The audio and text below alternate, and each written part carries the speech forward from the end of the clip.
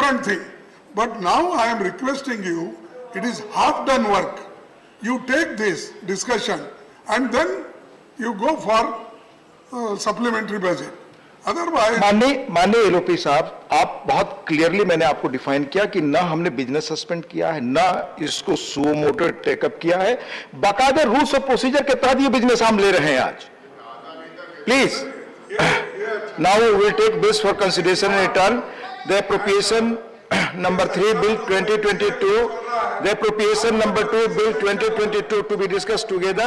Srimati Nirmala Sitharaman to move motions for consideration of the following bills: the appropriation number 3 bill 2022 and the appropriation number 2 bill 2022. Clear कर दिया है माननीय LOP seat पर बैठकर कृपया आप न बोले, मैंने क्लियर कर दिया, रूल्स के अनुसार ही सब चीजें हो रही हैं. Please. Thank you, sir. I rise to move that the bill to authorize payment and appropriation of certain further sums from and out of the Consolidated Fund of India for the services of the financial year 2021-22 as passed by Lok Sabha be taken into consideration. Motion moved. Motions for consideration of the appropriation number 3 bill 2022 and the appropriation number 2 bill 2022 are now open for discussion. The third, now I have to do bill 2. I rise to move again that the bill to provide for authorization of appropriation of monies out of the Consolidated Fund of India to meet the amount spent on certain services during the financial year ended on the 31st day of March 2019 in excess of the amounts granted for those services and for that year as passed by the Lok Sabha be taken into consideration. Thank you. Now motion moved. माननीय शक्ति सिंह गोहिल जी. धन्यवाद उपसभापति महोदय. मान्यवर, मैं appropriation bill number 2 of 2022 and appropriation bill number 3 of 2022 के ऊपर मेरे विचार यहां रखने के लिए खड़ा हुआ हूं. मान्यवर, लोकतंत्र की मजा यही है कि सरकार चाहे किसी की भी बहुमत से बने, पर जब उनकी जवाबदेही की बात आती है तो सरकार की जवाबदेही रहती है सदन के प्रति, हमारी पार्लियामेंट के प्रति. और हमारे संविधान में भी आर्टिकल 114 एंड आर्टिकल 115 में बड़े अच्छे से यह बात रखी गई है कि अगर सरकार को एक पैनी खर्च भी करना हो या बजट के बाहर अगर आपने कुछ खर्च कर लिया है और उसकी सब्सिडरी डिमांड लेके भी आना है तो हाउस के पास आना होगा और उसी के बाद सरकार इसकी एक पैनी भी खर्च कर सकती है. ये लोकतंत्र की मजा है. मैं जब ये हमारे सामने कुछ चीजें आई हैं जो डिपार्टमेंट्स आज एप्रोप्रिएशन बिल के अंदर वित्त मंत्री जी लेके आए हैं, उस डिपार्टमेंट की I know my scope in when I speak on appropriation bill, but with in my scope जो भी टेबल 2 एंड 3 में जो डिपार्टमेंट की जो बात रखी है मैं उन्हीं की बात करूंगा. मेरी कुछ बातें, वैसे तो मंत्री जी का नाम ही निर्मला जी है जो मूवर है इस बिल की, तो मैं बात कुछ कड़वी करूंगा. वो मंत्री जी के लिए भी होगी, सरकार के लिए भी होगी, पर आवाम के लिए वो फायदे की बात होगी. वही बात मैं एप्रोप्रिएशन बिल के ऊपर रखना चाहता हूं. वैसे मंत्री जी तो मूवर ऑफ द बिल, बहुत पढ़ी लिखी जेएनयू पास आउट है और जेएनयू के लिए मुझे इतना सम्मान है कि वहां से निकले हुए कुछ अधिकारियों को भी मैं जानता हूं कि उसमें इंसानियत, सेक्युलरिज्म और मानवता बिल्कुल बरकरार रहती है. मंत्री जी ने वहां से शिक्षा भी ली है और एक संस्कारी, इंटेलिजेंट जेंटलमैन पति के रूप में भी जेएनयू से मिले हैं. मैं मंत्री जी को बिल्कुल टारगेट नहीं कर रहा हूं, मैं कह रहा हूं कि मैं उनकी कुछ मजबूरियां भी समझता हूं. जिस सरकार में मंत्री को अपना पीए या पीएस चुनने का अधिकार नहीं हो, वहां निर्णय लेने का कितना होगा, वो भी एक सोचने वाली बात है. इसलिए मैं तो ज्यादातर उस सरकार की बात करना चाहता हूं जिस सरकार में ये चीजें हैं। मान्यवर, मैं एप्रोप्रिएशन बिल में, क्योंकि मैंने इस डिपार्टमेंट को एक स्टेट के अंदर एज ए फाइनेंस मिनिस्टर भी देखा है, कि जब आप हाउस में जाते हो तो उस मेंबर के पास भी, क्योंकि अगर आप टेक्निकलिटी में उसको उलझ देंगे तो एक सदस्य के लिए बड़ा मुश्किल होता है उस बजट को समझना। मैं उस गुजरात से आ रहा हूं जिस गुजरात ने गांधी और सरदार का मॉडल दिया, जिस गुजरात के मावलंकर जी इस लोकसभा के प्रथम स्पीकर रहे, first speaker of the Lok Sabha was from Gujarat. और लेजिस्लेशन की बात करें या पार्लियामेंट्री प्रोसीजर एंड प्रैक्टिस की बात करें तो गुजरात ने वो भी एक बढ़िया मॉडल, मावलंकर मॉडल गुजरात ने दिया। मैं आज के मॉडल की बात नहीं करता हूं, वो तो थोड़ा लोकतंत्र के लिए घातक मॉडल भी आया वहां से, मैं उसकी बात नहीं करता हूं। हाँ दिनेश भाई, તમે ગુજરાતી છો એટલે સમજી શકો, બોલવું પડે। मैं ये नहीं, वो जब कह रहे हैं और मेरे गुजराती भाई है, मैं भी समझ सकता हूं सर। क्या वहां तो हालत ये है सर गुजरात में, जो हर रोज मेरे वहां से ले जाके मंत्री बनाना पड़ता है और कैडर बेस लोग उसकी पालकी लेके निकलते हैं, वो हालत है गुजरात में। मैं ये कहता हूं कि गुजरात में मावलंकर जी ने एक training bureau, Mavalankar training bureau भी रखा, जहां सिर्फ सदस्यों को नहीं, बिल को समझने के लिए या बजट को समझने के लिए या क्वेश्चन आवर्स को समझने के लिए सिर्फ मेंबर्स की ट्रेनिंग नहीं, वहां मंत्रियों को भी ट्रेनिंग लेने जाने की कंपल्शन था। ये सरकार वहां पहले रखती थी, आखिरी 15 साल में वो परंपराएं भी ध्वंस हो गई है, वो मिट चुकी है।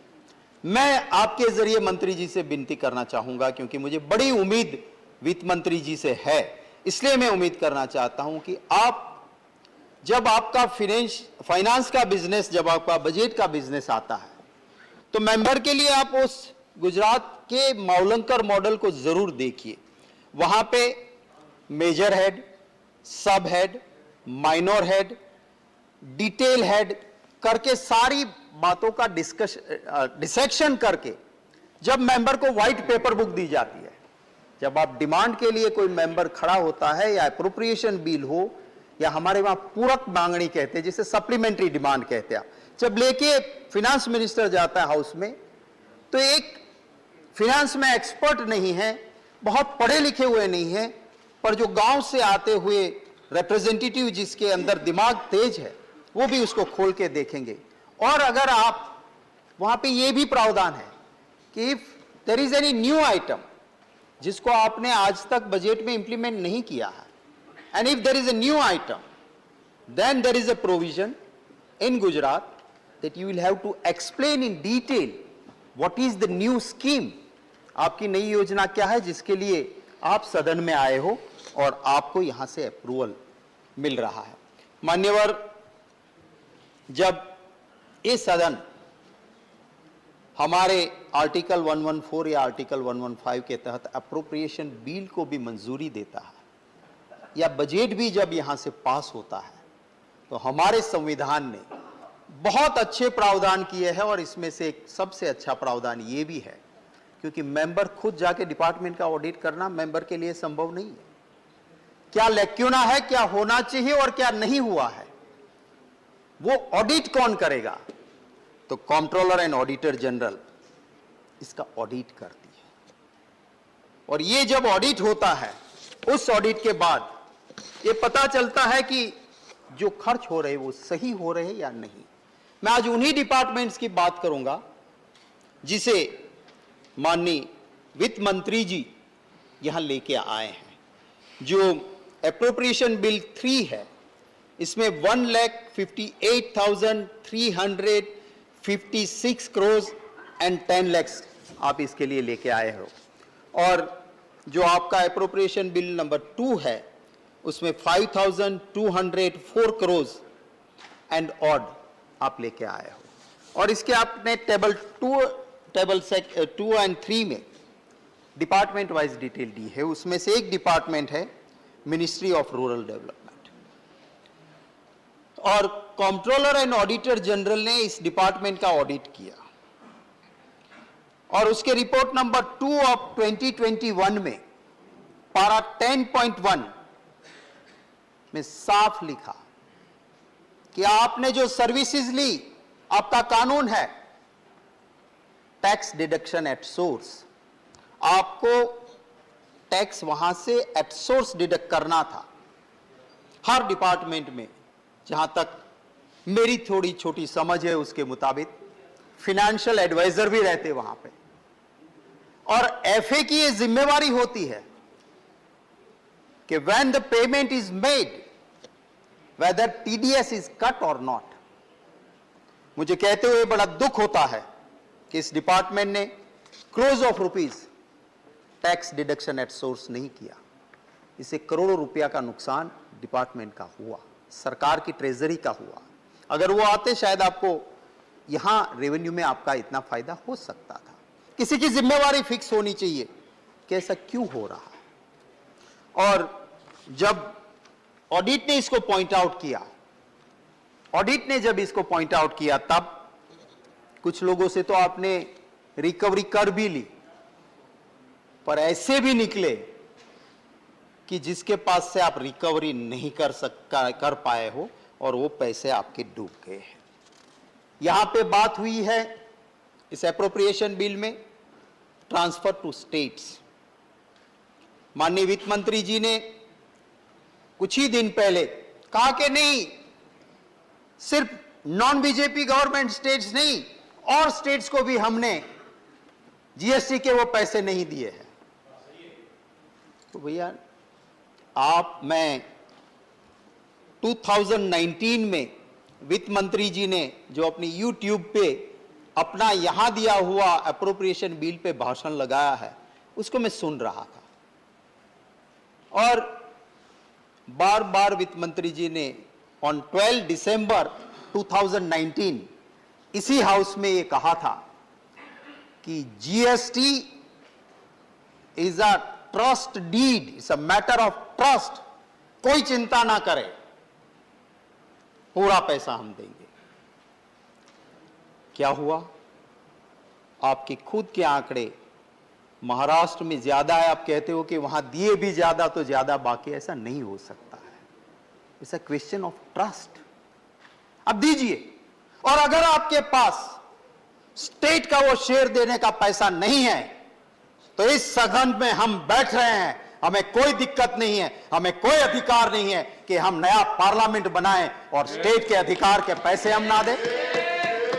अगर हमारे पास पैसे नहीं है, और हम अगर रेलवे में कोई बुजुर्ग या कोई पत्रकार या किसी हैंडीकैप के लिए स्पेशल कंसेशन देते हो बंद करते हैं, क्योंकि कोरोना में फाइनेंशियल तकलीफें हैं, हमारी अर्थतंत्र घबराया हुआ है, इसलिए ये बंद कर देंगे, और करोड़ों रुपया का विस्तार प्रोजेक्ट हम रोक नहीं सकते हैं। क्या ये हुआ?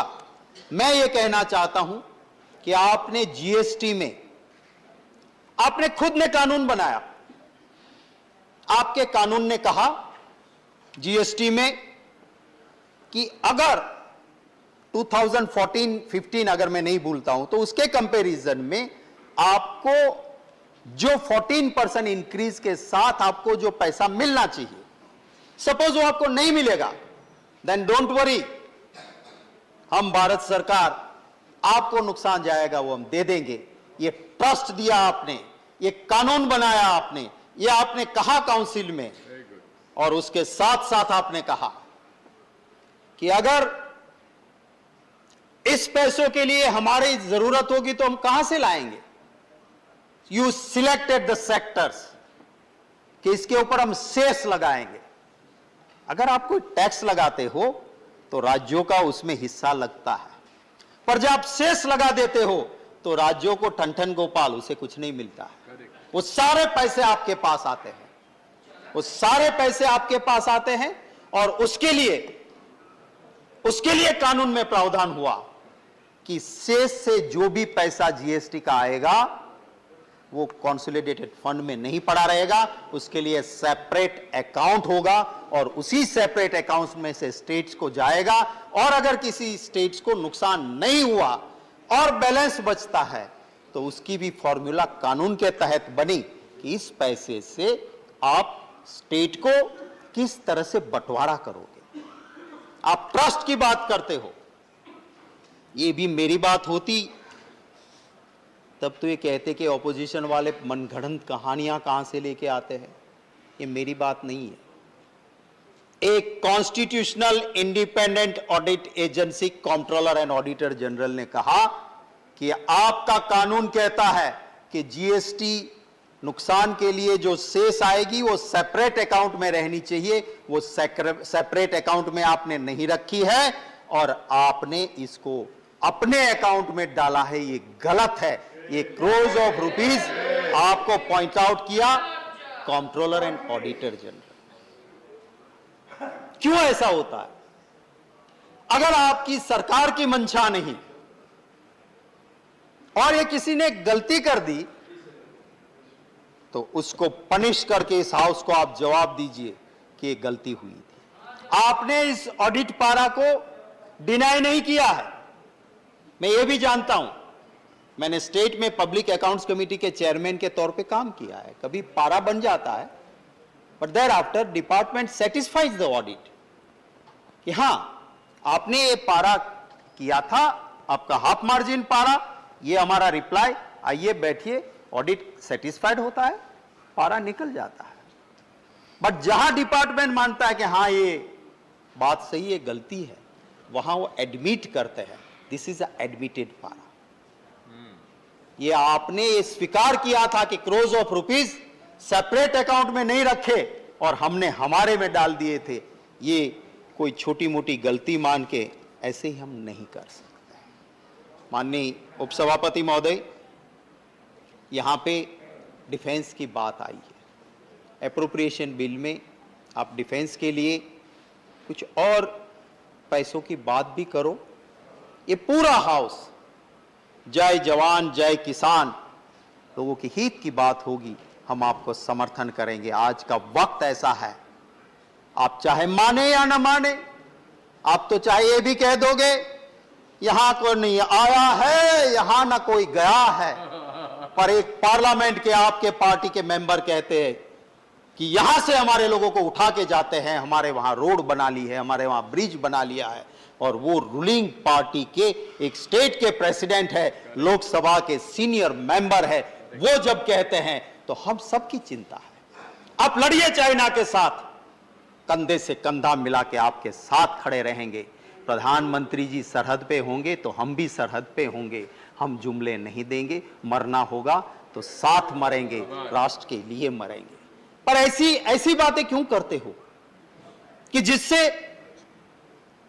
हमारे जो फौज के जवान वहां पे लड़ रहे हैं उनके मनोबल को कहीं दिक्कत आती है। अब करिए उसके लिए। मैं इसमें भी माननीय वित्त मंत्री जी को, माननीय उपसभापति महोदय, आपके जरिए गुजारिश करना चाहूंगा कि आप रिपोर्ट नंबर 16 ऑफ 2019 जो सीएजी का रिपोर्ट है उसका chapter 2 provisioning procurement and issues of high altitude clothing equipment ration and housing, इस ऑडिट के इस चैप्टर को आप जरूर पढ़िए। कितनी ज्यादा दिक्कतें उस जवान के लिए। आप स्लीपिंग बेड्स की क्वालिटी नहीं ठीक है, जिसको -20 डिग्री में जाके सोना है। उस जवान के जूते की जो डेट एक्सपायरी है वो एक्सपायरी डेट हो गई है, और ऑडिट जाके वहां ढूंढ के बताता है कि आपका ये ठीक नहीं है। आपने एक साइंटिफिक वे में राशन तय किया है उस जवान के लिए वहां, अगर वो हम नहीं पहुंचा सकते हैं, मुझे वित्त मंत्री जी से मैं आपके जरिए गुजारिश करता हूं, इसे पॉलिटिकली ना ले, इसको ह्यूमैनिटेरियन ग्राउंड पे इस राष्ट्र की हित के नाते लेके हमारे उन जवानों के लिए जो भी करना पड़े आप करिए, जितना भी पैसा खर्च करना पड़े करिए, पर उसमें लीकेजेस ना हो, उसमें एक्सपायरी डेट वाला मटेरियल वहां तक ना पहुंचे, वो आप सुनिश्चित करें, ये मैं जरूर आपसे गुजारिश करता हूं। माननीय उपसभापति महोदय, हमारी पार्लियामेंट्री प्रोसीजर एंड प्रैक्टिस, इसकी कुछ बहुत अच्छी चीजें हैं। हम कमिटीज में काम करते हैं, उन कमिटीज के अंदर पार्टी पॉलिटिक्स नहीं होती है, we are above the party politics. और वहां इन कैमरा हम काम करते हैं, ना मीडिया होता है, ना लाइव दिखाया जाता है कि हमें कोई पार्टी की बात करना होता है। We work as a team, चाहे बीजेपी से मेंबर हो, चाहे एनडीए से हो, चाहे यूपीए से हो, चाहे विरोधी दल से हो या सत्ताधारी दल से हो, कोई फर्क नहीं पड़ता। We work as a team.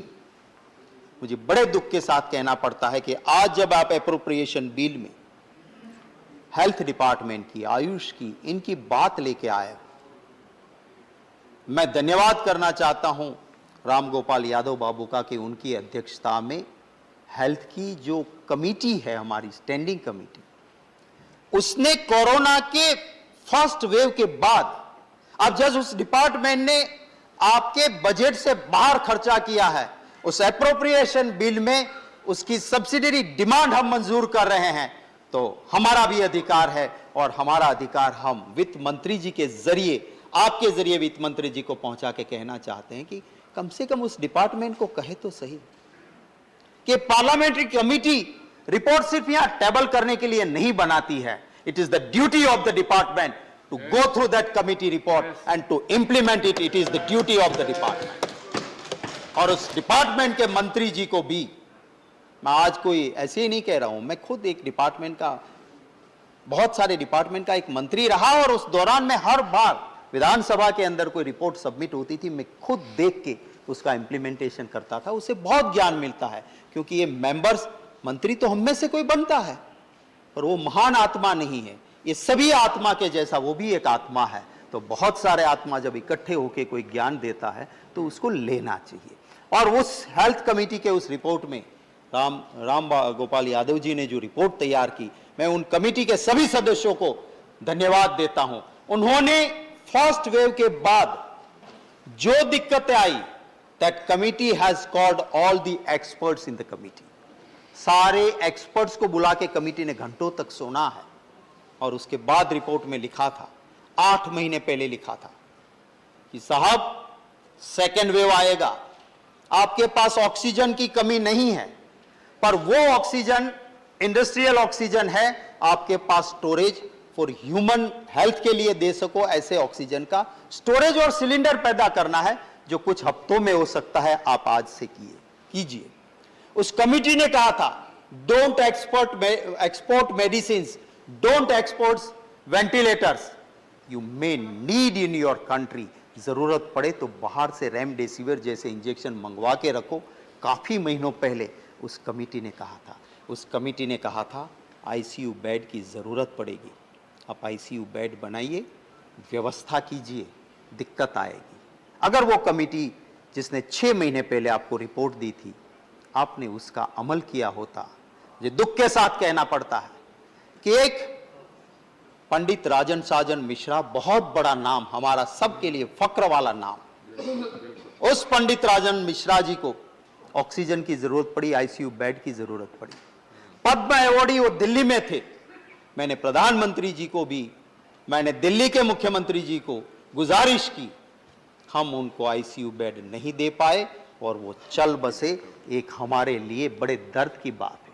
और उसके बाद वाराणसी में आप 100 बेड की कोरोना हॉस्पिटल, पंडित राजन मिश्रा कोरोना हॉस्पिटल बनाते हो, पर बूंद से बिगड़ी होज से सुधर नहीं सकती है, मुझे कहना है। ये जो हालत किए, अगर वो कमेटी की रिपोर्ट आपने पढ़ ली होती, शायद वो पंडित राजन मिश्रा जी आज हमारे बीच होते। कई ऐसे गरीब मां के बेटे ना बेड मिलने पे, ना इंजेक्शन मिलने पे, ना उसको ऑक्सीजन मिलने पे चले जाते। अगर उस कमेटी की रिपोर्ट हम सही तरह से इंप्लीमेंट करते तो गुजरात में आज सुप्रीम कोर्ट के कहने के बाद कोरोना से मरने वालों का फिगर 1.5 लाख निकला। जो सरकार कह रही थी सर 10,000 मरे हैं, जब सुप्रीम कोर्ट ने कहा 1.5 लाख लोग, सरकार ने स्वीकार किया कि हाँ कोरोना से मरे, बाकायदा डॉक्यूमेंट्स दिया, फॉर्म दिया, सरकार को मानना पड़ा कि 1.5 लाख से गुजरात में कोरोना की वजह से मृत्यु हुई है। मुझे कहना है, जब आप हाईवेज की बात करते हैं, हम नेशनल हाईवेज की बात करते हैं, मैं कल ही भावनगर से आ रहा था और सीधा सा रास्ता है, गांव के लोग कहते हैं कि साहब ये रास्ता बना हुआ है, नेशनल हाईवे बना रहे, इसको चौड़ा कर दे, हमारी जमीन एक बार तो हमने दी, दोबारा बार किसान कह रहे हैं हमारी जमीन चली जाएगी, थोड़ी सी अलाइनमेंट चेंज कर लो। क्या ऑफिसर्स का एरोगेंस इतना ज्यादा है कि वो बात ही ना सुने? हाँ, जम्मू कश्मीर कह रहे हैं इसका स्कोप नहीं है। मैं बोलता हूं उसके लिए कि वो जब आप सपोर्ट कर रहे थे, जो फिल्म बनी वो आपके काल में आप सपोर्ट कर रहे थे तब बनी थी, उसकी बात करना चाहते हो? क्या करना चाहते हो? मुझे स्कोप से बाहर वो ले जा रहे हैं साहब। सबसे ज्यादा पंडितों का पलायन वो सपोर्ट कर रहे थे, उनका नेता गवर्नर था तब हुआ, फिर क्यों बोल रहे हो आप? वो तो बोलना बहुत आसान है, बैठे बैठे इतिहास को तोड़ के रजू पेश कर लो, पर इतिहास बदल नहीं सकते हो। इतिहास सच्चाई है, वो है। मैं ये कह रहा था महोदय कि हिम्मतनगर से गांधीनगर के ओर आते हुए गांव के लोग ऐसे नेशनल हाईवे में फंसे हैं कि उसका हर व्यवहार इस ओर आना जाना पड़ता है और उस ओर, और टोल देना पड़ता है। रोड पूरी हो ही नहीं, आपने उसको सर्विस रोड देना आपकी जिम्मेवारी है, वो किया नहीं और टोल टैक्स शुरू हो गया है। तो जब ऐसे डिपार्टमेंट सब्सिडरी डिमांड लेके आते हैं तब जरूर ये हमारी डिमांड, हमारी मांग रहती है। डिपार्टमेंट है एक जो इसके अंदर आज आपकी एप्रोप्रिएशन बिल के अंदर है। मैं उस डिपार्टमेंट की एक ही बात करता हूं, मैंने भी छोड़ दिया। जब प्रधानमंत्री जी, भाजपा के नहीं पूरे देश के प्रधानमंत्री जी है, उन्होंने अपील की कि जिसके पास व्यवस्था है वो सब्सिडी मित्रों छोड़े, क्योंकि गरीब को गैस कनेक्शन देना है, मैंने छोड़ दी। बहुत लोगों ने, लाखों करोड़ों लोगों ने देश के छोड़ दी। और उस गरीब ने एक बार सिलेंडर लिया, दूसरी बार उज्ज्वला का सिलेंडर नहीं ले सकते हैं, क्योंकि आपके दाम इतने हैं कि उसको आप फ्री नहीं दोगे तो उस उज्ज्वला की स्कीम का क्या? सिर्फ अपने पेट्रोल पंप के पास अपना एक बहुत बड़ा होर्डिंग लगा के उज्ज्वला में मैं धुआं फूंकने वाली मेरी बहनों की आंखें अच्छी होगी। आपने कभी डेटा देखा? मैंने डेटा देखा। चैलेंज करता हूं, जो एक बार उज्ज्वला का कनेक्शन लेता है वो सिलेंडर रिफिल करवाने के लिए जाने में उसको दिक्कत है। अगर हम सब्सिडी छोड़ी, आप मदद कीजिए, हम कहते हैं कि हम यूनानिमस आपकी वो डिमांड लेके आओगे, उसको सपोर्ट करेंगे। उस गरीब को, उस जरूरतमंद को फ्री में गैस का सिलेंडर दीजिए, तभी वो धुआं मुक्त कर सकते हो आप, वरना तो सिर्फ पब्लिसिटी हो सकती है। इसका कोई फायदा हम नहीं दे सकते। मैं माननीय वित्त मंत्री जी को, उप सभापति महोदय जी, आपके जरिए ये अनुरोध करना चाहता हूं कि बजट एप्रोप्रिएशन बिल के जरिए जो आप सब्सिडरी डिमांड लेके आए हो, उसमें मैंने आपके सारे खर्चों को देखा। पहले जिसको plan budget and non plan budget कहते थे, फिर हम इसको कैपिटल एक्सपेंडिचर और रेवेन्यू एक्सपेंडिचर चाहे कहते हैं। आप पैसा ऐसा खर्च कीजिए कि सस्टेनेबल डेवलपमेंट हो, जहां से रोजगार भी पैदा हो, जहां से आने वाली पीढ़ियों को फायदा हो। वहां तो नहीं होता है। पब्लिसिटी के लिए हम खर्च कितना भी कर ले, हम ट्रेजरर है, जनता की ट्रेजरी के ट्रेजरर है। हम जनता की ट्रेजरी के मालिक नहीं है। ये हमारे पसीने की कमाई नहीं है, ये उस गरीब ने भी मेहनत की है, उससे आई हुई टैक्स की कमाई है। और इसके ऊपर वैभव करने का हमें अधिकार नहीं है, इसके ऊपर मौज करने का हमें अधिकार नहीं है। गांधी जी गरीब के बेटे नहीं थे, बहुत बड़ी हवेली में पैदा हुए थे।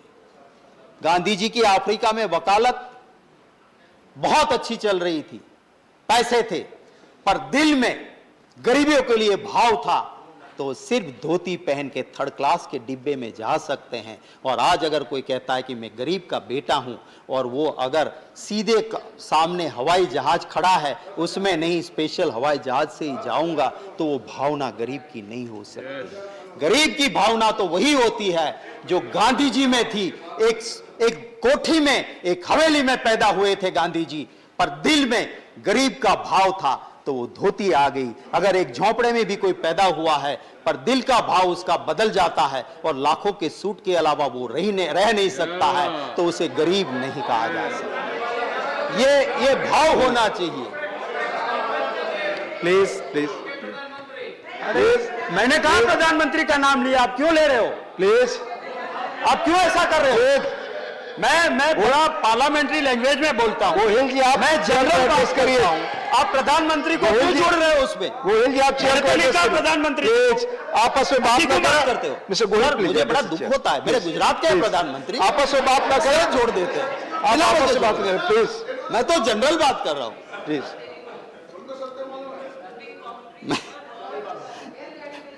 प्लीज नहीं, रनिंग कमेंट्री का जवाब मंत्री जी पीछे बैठ कर ना बोले। तो मेरी लाइन पे माननीय मिस्टर गोहिल, प्लीज प्लीज मैं प्लीज प्लीज प्लीज नहीं, आप बोल। मैं गांधी जी को प्यार आपकी करता बात हूं, रिकॉर्ड में इसमें जा अगर रही, किसी को दिक्कत है, मैं गांधी जी को प्यार करता हूं, इसमें किसी को दिक्कत है। आपका समय 2 मिनट है, प्लीज आप देखें। 2 मिनट में मेरी बात आप खत्म करें प्लीज। तो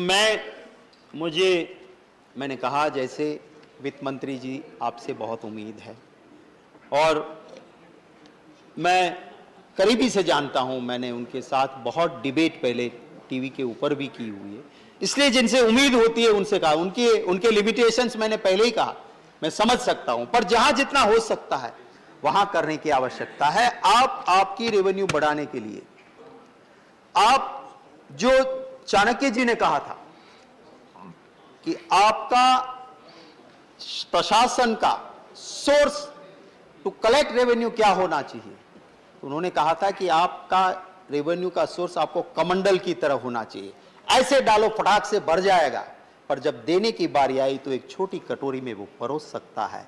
उसी तरह आप टैक्स लेना है, उन बड़े मगरमच्छों से फटाक से ले लीजिए, पर गरीब को बख्श दीजिए और देने की नौबत आती है उन बड़े मगरमच्छों को देने की जरूरत नहीं। आप देने की बात आती है तो आखिर में, और मैं फिर से कहता हूं कि आपकी जहां पढ़ाई हुई है, आपकी जहां शिक्षा हुई है, उसको लेके भी मुझे बड़ी श्रद्धा है, क्योंकि मैंने बहुत लोगों को जेएनयू पास आउट को देखा है कि they rise to the occasion, जब जरूरत पड़ती है उनकी आत्मा आवाज उठाती है। मैंने गुजरात में ऐसे आईएएस, ऐसे आईपीएस अफसर्स भी देखे हैं जो ऐसे मौके पे जो जेएनयू पास आउट है ऐसा काम करते हैं। तो आपका भी मनोज जाजी भी खड़े होते हैं, करते हैं, जेएनयू पास आउट है, जानते हैं, इसीलिए तो आप ऐसा अच्छा बोलते हैं आपस में। मैं जी बिहार से ज्ञान आए तो मैं कैसे मुंह मोड़ सकता हूं।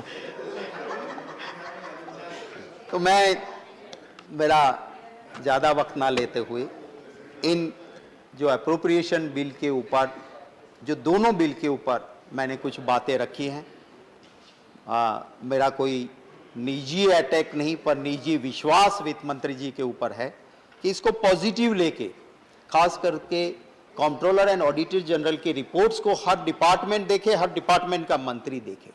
पार्लियामेंट्री कमेटी का कोई रिपोर्ट आता है तो हर मंत्री देखे, हर डिपार्टमेंट देखे और इसका इंप्लीमेंटेशन हो, और जहां कोई चूक करता है उन्हें पनिशमेंट मिले। बड़े बड़े मगरमच्छों को टैक्स के दायरे में ज्यादा लाइए। एक मिडिल क्लास है, गरीब है, वो सिर्फ भारत सरकार की ट्रेजरी को नहीं, कोरोना ने हर उस बहन की रसोई के बजट को डिस्टर्ब किया है। मैं समझ सकता हूं आपको बजट बनाने में दिक्कत हुई होगी क्योंकि आपकी मुश्किलें, पर आपके पास तो सोर्स था कि आप इंटरनेशनल मार्केट में कच्चा क्रूड सस्ता हो गया, आप अपना टैक्स बढ़ा के वहां से पैसे ले सकते थे, पर गरीब के घर में रहने वाली उस रसोई बनाने वाली मेरी बहन का बजट बिगड़ा, उसे ठीक करने का वक्त नहीं था। धन्यवाद महोदय। धन्यवाद माननीय गोहिल जी। माननीय शिव प्रताप शुक्ल जी, माननीय शिव प्रताप शुक्ल, माननीय शिव प्रताप शुक्ल। धन्यवाद मानवर।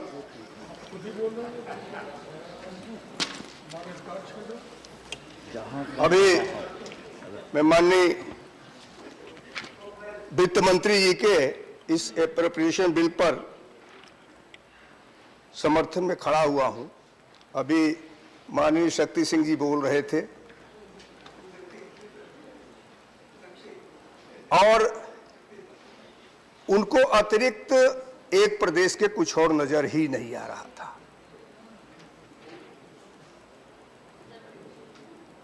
माननीय निर्मला सीतारमण जी ने जब बजट रखा तो पूरे देश के लिए रखा, लेकिन उनको यह एहसास हो रहा था कि जब हम भावनगर से चलते हैं तो भावनगर से चलने के उपरांत जब आदरणीय प्रधानमंत्री श्री नरेंद्र मोदी जी ने जो 4 लेन 6 लेन इसकी कल्पना की, पूरे भारत में की, तो एक बार सड़क बनने के बाद भी जब उसकी आवश्यकता हुई तो किसानों को जो मुआवजा दिया गया वह शायद इस पर भी ध्यान देना चाहिए था कि किसानों को जो मुआवजा दिया गया वह 4 गुने और 6 गुने तक का दिया गया था।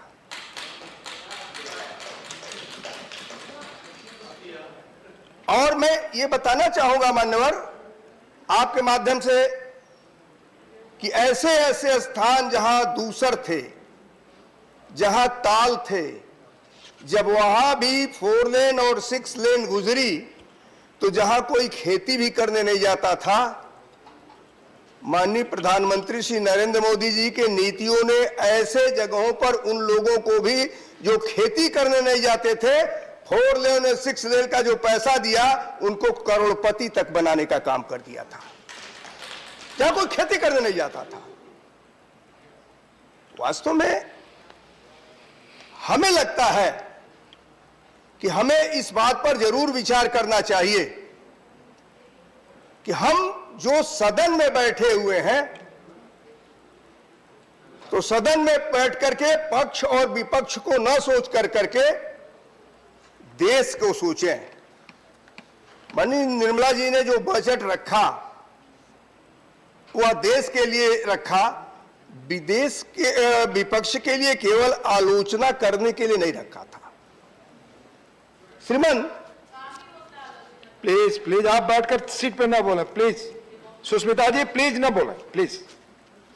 नहीं, उनकी आदत है बोलने की, तो इस नाते हम सब लोग मानते हैं कि बोलेंगे। चेयर को एड्रेस करें प्लीज। मान्यवर, मैं जरूर ये कहना चाहूंगा कि यही वह सदन है ना जिस सदन में जब एक बार एक बिल आया था, और वह बिल था जब भारत के यशस्वी गृह मंत्री श्री अमित शाह जी ने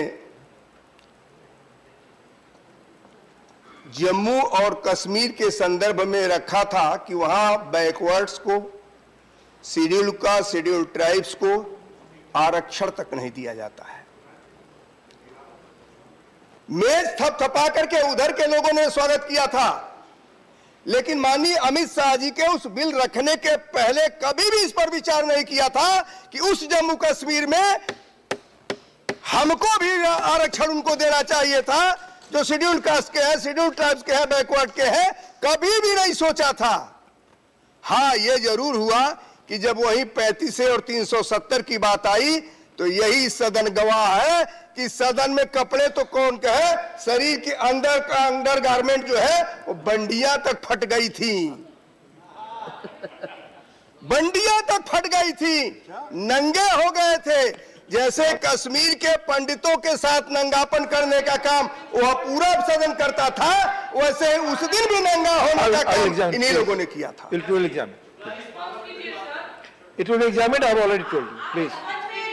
आप I have already told you it will be examined. Please. आप डोला जी, please. डोला जी आपने देखा था, सुष्मिता जी शायद उस समय देखी नहीं थी। आपने भी वह दृश्य देखा था, आप थी वहां, माननीय वो नहीं थी। तो मुझे लगता है कि आप उस दृश्य के संदर्भ में सोच सकती हैं कि नहीं सही हमने कहा है, गलत नहीं कहा है। मैं कोई गलत तथ्य प्रस्तुत नहीं कर रहा, कभी नहीं बोल, मैं कोई गलत तथ्य प्रस्तुत श्रीमान श्रीमान जिस प्रकार से, अब मैं डाटा वाइज इस नाते नहीं जाऊंगा कि डाटा वाइज कोई भी बजट का, इन्होंने भी स्वयं निर्मला जी के एक भी बजट को कोई डाटा वाइज नहीं किया है, सब वे किया है। और इस नाते मैं माननीय शक्ति सिंह जी का बाहर तो बहुत इज्जत करता ही हूं, अंदर भी इज्जत करता हूं, और मैं ये मान करके चलता हूं। जब ये खड़े हुए तो मुझे लग रहा था कि आज कुछ अच्छा पॉइंट मिल जाएगा, मुझे भी बोलने को मिल जाएगा, लेकिन उस अच्छे इजी यील्डिंग, हाँ पॉइंट ऑफ ऑर्डर बताइए। Rule Sir, Rule 261. हाँ बोलिए doctor Shantanu Singh. Sir, if the chairman is of opinion that a word or words has or have been used in debate which is or are defamatory or indecent or unparliamentary or undignified, he may be in his discretion Dr. Sir, I have seen it. such word or words I have seen expressed it. from the proceedings I of have the seen it। और मेरा request होगा कि जब भी chair से कोई चीज कही जाती है तो उसको ध्यान से सुने। I already told that it will be examined, please please. नहीं, 2 दिन के बाद पॉइंट ऑफ ऑर्डर। आप please mister John Brittas, do not disturb the house please, let the discussion continue. Seat पर बैठकर बोला, वैसे भी आपकी बात रिकॉर्ड पे नहीं जा रही, unnecessary, please not allowed, please. बिल्कुल नॉट अलाउड। मान्यवर, अब इन लोगों के बोलने पर मुझे एक शेर याद आता है। अच्छा, ये नई बात आई। हमारी स्थिति क्या है, जो मैं कहने जा रहा हूं, जो होता है वह होने दो, यह पौरुषहीन कथन है। जो हम चाहेंगे वह होगा, इन शब्दों में जीवन है। जो हम चाहेंगे वह होगा का मतलब हम देश का हित चाहते हैं, संघ राज्य है, प्रदेश का भी हित चाहते हैं। प्रदेश और केंद्र दोनों मिलकर के साथ साथ काम करें तो संघ बनता है। संघ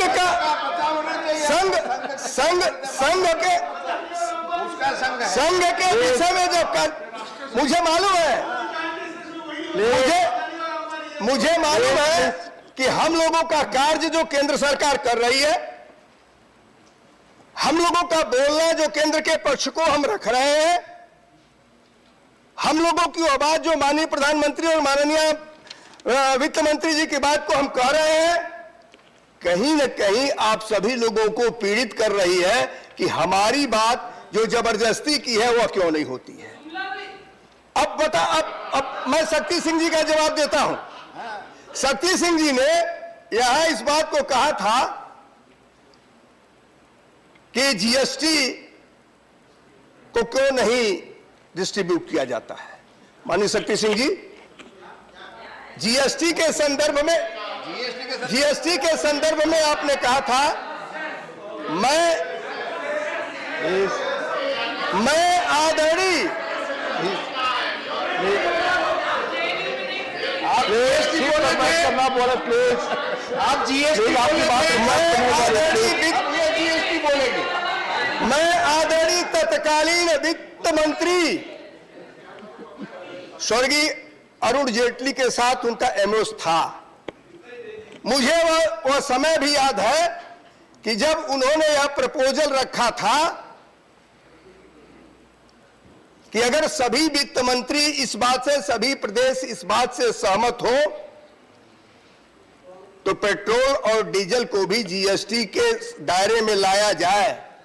लेकिन मुझे कहते हुए इस बात का दुख हो रहा है कि उस समय भी कांग्रेस शासित प्रदेशों के लोग और केरल के लोगों ने घनघोर विरोध किया, जिसका परिणाम था कि उस समय श्रीमान अरुण जेटली जी के द्वारा रखा गया वह प्रस्ताव इस नाते ही नहीं पारित हो पाया था और आज भी पेट्रोल और डीजल जीएसटी के दायरे में नहीं आ पाया। तैयार नहीं है, कुछ बोले। अरे भैया, मैं जो बोल रहा हूं एकदम सत्य बोल रहा हूं। और जीएसटी काउंसिल की उस मीटिंग को जाकर के देखिए तो यह नहीं है कि मैं असत्य बोल रहा हूं। आपके वित्त मंत्री ने सबसे पहले इसका विरोध किया था। बंगाल के वित्त मंत्री ने विरोध किया था और उसी समय कांग्रेस की राजस्थान की सरकार बनी थी, छत्तीसगढ़ की सरकार बनी थी, उन्होंने मनोहर छत्तीसगढ़ की सरकार बनी थी, उन्होंने भी इस बात का विरोध किया था।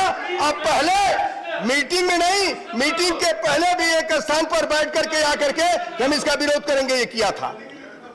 सदन केवल विरोध का विषय नहीं होता है, सदन में आनंद भी होता है। सदन का विषय यह होता है कि अगर आदरणीय निर्मला जी ने कुछ अच्छी बात कही है तो उस अच्छी बात का समर्थन किया जाए।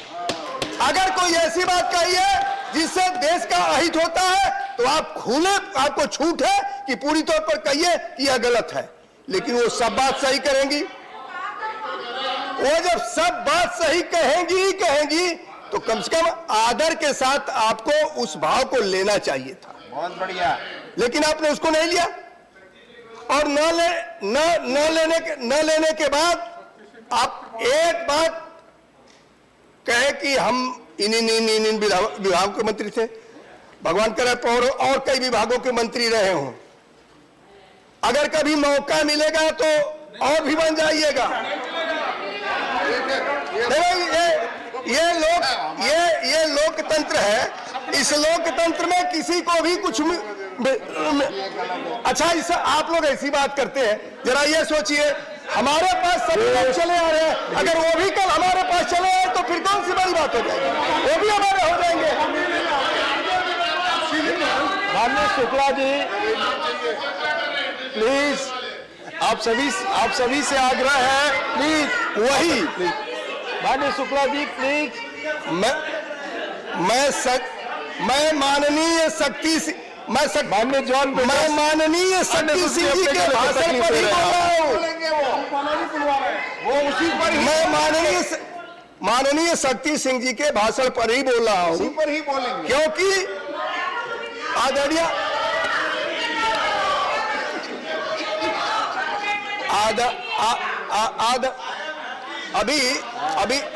अभी देखिए, अभी बजट आएगा और आप ये देखिए, नहीं तैयारी करके आने की बात कोई नहीं है। इसमें ऐसा कुछ नहीं होता, ये कोई सी बात नहीं है। मान्यवर, हर बजट का यहाँ बजट भी आया, जम्मू कश्मीर का भी बजट आया। अब आप सोचिए कि क्या लोग सोचते हैं, जम्मू कश्मीर के बजट आने के पहले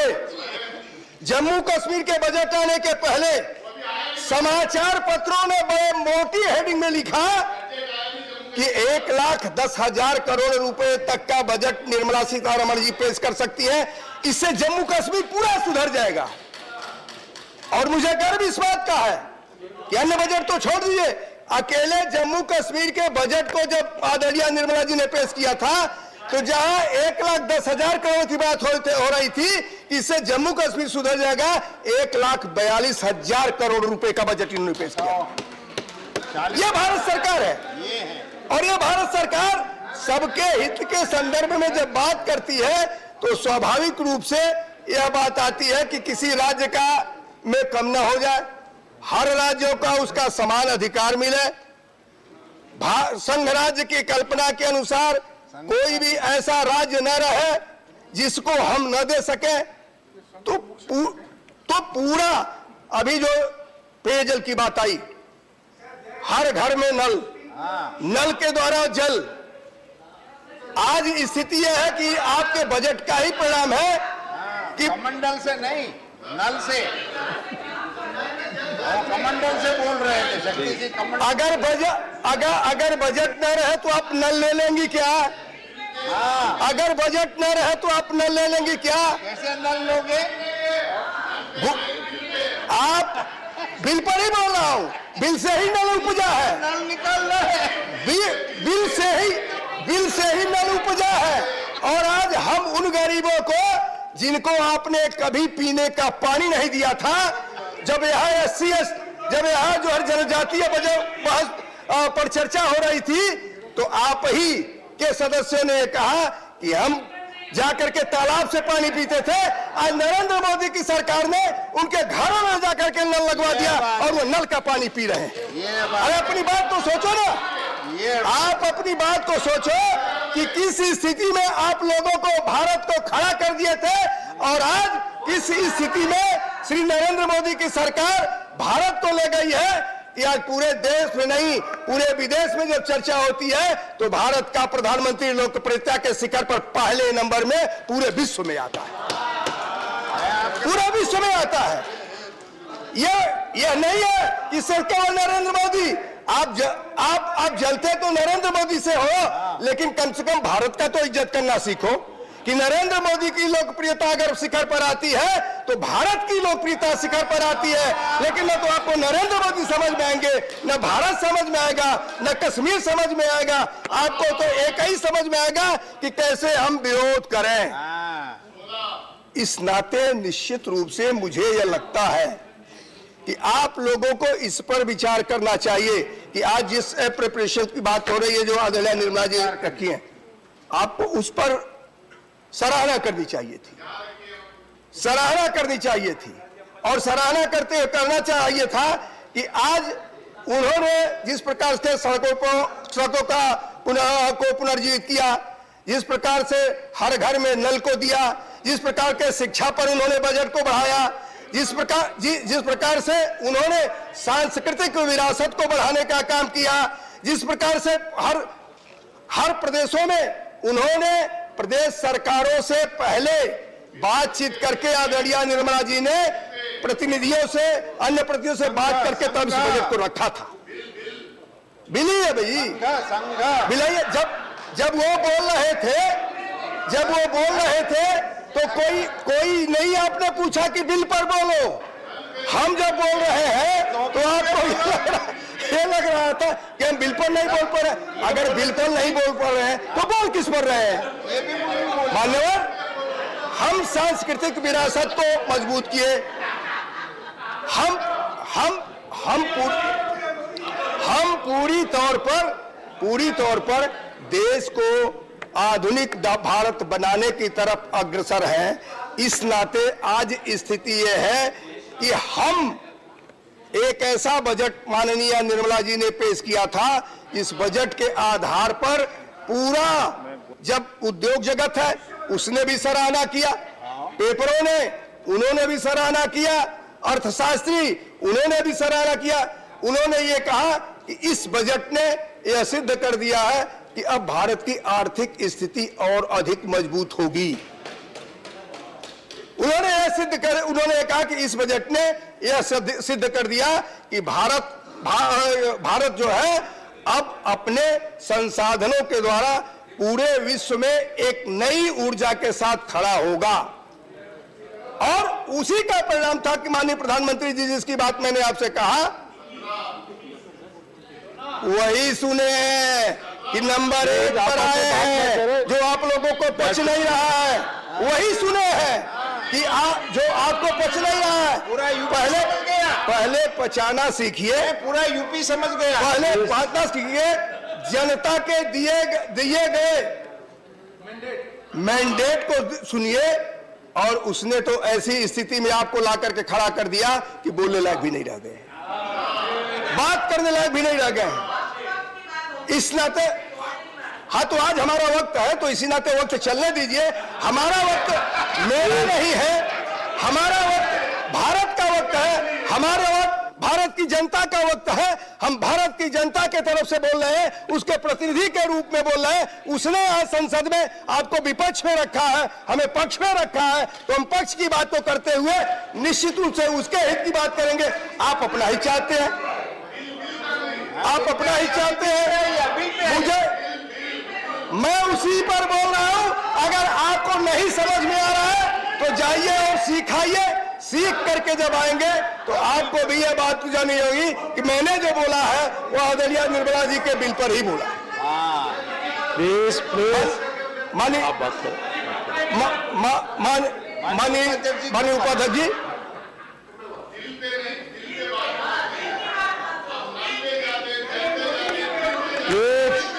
आप इतने सजेशन देते हो कि हमारे शुक्ला जी वो confuse हो आपस जाते में हैं। बात न करें, आप सबकी कोई बात रिकॉर्ड पे नहीं जा रही है। आप स्पेसिफिक कहिए, उसमें बोलेंगे। आप अपने माननीय सदस्य- कर दीजिए कि इस विषय पे बोलें। माननीय सदस्य जो आपस में बैठकर आप बात कर रहे हैं, वो रिकॉर्ड पे जा रही है, आप बेकार अपने गले को तकलीफ दे रहे हैं। मंत्री शुक्ला जी को बोलने दीजिए। जो भी कहते हैं वो सच कहते हैं, सच के सिवा कुछ नहीं कहते।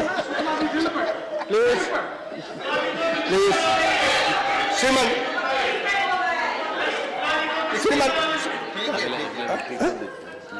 श्रीमन मैं निश्चित रूप से इस बात को कह सकता हूं कि शक्ति सिंह गोहिल जी ने जिस विषय को रखा था, इस एप्रोप्रिएशन के आधार पर ये जो माननीय निर्मला जी ने जो अपना विषय रखा, अभी आगे भी वो अपने पूरे विषय को रखेंगी।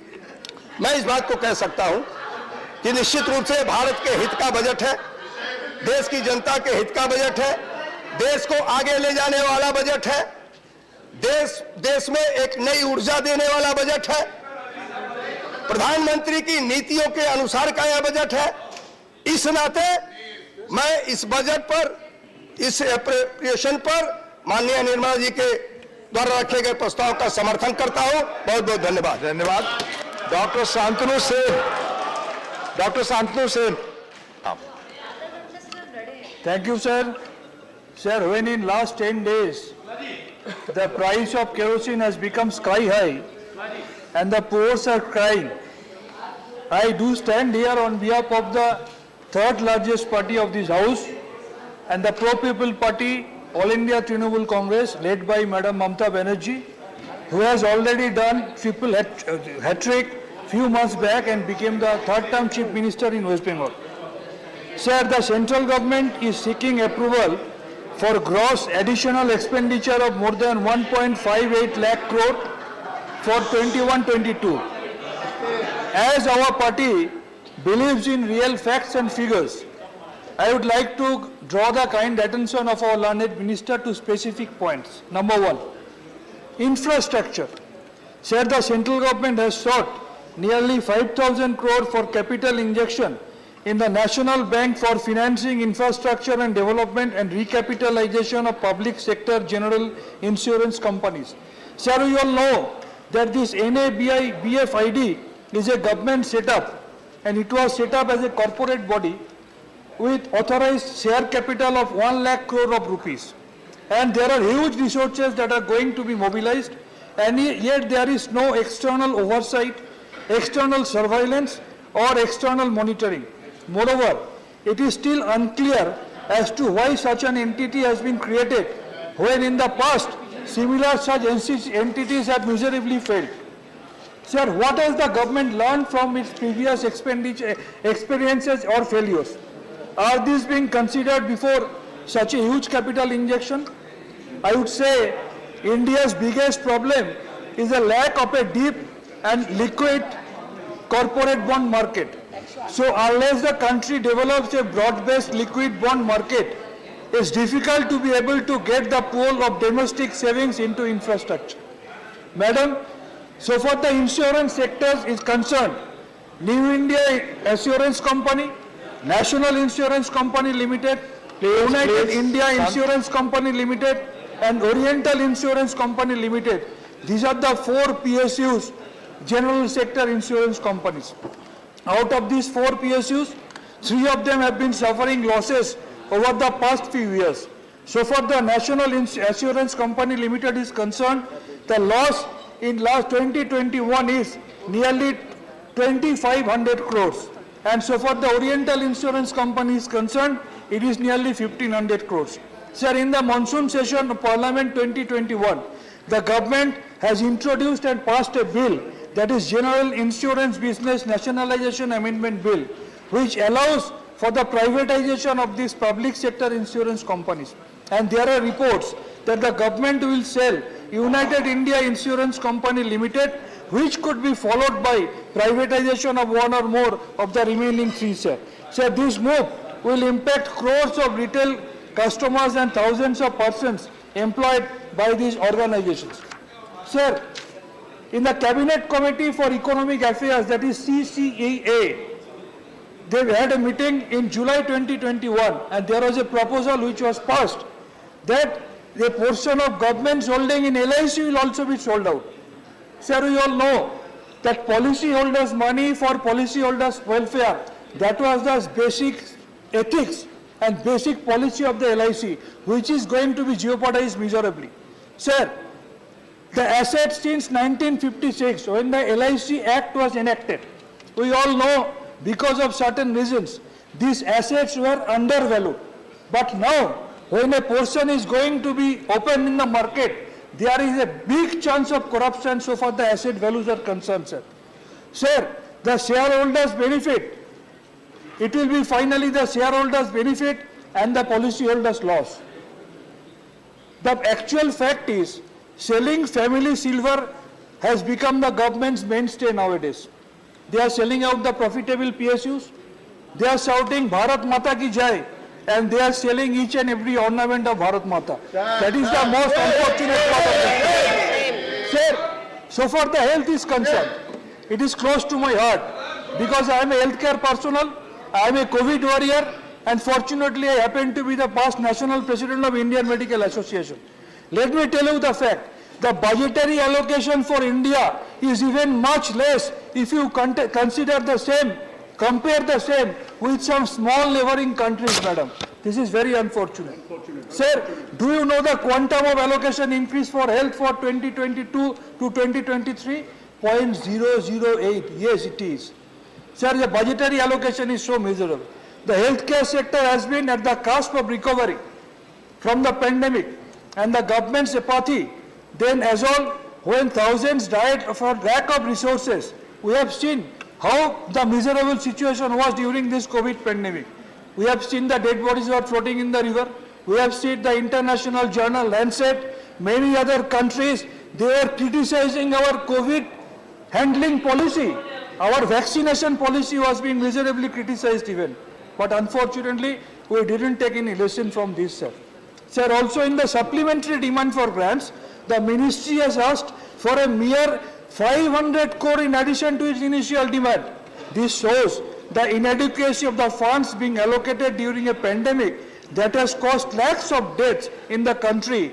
Not only is there subpar allocation, but also poor utilization, sir. Sir, let me cite some examples.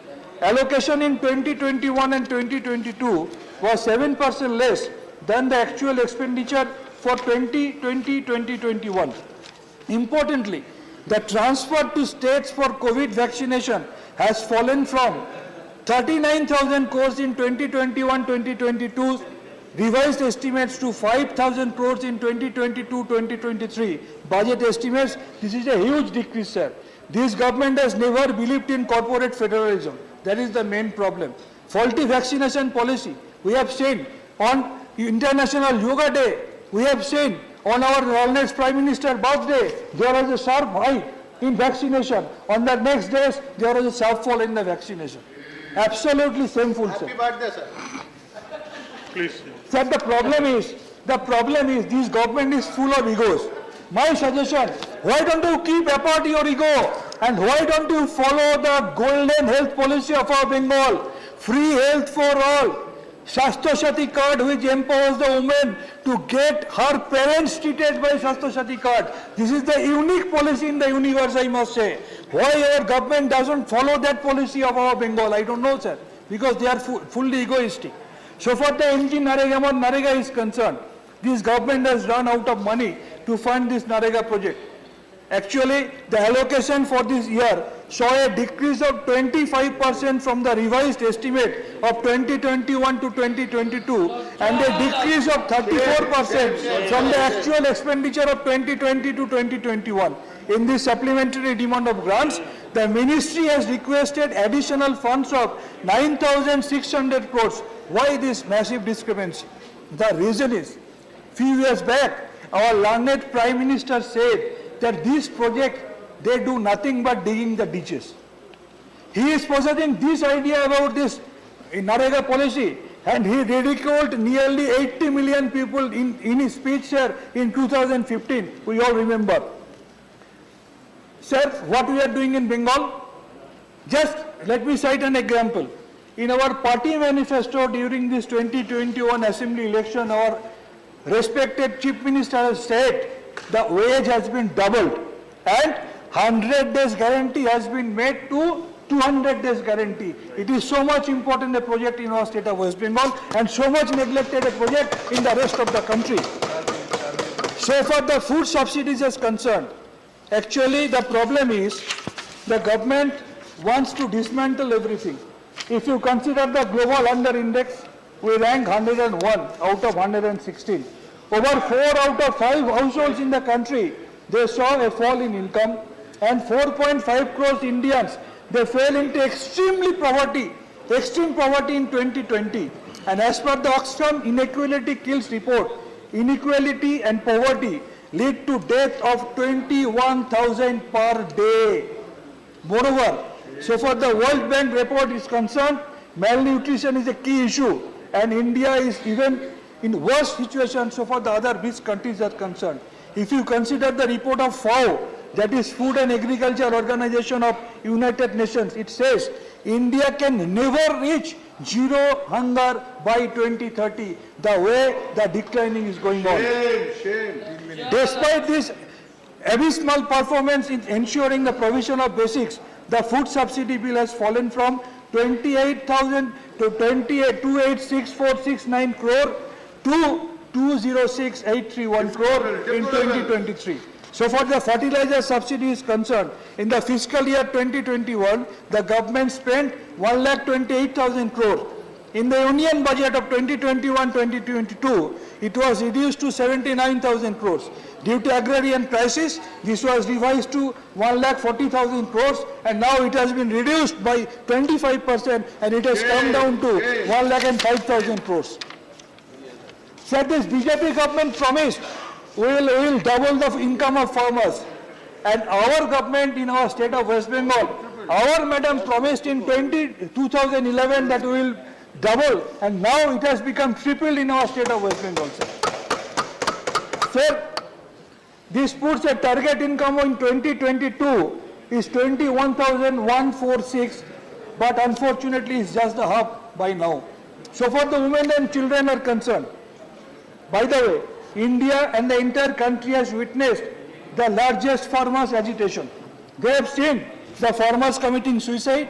They have seen the farmers getting run over by the minister's car, and that minister's son is getting bailed out to win a state during the state election. The entire country has witnessed that. So far the women and children are concerned, the budget allocation for Mission Shakti increased by only 2.3%. At a time when crimes against women were as high as nearly 4 lakhs in a single year. Just come to our state of West Bengal. The entire budgetary allocation for Beti Bachao, Beti Padhao is even less than a state project like Konyastree, which was awarded internationally at the Hague city of Netherlands, and our chief minister took that award. Sir, so far the education is concerned, as we have seen, there are a lot of controversies in the National Education Policy 2020, which are yet to be clarified. And we have seen the budget allocation made last year for education saw a 6% decrease from the budget allocation made in 2021. This is a huge considering the fact that education is the bedrock of development of future growth.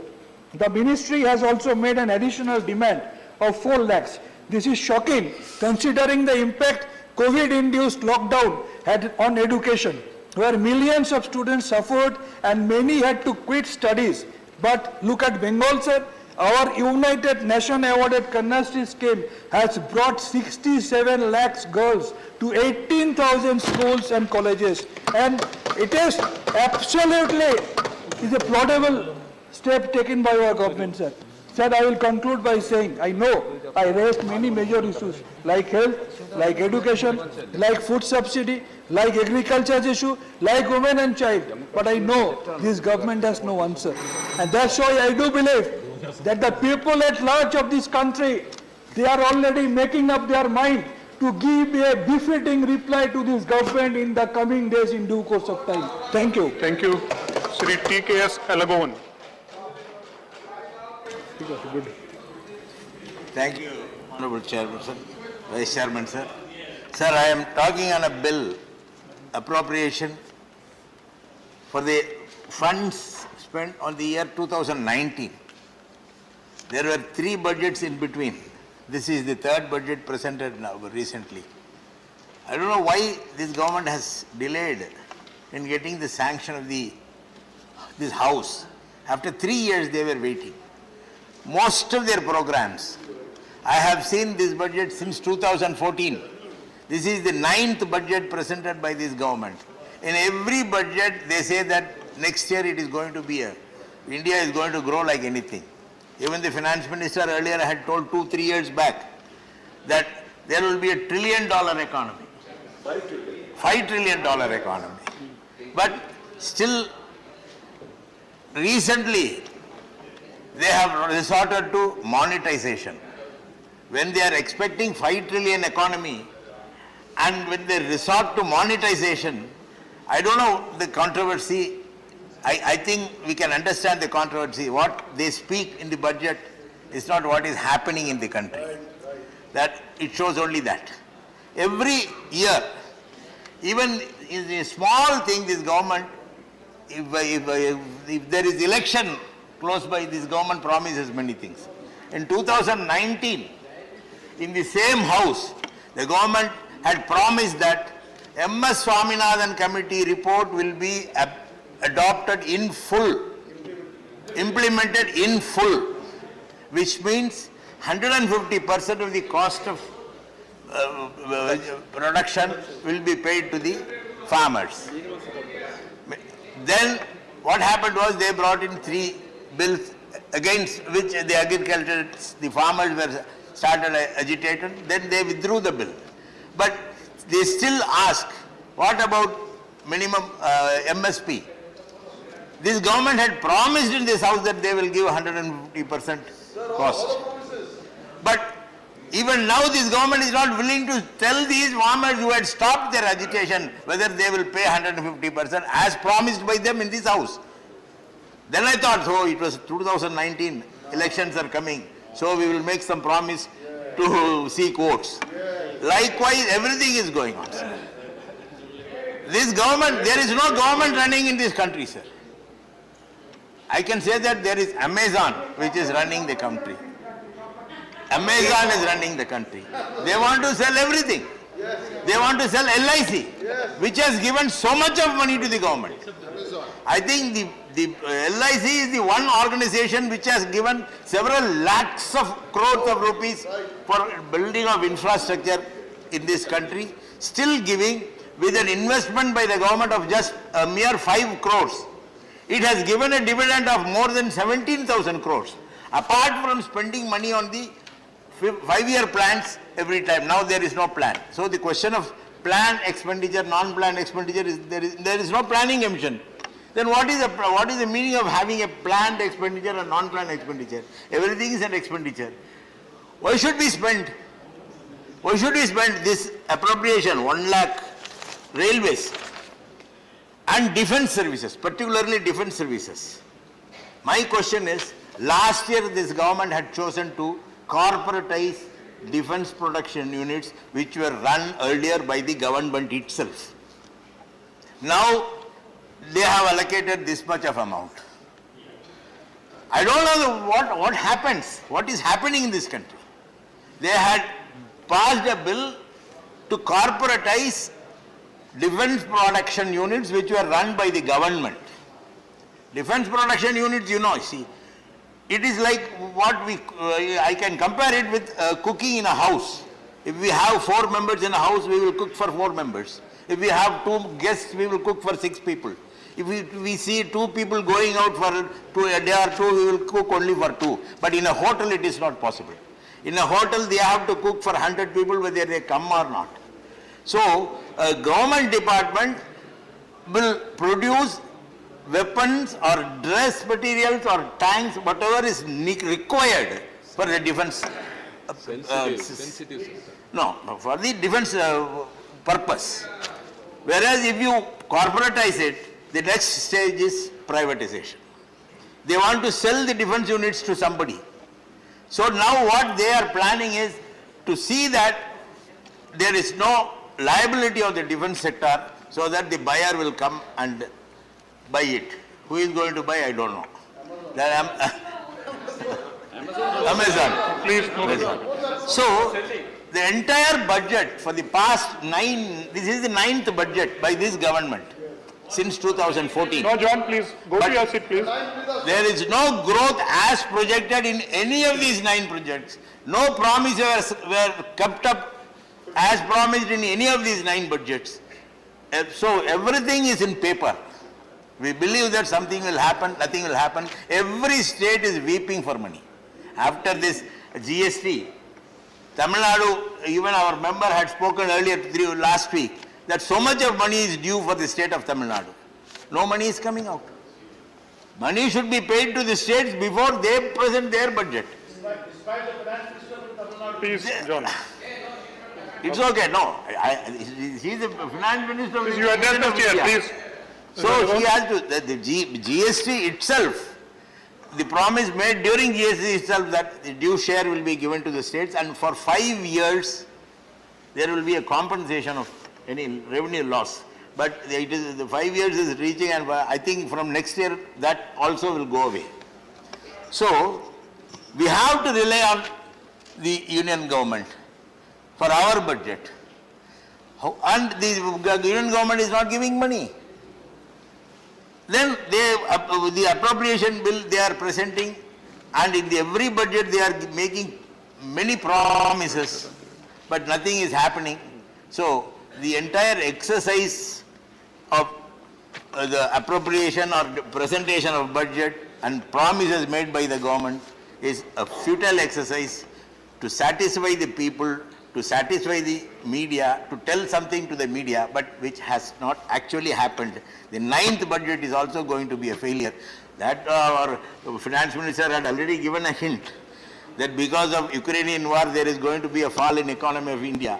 In a statement she had made, that also but of course that we can accept. If there is a fall in the international economy, we are seeing gold prices going up and down, all these things are there.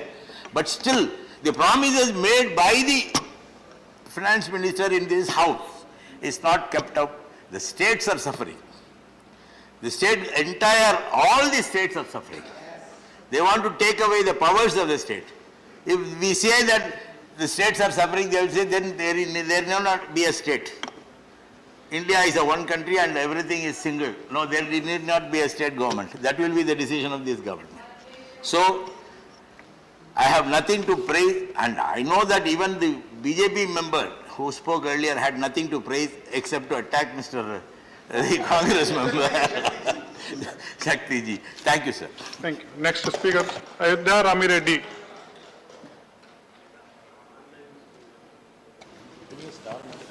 Sir, I want to thank you for providing me this opportunity to speak on the supplementary demands for grants for the year 21-22 and excess demands for grants for the year 2018-19. The government has presented the third supplementary grants for the financial year 21-22. The supplementary grant seeks approval for gross additional expenditure of more than 1.58 lakh crore. Of this, the net cash outgo aggregates to more than 1.07 lakh crore.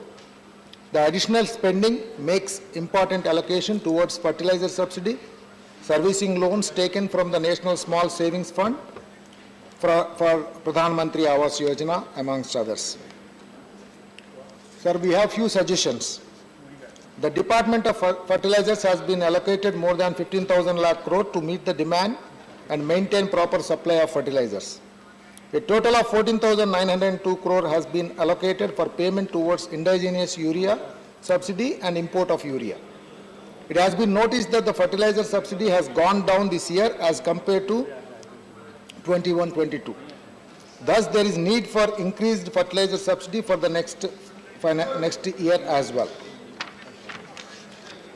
The government has taken much needed steps in the last few years to reduce expenditure incurred on import of fertilizers, including revival of public sector enterprises for setting up gas-based ammonia urea plants and facilitate investment in the urea sector. However, we still import fertilizers and raw material domestic production. Thus, the international market affects the price and supply of fertilizers in the country. The recent Russia-Ukraine war has disrupted the international supply market in many ways. Russia is a leading supplier of fertilizer and related raw materials. It's also the largest exporter of urea, NPK, ammonia, and ammonium nitrate, and the third largest potash exporter. Due to such disruptions, the fertilizer prices in international market have skyrocketed. We are the world's largest urea importer and also import significant amount of phosphatic and potassic fertilizers. Such disruptions have also affected the domestic availability of fertilizers. Black marketing of fertilizers like DAP and MOP has also increased, which are being sold at exorbitant prices. In such circumstances, I would request urgent intervention of the central government. In the short term, government should increase local production of urea in mission mode. It should make sure that alternative supply arrangements are made. The government should also make allocation to provide additional subsidy if the prices remain at the current levels. It should make arrangements to control black marketing of fertilizers and also ensure adequate availability of fertilizers for all farmers in the country. In the long term, I would suggest that the government should look towards self-sufficiency for fertilizers and at the same time explore ways to move away from chemical fertilizer-based farming. The next one on GST compensation fund. The government has also allocated a sum of 8,141.76 crore for meeting expenditure on additional transport to GST compensation fund. Under the GST compensation scheme, states were guaranteed compensation at the compounded rate of 14% from the base year 2015-16 for losses arising due to the implementation of the taxation regime for the first 5 years, which will come to an end in June 2022. However, the COVID-19 pandemic and subsequent lockdowns have severely affected economic health of all the states. The states' revenues have gone down massively, while there has been increased spending in the last 2 years to protect the lives and livelihoods of people through various welfare schemes. Further, it was initially thought that tax regime would stabilize in the first 5 years. However, the reforms in the GST regime are still in transition. Sir, Andhra Pradesh has also been affected to the cyclical slowdown and COVID-19. The state was expected to receive 34,833 crore rupees as its share in central taxes in 2019-20. However, it received only 28,242 crore only. Further, the state also had a fall in its own revenues. The outbreak of COVID-19 pandemic had damaged impact on state's finances as well. The state lost 7,780 crores on account of state share in central taxes, 7,000 crore rupees on account of depletion of state's own resources. Additionally, AP also had to incur COVID-related expenditure to the tune of 8,000 crore rupees. If the loss on the account of total economic impact on the citizens of the states were to be taken into consideration, the loss would run into thousands of crores. Owing to such reasons and also to provide necessary financial comfort to the state, I would request the Finance Minister to extend the GST compensation scheme for a further period of 5 years for my state. Coming to Ministry of Housing and Urban Affairs, the government has also sought approval for additional expenditure of 30,169 crore for meeting targeted credit-linked subsidy scheme, houses for economically weaker sections, low-income group housing, under Pradhan Mantri Awas Yojana scheme, and settle the loan taken by Building Materials and Technology Promotion Council for National Small Saving Fund. The allocation has been rightly made under both the schemes and we appreciate such allocation. Coming to the AP issues, we certainly want the government to take consideration on the infrastructure projects. As you are aware, sir, the government has allocated 4,950 crore for capital infusion in National Bank for financing infrastructure and development and recapitalization of public sector general insurance companies. I would take this opportunity to highlight the pending infrastructure projects in the state of Andhra Pradesh and would request the central government indulgence in speedy execution of these projects. I would request the Honorable Minister to help expedite the work on the proposed highway project from Visakhapatnam port to Bhogapuram. Also develop Tirupati airport and also set up South Central Railway Zone project, railway zone in Valter division in Andhra Pradesh. I want to conclude by saying in the third supplementary budget, the government has made important allocations towards various schemes of the central government. There has been an increase in fertilizer subsidy budget. The loan guarantee scheme for COVID-affected sectors has also been extended by another 3 months. Allocation has also been made for the credit guarantee scheme for microfinance institutions. Even though we are trying to overcome COVID-19 pandemic, its effects are still being felt in the economy for both job sector and overall development. The central government has the fiscal room to aid and provide support to the state governments. I would request the government to take into account the suggestions that are being put across and also expedite and resolve the issues related to state of Andhra Pradesh. We from YSR Congress Party support the supplementary demand for grants for the year 2021-22 and excess demand for grants for the year 2018-19. Thank you, sir. Sri John Brittas. Thank you, sir, for allowing me to speak. Sir, Shakti Sinha was referring to the Honorable Finance Minister. Shakti Singh. Sorry, ma'am. And he was saying that, I'm glad that the Finance Ministry is so alert. Yeah, alert. He was saying that Honorable Finance Ministry is from JNU and she would uphold the ethos of their organization. Ma'am, I am also from JNU. And I think that all these values which we imbibe from JNU is intact in me. I am little afraid whether Honorable Finance Minister still hold them to her heart. Because JNU is castigated as an anti-national organization nowadays, an institution. So coming to the macro level of the topic, I had expected the Finance Minister to come up with concrete and comprehensive strategy to deal with the post-COVID scenario. What are the broad changes that are taking place globally and what should be the changes which we need to bring in to face the challenges? Shouldn't we bear the shift in the strategy to deal with the new global challenges and also the challenges at the domestic front? If you read the speech of the Finance Minister, everything is absolutely okay. There is no crisis, no issues, no problems. She is mum on cardinal issues plaguing the country like growing unemployment, poverty or inequality. Shuklaji was speaking at length. He couldn't find a reason to support of the measures of the Finance Minister, and he was going around saying that as the Minister of State for Finance, he was also instrumental in bringing in GST. The poor fellow, he was shunted from the government. I don't know what was the reason. Don't make. Yeah, he was the Minister of State for Finance. No, please. He should. For example, No, my only request is he should be brought back. There's the chair, please. He should be brought back. Sir, we rely on half-baked data to paint a rosy picture. The advanced estimates presented in the budget tell us nothing about the real growth rates in 2021-22. Sir, you know about the advanced estimates are largely based on data from the formal sector alone. And there is a complete blackout of the informal sector. And can we think about the data without having the real picture of the informal sector of this country? Most of the people are based on the informal sector. There is another catch, sir. Even with the formal sector, data are used only from those firms that employ more than 20 workers from the Factory Act. Yes, it simply means we cover up the humongous crisis that has gripped the economy. Sir, I will set an example.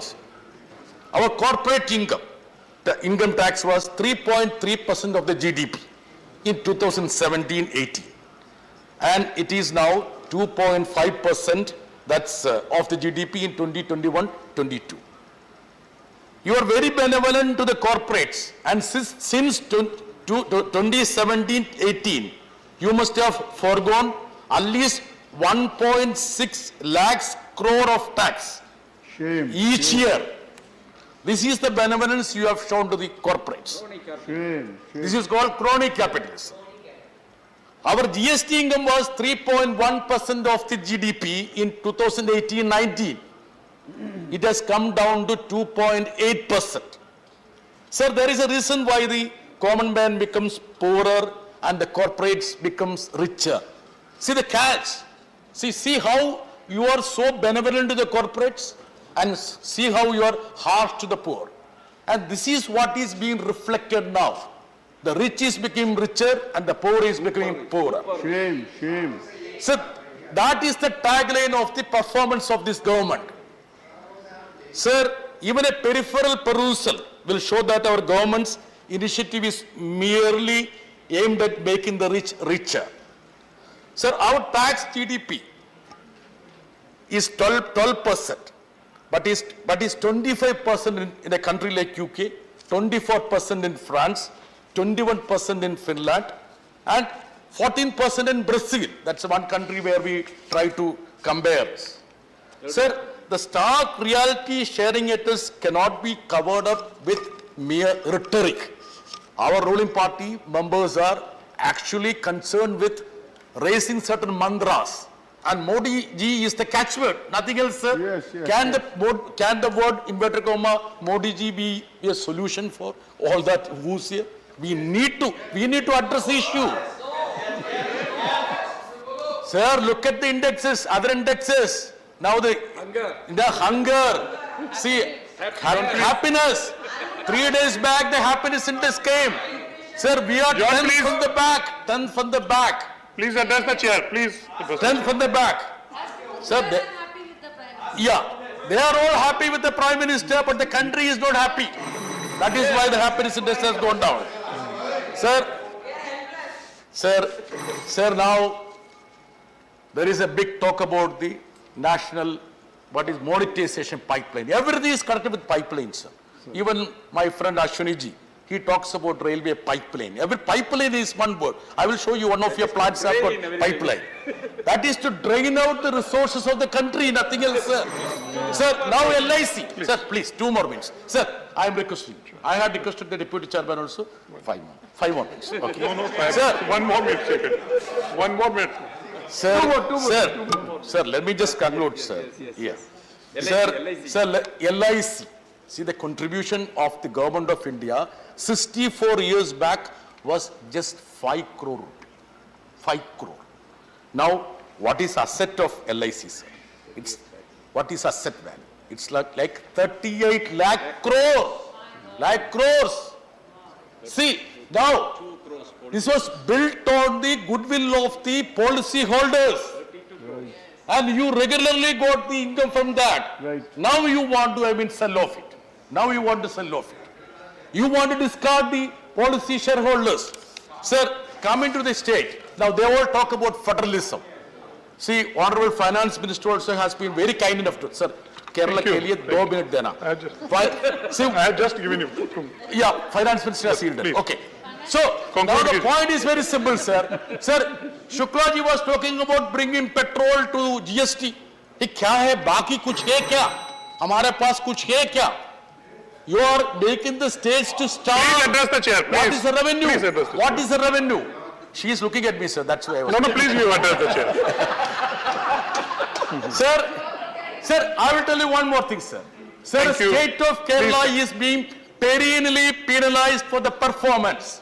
Just because we did wonderfully in social sectors, our share comes down. Thank you. I will show you, sir. During the 10th Finance Commission, Kerala received 3.9% share from the central taxes. Now it has come down to 1.9%. Can you penalize a state, sir? Jaishankar sir, can you penalize Thank you, a John. state? Because we are performing. Sir, Thank you. Sir, Thank you, please. I will just submit, sir. One more, sir. Sir, see, the only point is that we need to be considerate to the demands and concerns of the state governments. See, we all talk about the taxes that has been collected from petroleum. Hardeep Puri Saab was very kind enough to give the Hardeep Puri Saab. You are kind enough to give the data on the petroleum taxes. Please. 3.7 lakh crore in 2021. Thank you. Sir, out of that, Thank you. only 18,000 crore Next was speaker. the PVC pool. I'll Other call the rest next was taken speaker by now. the finance No, please, minister. please. Please, States are made to starve, sir. I would ask the Please, government to Mantri, correct it. Mantri Thank you ji. very much, sir. Thank you. Mantri, Sir, please. no, I'm not responding. Sir, I just want to draw the attention of Honorable Member Brittas in his enthusiasm to constantly point at the government. There are times when probably parliamentary language usage is being crossed. Yes, I want to point out, you said that fellow should be brought back Yes, to the ministry. Fellow. Yes. No, please, please That's don't fine. interrupt. That's fine, Sushmita ji. That's fine, Sushmita ji. You But just- the word fellow, sir, is unparliamentary. वो examine करा लेंगे उसको. नहीं नहीं Yes. Yes, yes. We explained करा. Thank you. Yes. Thank you, thank you. Next speaker, Sri M. Thambi Durai ji. M. Thambi Durai, we will explain. Thank you, Vice Chairman, sir. Sir, my time has not Explain been kara taken. dijiye. Please allow me to Please. take 1 or 2 minutes extra. I want to say, sir. Sir, I am very happy to support the supplementary bill which brought by the Honorable Finance Minister. In that, I read news, in a bid to maintain fiscal deficit within the targeted limit, the Finance Ministry asked ministries and departments to restrict their expenses with their revised estimates. Based on that, now she has brought the supplementary budget. In that, she has sought 1.07 lakhs crores for the third supplementary. I am very happy that she has taken very large effort to see that the supplementary budget, it can be used for especially agriculture. She has mentioned giving subsidy for the fertilizer and everything. This is very, we know, sir, very well. As soon as the Honorable Prime Minister taken over the reins of this country, he is concerned about the agriculture, sir, especially farmers. Farmers, to help them, he has brought many schemes. In that, also fertilizer, giving subsidy also, one of the things we have to appreciate that. Sir, and also, sir, we know the epidemic situation, how our Honorable Prime Minister handled the situation. In the world, everybody appreciated, with the constraint of the financial condition, he took a lot of efforts to allocate more funds to see that, to control the epidemic of the COVID, providing vaccination toward the country, our country people. And also encouraged the many individual, our countries, laboratories to produce Indian vaccination and give for other people. So now things, sir, and also at that time when the first wave came, Tamil Nadu suffered a lot. At that time, our party, ADMK party, Edapadi Palaniswamy was the chief minister of that state. He took lot of efforts to see that allocating more funds and give more financial assistance to the Tamil Nadu people and saved them at that time. Sir, I want to tell you, Please. just now, Mr. Shiva. just now your member, Ilango Mr. said, Shiva, what he please. said? Mr. What he Shiva. said? He is Mr. fully Shiva. depending on the Please. union budget for the you state please. subject. Don't See, disturb, when you are Mr. depending Shiva, on that, please. that is showed your recent budget, what you submitted in Tamil Nadu, all the central programs only you have shown that. That is the thing what happened. Till the water schemes and Please, other Shiva. things. Please, Mr. Shiva. Whatever things that you are having, the state government, Tamil Nadu has a lot of resources now, especially excise department, they exceeded to raise the funds. That way it is the project is now the budget submitted in Tamil Nadu. Why I am telling? Because when I am appreciating my government, we cannot criticize our government. Please. No, I am Mr. telling Shiva, you, don't sorry disturb. for Please. interfering that. Mr. Shiva, please. What you, Please sit down. Mr. Shiva, please sit down. see, sir, You do. when they are criticizing that government, central government, at the same time, we have to appreciate whatever they are doing good for the people. When you are selling fully depending on the union budget provision, you want to run the government. Are you not having resources? That is why I'm telling, when don't blame the central government. I am also, today also, when the raised issue, coal and everything must be given to the state government. I requested the Honorable Minister of Tamil Nadu, there shortage of coal, that government has to come for the people. I have pleaded for the Tamil Nadu government. I am not against that. But why I am telling, this agriculture, education, health, defense, all are law and order very important subject in the country. In that, we are proposing so many schemes and everything. We have to appreciate Modi government because our Shakti Singh, he said, Mavlankar is the his first speaker, came from Gujarat. He praised that. We are appreciating that. At the same time, we have to appreciate our first finance minister from Tamil Nadu, R.K. Shanmugam Chettiar, has come. So many finance ministers we have seen, that T.T. Krishnamacharya, C. Subramaniam, Venkatraman, Mr. Chidambaram, and Nirmala Sitharaman now, she is also there. She knows the country's welfare, what to do. That is why we are proud. Tamil Nadu people are proud that we are having Tamil Nadu, from Tamil Nadu, as a daughter of Tamil Nadu is handling the finance portfolio now and giving a lot of help for us. I am telling that. Sir, I want to make one more point regarding that. When our railway minister also here, I am going to speak railway ministry when it's coming to certain demands. But I have seen the budget, the provision for the Tamil Nadu, I am telling for defending Tamil Nadu. Roads and railways, it is not provision so much what we are expecting. Therefore, I am requesting Honorable Finance Minister to see that to allocate more funds to Tamil Nadu, this kind of sectors, and also HCL sector. You are supporting that it should be you are supporting. Please address. This I am telling, sir. Therefore, these are the things. Please I am make comments. No, no. No, please. As Mavlankar is the nobleman from Gujarat, our Modi is also a nobleman. He is running the government very well, not only now, continuously 10 years. Your next election also is going to win. Yes. Whatever your answer is, nobody can stop Modi is coming once again to the Prime Minister of this country because we are allied with our party. We are always supporting the government and Modi the government and our Finance Minister and all other ministers. We are extending support for our party. Thank you very much. Sri Vishambhara Prasad Nisad. माननीय उपसभापति महोदय, मैं Samajwadi party के राष्ट्रीय अध्यक्ष माननीय अखिलेश यादव जी और अपने सदन के नेता प्रोफेसर रामगोपाल यादव जी की तरफ से जो मुझे बोलने का मौका दिया उनको धन्यवाद देता हूं।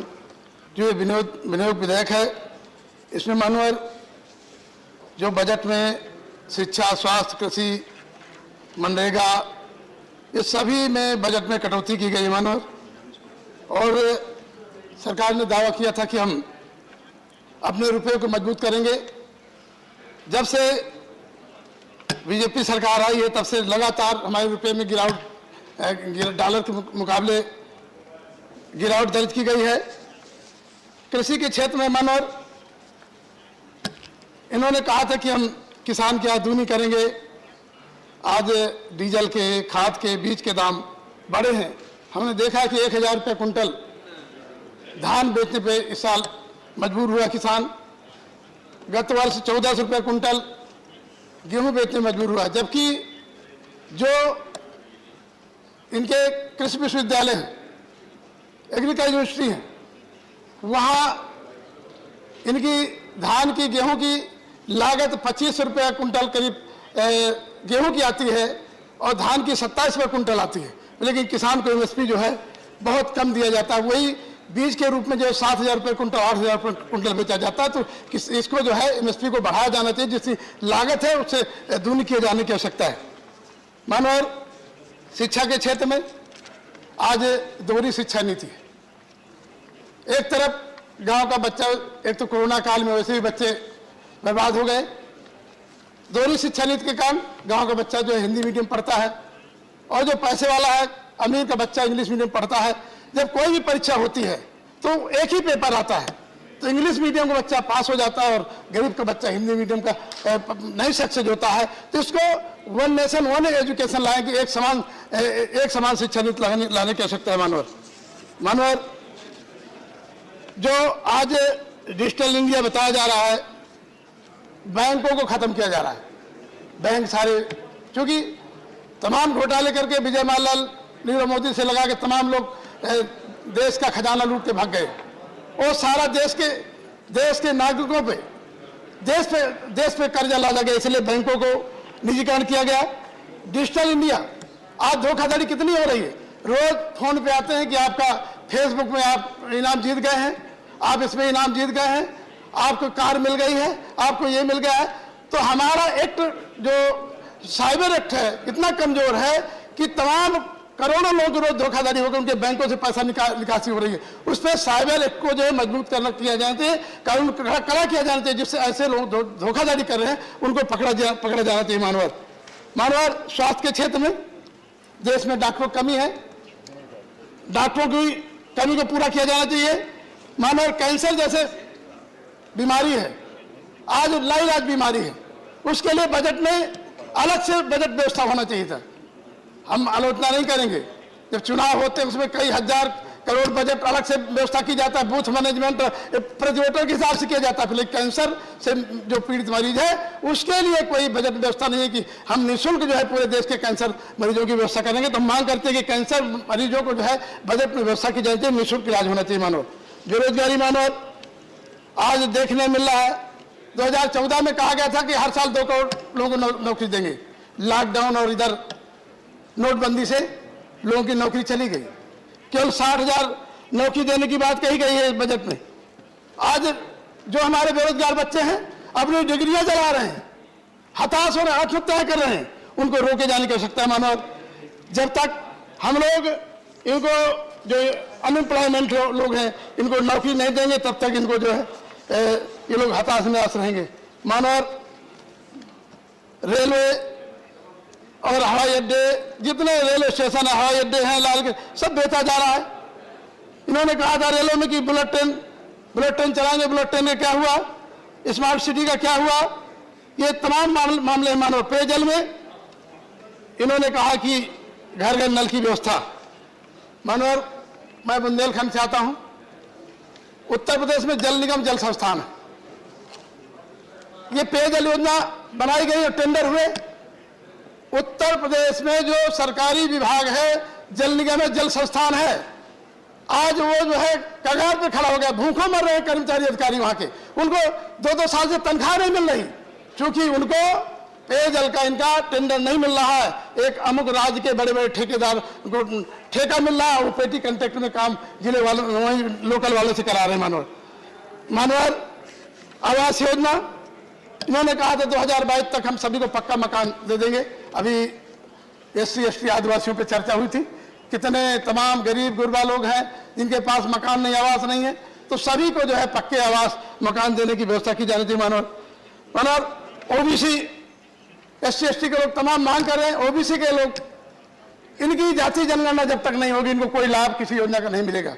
OBC के लोग चाहते हैं कि हमारी जाति जनगणना हो और संख्या के आधार पर उनको सभी सेक्टरों में भागीदारी मिले, जिससे कि वो लोग भी जो है हर अपना सुकून से जिंदगी जी सके। मानो हमारे खास तौर पर उत्तर प्रदेश में किसान घाटे खेती कर अन्ना प्रथा है, उन अन्ना प्रथा को खत्म करके उसके लिए किसान प्रधानमंत्री फसल बीमा योजना के अंतर्गत अन्ना प्रथा को जो पशुओं से होने वाली हानि है उसको सचेत किया जाना चाहिए। यही हमारे पॉइंट थे, 13 पॉइंट रोस्टर खत्म किया जाना चाहिए। और आज देख रहे हैं कि एक फिल्म बनी है कश्मीर पंडित, हम चाहते हैं कि बैंडिट क्वीन को भी टैक्स फ्री किया जाना चाहिए और लखीमपुर खीरी के किसान पे फिल्म बनना चाहिए। जो 14 महीने से किसान जो है यहाँ पे बैठे उस पर फिल्म बनना चाहिए। मीडिया में बोला जाता है कि बताओ 75 साल में क्या किया, तो वहाँ एक व्यक्ति ने कहा कि वो नहीं बताएंगे, नहीं तो उसको भी आप देख लेंगे। इसलिए जो भी आज देश में हुआ है उसके आगे बढ़ाने की आवश्यकता है। धन्यवाद। प्रोफेसर मनोज कुमार झा। शुक्रिया उपसभापति जी। एक परंपरा शुरू की है बीते कुछ दिनों से कि अपनी भाषा के अतिरिक्त किसी और एक भाषा में शुरुआत करूं। आज कन्नड़। गौरवान्वित अध्यक्ष रे नानु एप्रोप्रिएशन बिल विषयाद बग्गे मातनाडलू इच्छिसेतने। कन्नड़ में था ये कि आज मैं एप्रोप्रिएशन बिल पे बोलने को खड़ा हुआ हूं। सर, उससे पहले कि मैं आगे बढ़ूं, वादे के मुताबिक मैंने फाइनेंस मिनिस्टर जी से कहा था कि मैं एक इंस्टांस डिजरेली ने ग्लैडस्टोन से कहा, आर्थिक संदर्भ में चर्चा हो रही थी, mister Gladstone, I would like you to tax the rich people and leave the poor, do not rely upon indirect taxes. For that classic reply given by Gladstone was, look, both direct and indirect taxes are like two charming sisters. I love them both. Though in the family parlance it may be called immoral, bigamous, because they are both charming. I love them both. But in this I give a little more love to indirect taxes. The second sister, because she is more charming, she is more yielding, and she is more welcome for exploitation. Therefore, I depend upon this source, though I do not give up the other source. ये उदाहरण मैं समझता हूं गुरुपद स्वामी ने इसी सदन में कहा था, और वीपी सिंह साहब फाइनेंस मिनिस्टर थे. तो वीपी सिंह साहब क्या कहते हैं सुनिए. The other sister has been more yielding. I just wanted this reference to be put without any comment, without any further observation for the Honorable Finance Minister and for the government. So, मैं अभी जब बाकी सदस्य बोल रहे थे या जब मोशन मूव किया ऑनरेबल फाइनेंस मिनिस्टर ने, तो मैं सोच रहा था कि गांव में या छोटे शहरों में बैठा व्यक्ति अगर टेलीविजन पर यह देख रहा होगा कि अप्रोप्रिएशन बिल पे चर्चा हो रही है, तो उसके लिए अप्रोप्रिएशन बिल और इतने लाख करोड़ उसके लिए मायने नहीं रखते हैं. वो अपना संदर्भ देखना चाहता है कि मेरी थाली में इसका क्या हिस्सा आ रहा है, मेरी थाली का वजन बढ़ रहा है या घट रहा है, मेरे पड़ोस में क्या हालात हैं, मेरा बच्चा जो प्रतिदिन निकलता है घर से रोजगार की तलाश में और शाम को वापस घर आता है और उसके हाथ में सिफर है, शून्य है. तो अर्थव्यवस्था और अर्थतंत्र को हम आम इंसान के नजरिए से अगर देखें सर, तो हाहाकार का विषय है. अब आंकड़ों की बात मैं करता हूं. मैं मानता हूं कुछ दिन पहले एक आंकड़ा आया, प्रधानमंत्री जी बेहद लोकप्रिय है, अरे कोई संदेह नहीं है, सचमुच बेहद लोकप्रिय है. लेकिन अगर एक एजेंसी का आंकड़ा अप्रूवल रेटिंग एक्सेप्ट करते हैं, तो हैप्पीनेस इंडेक्स पे क्यों चुप हो जाते हैं, हंगर इंडेक्स पे क्यों चुप हो जाते हैं, प्रेस फ्रीडम इंडेक्स पे क्यों चुप हो जाते हैं, डेमोक्रेटिक स्फीयर इंडेक्स पे क्यों चुप हो जाते हैं. सांख्यिकी के साथ साथ एक अद्भुत चीज है कि उसका इस्तेमाल कई दफा लैंप पोस्ट की तरह लोग करते हैं. जब शराबी लड़खड़ाने लगता है ना, तो लैंप पोस्ट पकड़ लेता है. तो मैंने कहा रहा सर, ये कोट है कि लैंप पोस्ट की तरह भी स्टैटिस्टिक्स का उपयोग होता है ताकि आप लड़खड़ा के नीचे ना गिरे. सर, मैं अभी एक चीज सोच रहा था कि आप इन्फ्लेशन को लेकर, कई सदस्यों ने कहा मैं 6.7 हो गया फरवरी में, ये नहीं कहूंगा, ये हम आप भी महसूस कर रहे हैं, और हम तथाकथित ऊपरी तबके के लोग हैं. अगर महंगाई को देखना है ना सर, तो आंकड़ा सीपीआई इस इंडेक्स से नहीं, सीपीआई का मतलब कम्युनिस्ट पार्टी ऑफ इंडिया नहीं, वो सीपीआई वो वाला, तो सीपीआई उस आंकड़े को देखिए कि लोगों की जिंदगी को ये कैसे प्रभावित कर रहा है. उज्ज्वला एलपीजी के बारे में नहीं कहना चाहता. अक्सर हमारे पेट्रोलियम मंत्री बाकी लोग कहते हैं कि सरकार नियंत्रण नहीं करती है कीमतों का. तो साहब 5 महीने चुनाव के दौरान कीमतें क्यों नहीं बढ़ी? अगर 5 महीने चुनाव के दौरान कीमतें नहीं बढ़ी, तो इसका मतलब है कहीं ना कहीं सरकार के सरोकार का ताल्लुक है. तो आप ये रिलीफ लोगों को दीजिए ना. मध्यम वर्ग की कमर टूट रही है सर, उसकी सेविंग्स को देख लीजिए. कोविड ने सब कुछ डिस्ट्रॉय कर लिया. आप चुनाव जीतते हैं, आपको मुबारकबाद, लेकिन दिक्कत और परेशानी कल को आपको भी होगी कि अगर इंसान के बुनियादी मुद्दों से चुनाव के परिणाम का ताल्लुक नहीं रहा, तो फिर चुनाव का कोई मतलब नहीं रहा, डेमोक्रेसी का कोई मतलब नहीं रहा. सर, $5 ट्रिलियन की इकोनॉमी, मैं भी अगर आप सच पूछे कि जीरो बिठाने बोल दीजिएगा तो मैं शायद ना बिठा पाऊं, क्योंकि 1000 लाख से करोड़ जाते ही शून्य की संख्या समझ में नहीं आती है. लेकिन सर, ये $5 ट्रिलियन की इकोनॉमी में बिहार है, क्योंकि बिहार के बगैर माननीय फाइनेंस मिनिस्टर, अगर आप $5 ट्रिलियन के शिखर पे जाएंगे तो हमारे बगैर तनाव महसूस करेंगे, अकेलेपन का एहसास होगा. बिहार को छोड़ करके हमारे एक बिहार के सदस्य हैं, महत्वपूर्ण मंत्री हैं, वो मुस्कुरा रहे हैं. सर, बिहार की स्थिति बहुत गंभीर है, और ये मैं सिर्फ बोलने के लिए नहीं बोल रहा हूं, रिटोरिकल पॉइंट नहीं है. हर क्षेत्र में बिहार की हालत खराब है.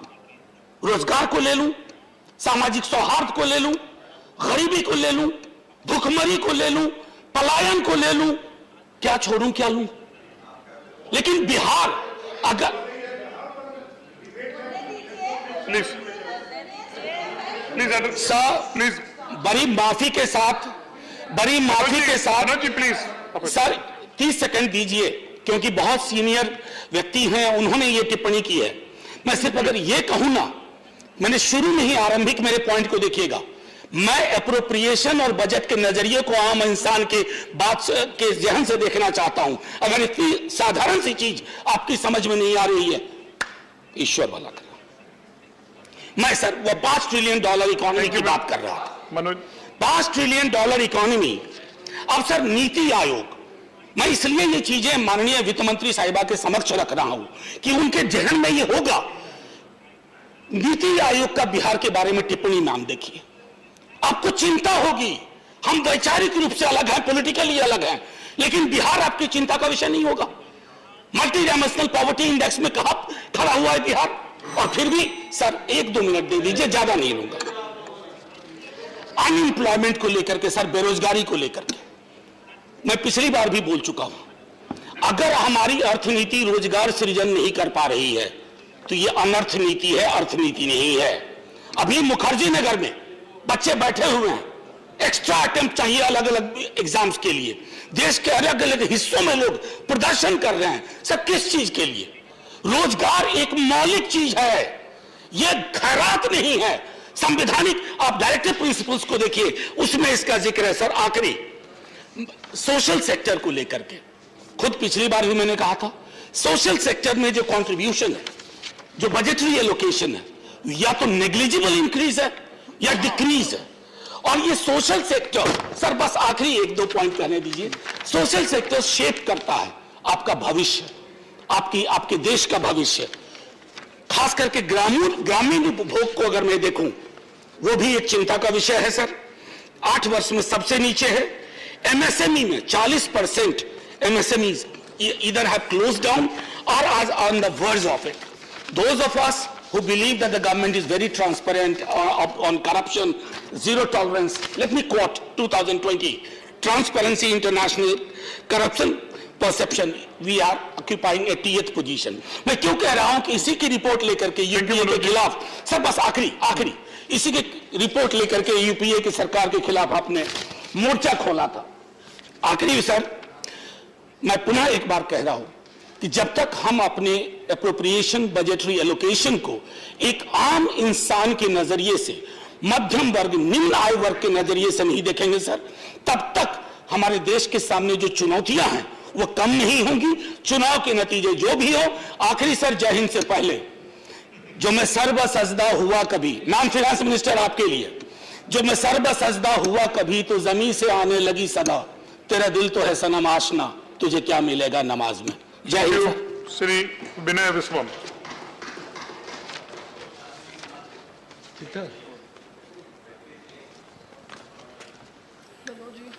Thank you.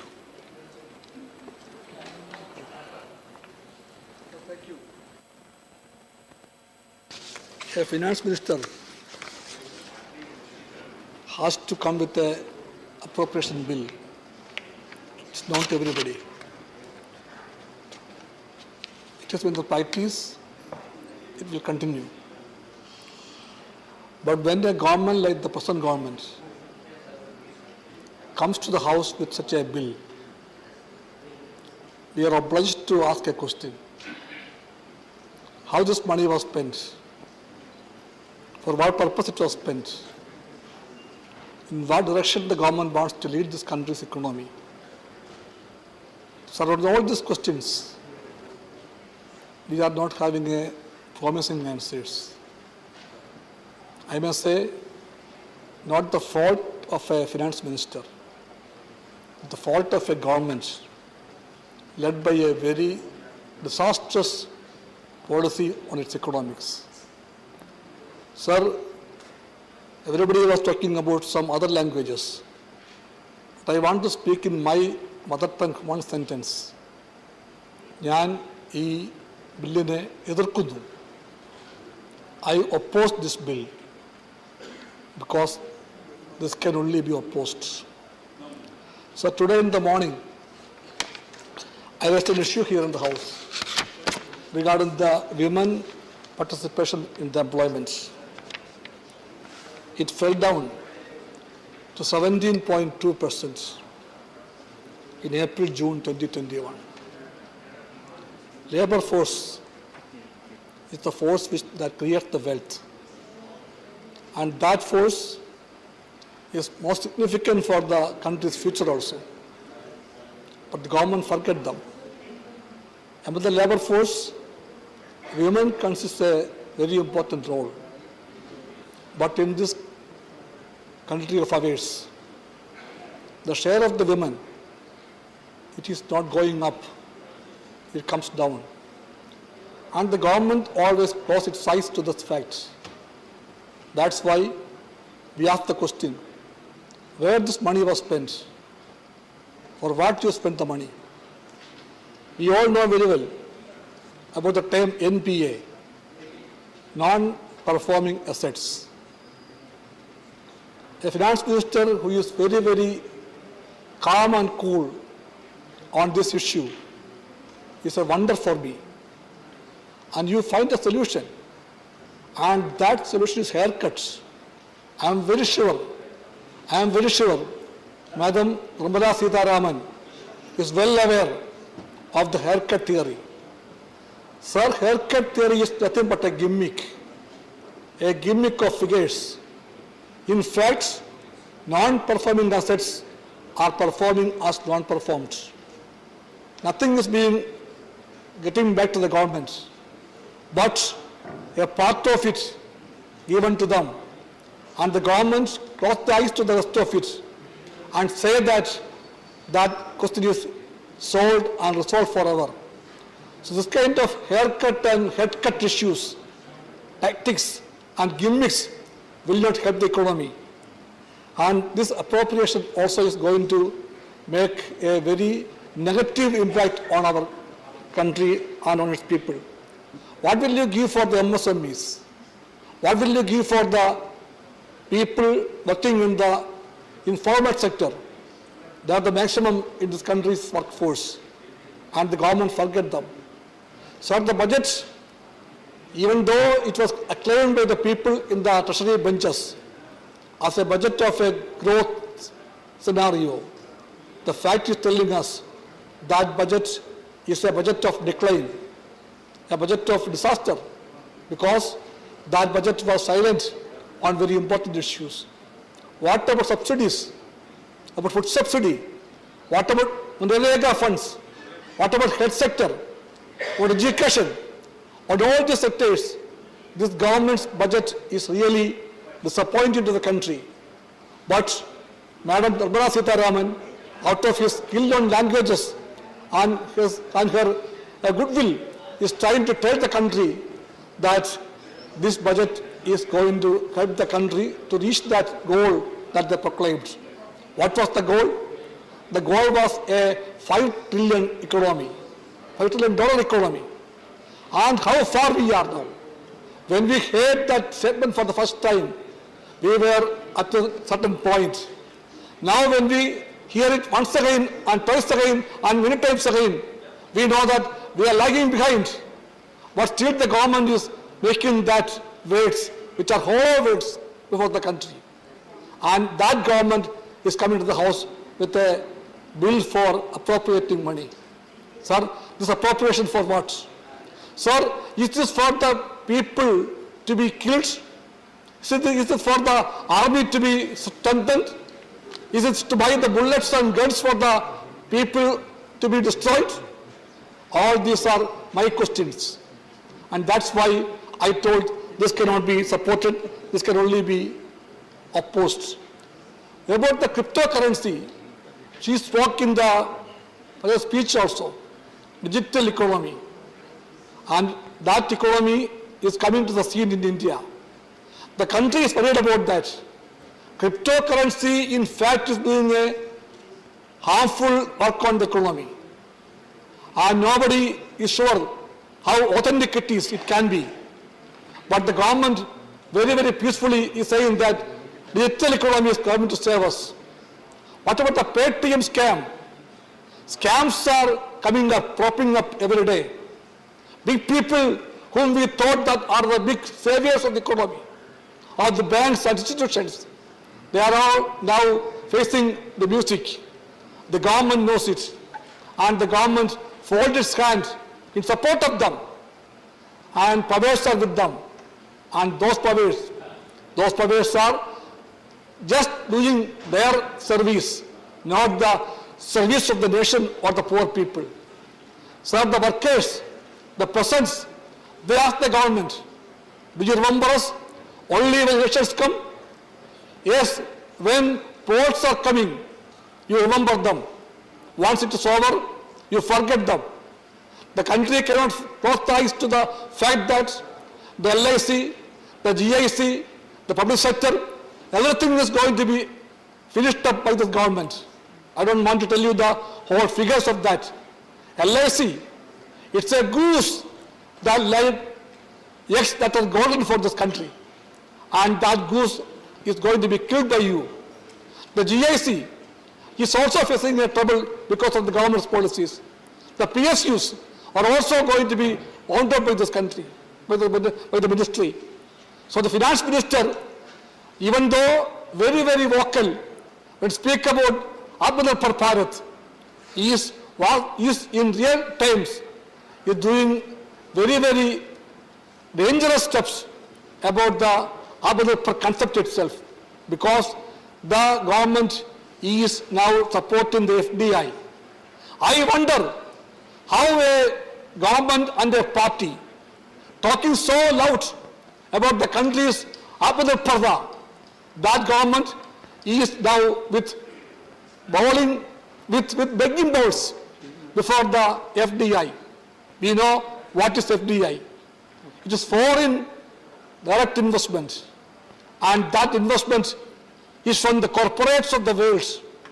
The whole economy is now being surrendered before them, and appropriation is also trying to support that view. So let me finish with the words. We are not expected to be with that move. We oppose it, and we continue to oppose it, and we say that this kind of a policy is not for the benefits of India. India is the country where the maximum people who are poor are living. The country of the hunger, the country of the hungry people, the country where children dies before the age of 5 years of age.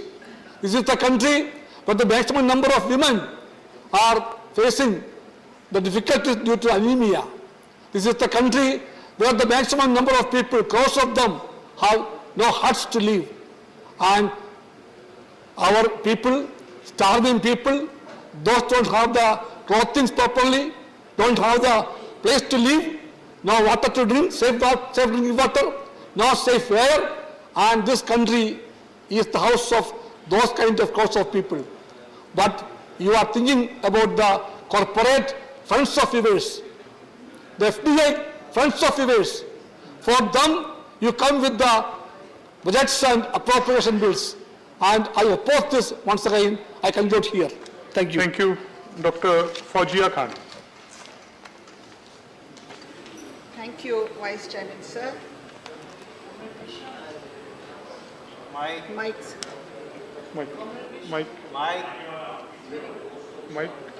Mike on कर. Mike on.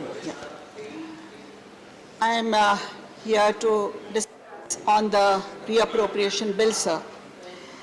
It has often been mentioned on the floor of this House, sir, that infrastructure in our nation is growing. Road infrastructure, railway infrastructure, government buildings, smart cities, also the Central Vista, which is growing as an urgent priority. But, sir, while I appreciate the government for all these efforts, my question is, at the same time, shouldn't our concern be on the rising economic disparity that is there in the nation? Isn't it a cause of great concern, particularly post-pandemic? Sir, when Businesses are permanently shutting down. Laborers are migrating with no intention to return. Consumers are increasingly becoming reluctant, and the RBI underlying the fact that some of the damage to India's GDP is permanent. Sir, we talk about unemployment, and it is said that more than 3 crore youth have lost their jobs during this pandemic period. So our economy must truly carry the benefit to every section of society. So veins and arteries carry blood to every part of the human body. If one part of the body doesn't receive the blood, it dries up, it paralyzes, it dies. In the same way, sir, there is an Urdu poet who has spoken very well about this, Mirza Ghalib. Everybody must have heard his name. रगों में दौड़ते फिरने के हम नहीं कायल, रगों में दौड़ते फिरने के हम नहीं कायल, फिर जो आंख से न टपका तो वो लहू क्या है? सर, लहू अगर सिर्फ रगों में दौड़ रहा है तो उसका क्या फायदा है?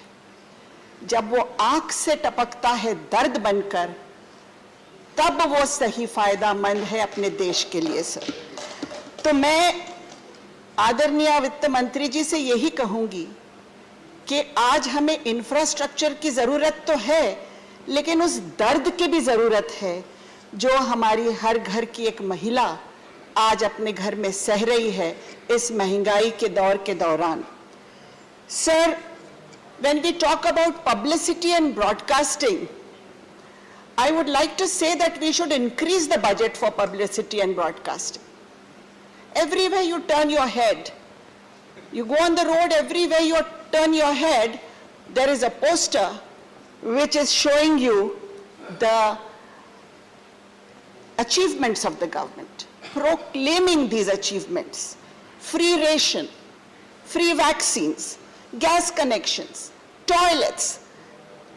While I have no objection, sir, to this proclamation, I wish to add that these digital banners at petrol pumps, these advertisements must also carry, must mandatorily also carry schemes for the poor, how to apply for these schemes, how to take benefit of these schemes, sir, PMAY, Ayushman Bharat. My own experience, sir, is that many people, they are hospitalized, they spend money, and then they call up and ask us, okay, ma'am, please give some money. We have spent so much money on our medical bills. And we tell them, oh, there is a government scheme. Why don't you take advantage of it? They said, abhi ho gaya, ma'am, ab aap humko madad kijiye. Humko pata nahi tha. Pata nahi tha. That is very important. So wherever we are proclaiming our achievements, we should also proclaim our responsibility.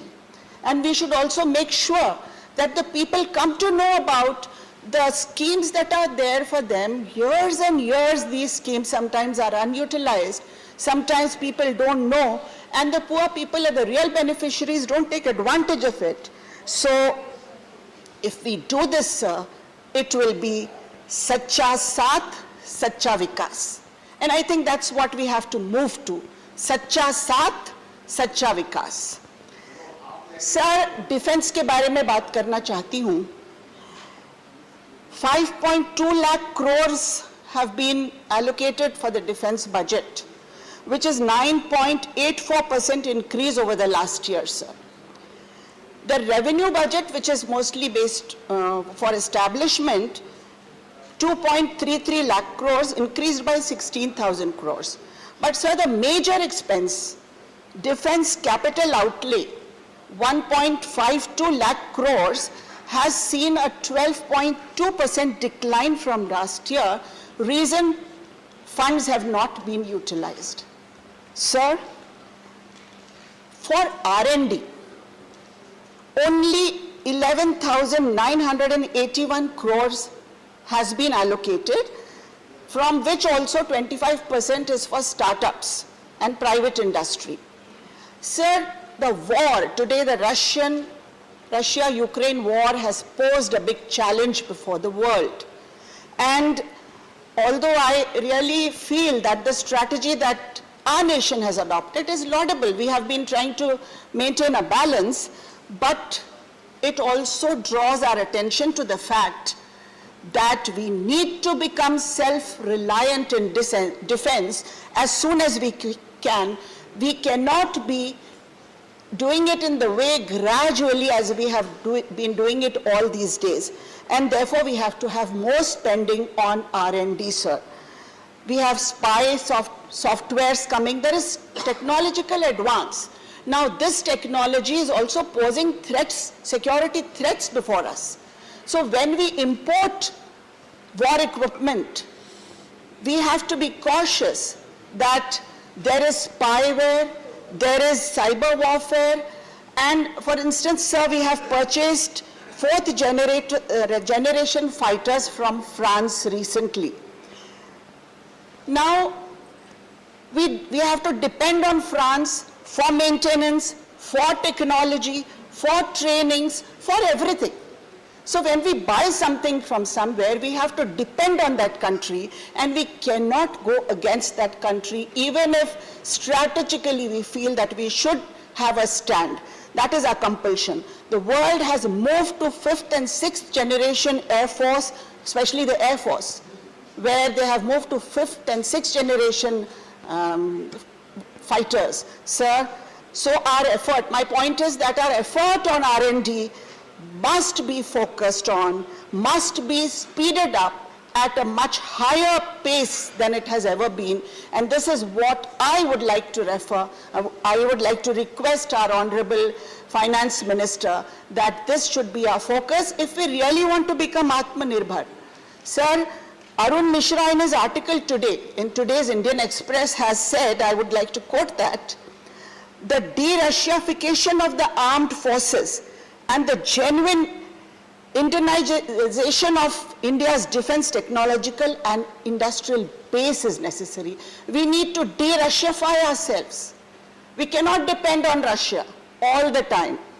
And therefore we have to become Atmanirbhar. Sachi Atmanirbharta isi mein hogi, sir.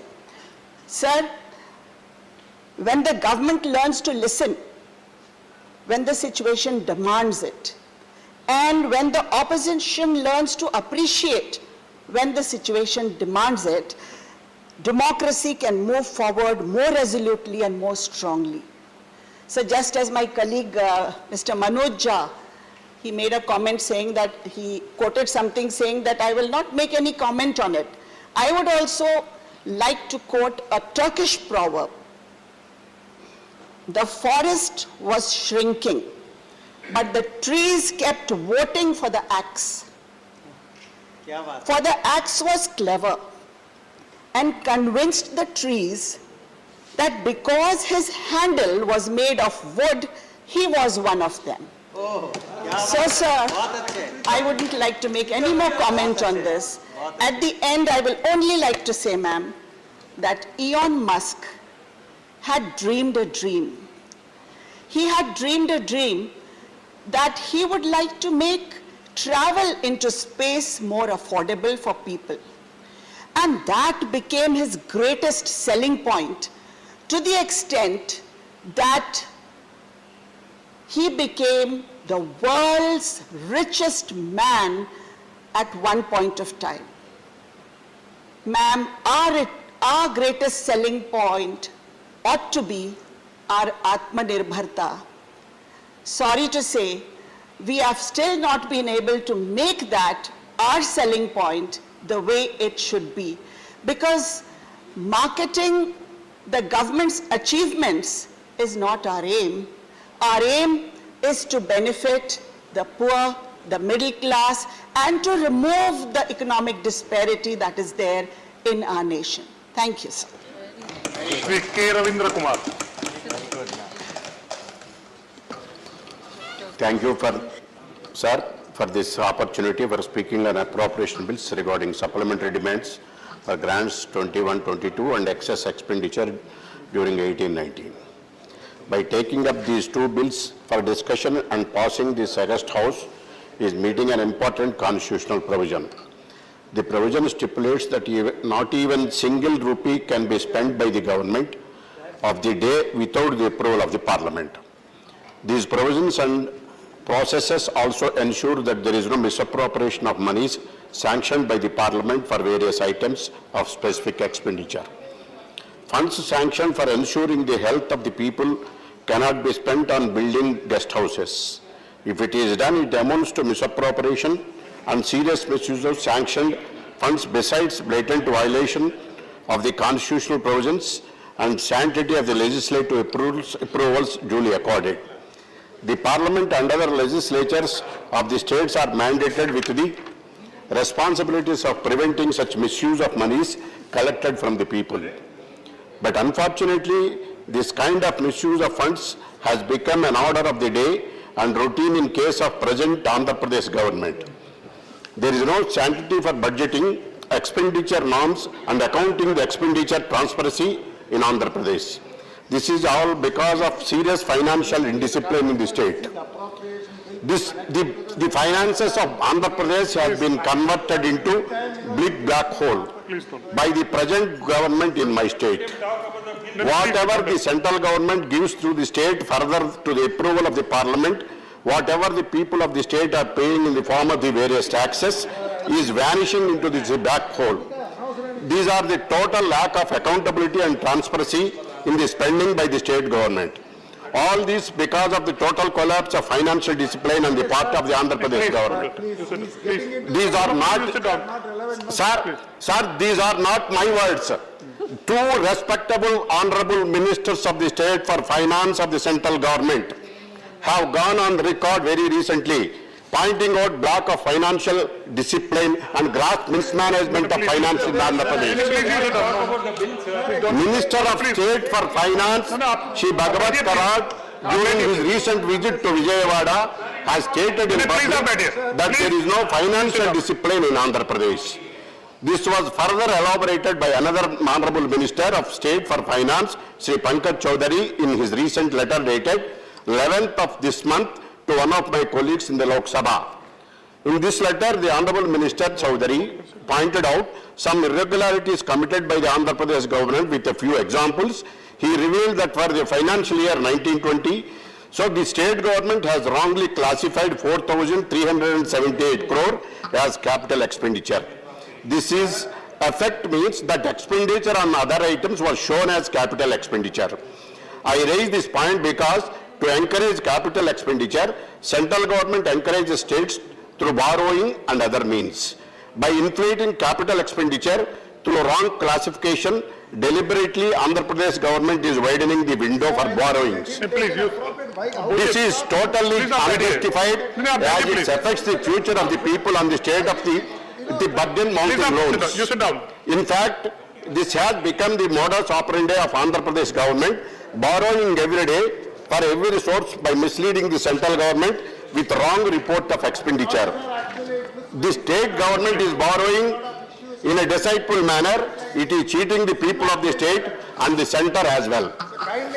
There is yet another equal serious dimension to the state financial mismanagement by the Andhra Pradesh government.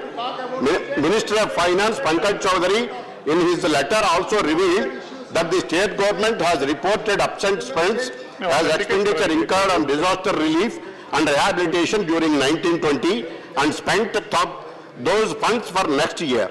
Money is given by the Center for Disaster Relief were transferred to personal accounts of projects, authorities and were spent for non-relief purposes by diverting disaster relief funds. This is a clear indication of financial disaster in Andhra Pradesh which needs to be checked forthwith. Concerned over this disastrous financial management in the state, Minister of State for Finance Pankaj Chaudhary in his letter has highlighted the need for the government of Andhra Pradesh to take correct measures. I would like to assure this August House that the state government will certainly not take up collective measures required. On the other hand, it will continue with its financial misdeeds. It is for the central government to ensure financial indiscipline on the part of Andhra Pradesh government, I urge the Please, आप center बोलने to दीजिए, do please. this forthwith. आप लोग In the Please last sit down. revelation, Please sit down. Andhra Pradesh government has also recently misused Subhash, please sit down. 1,798 crore released by the center under National Health Mission and COVID package 2, contrary to the directions of the center to transfer these funds as a single nodal account. The state government has used these funds for other items. As a result, the health of the people of the state has been put to great risk through misuse of funds sanctioned by their health. This is not enough for the center to step in forthwith and safeguard the interest of the people of Andhra Pradesh. Center should do this before it's beyond repair. As per the COG, revenue deficit for 1920 was a huge of 1486% of the estimate. For the current financial year, it was 40,829 crore for the 7-month period of April to October 2021. As against the budget provisions, only 5,000 crore planned for full financial year. It reveals an excess expenditure of 816%. The Principal Accountant General, a letter dated 4/5/2021, to the state government objected withdrawal of 41,043 rupees, bypassing the treasury unit violations. These highlights huge unauthorized diversion of funds. The state government has also withdrawal recently 7,000 crores from panchayati bodies for this purpose. Sir, and in a letter by the Financial Department, the Department of Expenditure, dated 30th 6 June 2021, the borrowing space of the state for any given year is calculated on the basis of information submitted by the state. Once the COG audited state financial accounts are available, the adjustment on account of overborrowing by the state arises due to deviation in the information given by the state, and information published in the state finance accounts is carried out. Accordingly, in the instant case, repayments and other borrowings was considered based on the information provided by the state of Andhra Pradesh via its letter dated 22/4/2021. An amount of rupees 17,923 was adjusted with the available borrowing space of Andhra Pradesh on account of overborrowing by state during earlier years. Sir, the state financial affairs in Andhra Pradesh is very serious.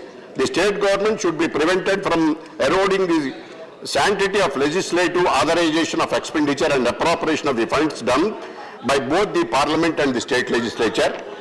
A $5 trillion economy of India cannot be built on financial misappropriation and willful wrong reporting as is being done by Andhra Pradesh government.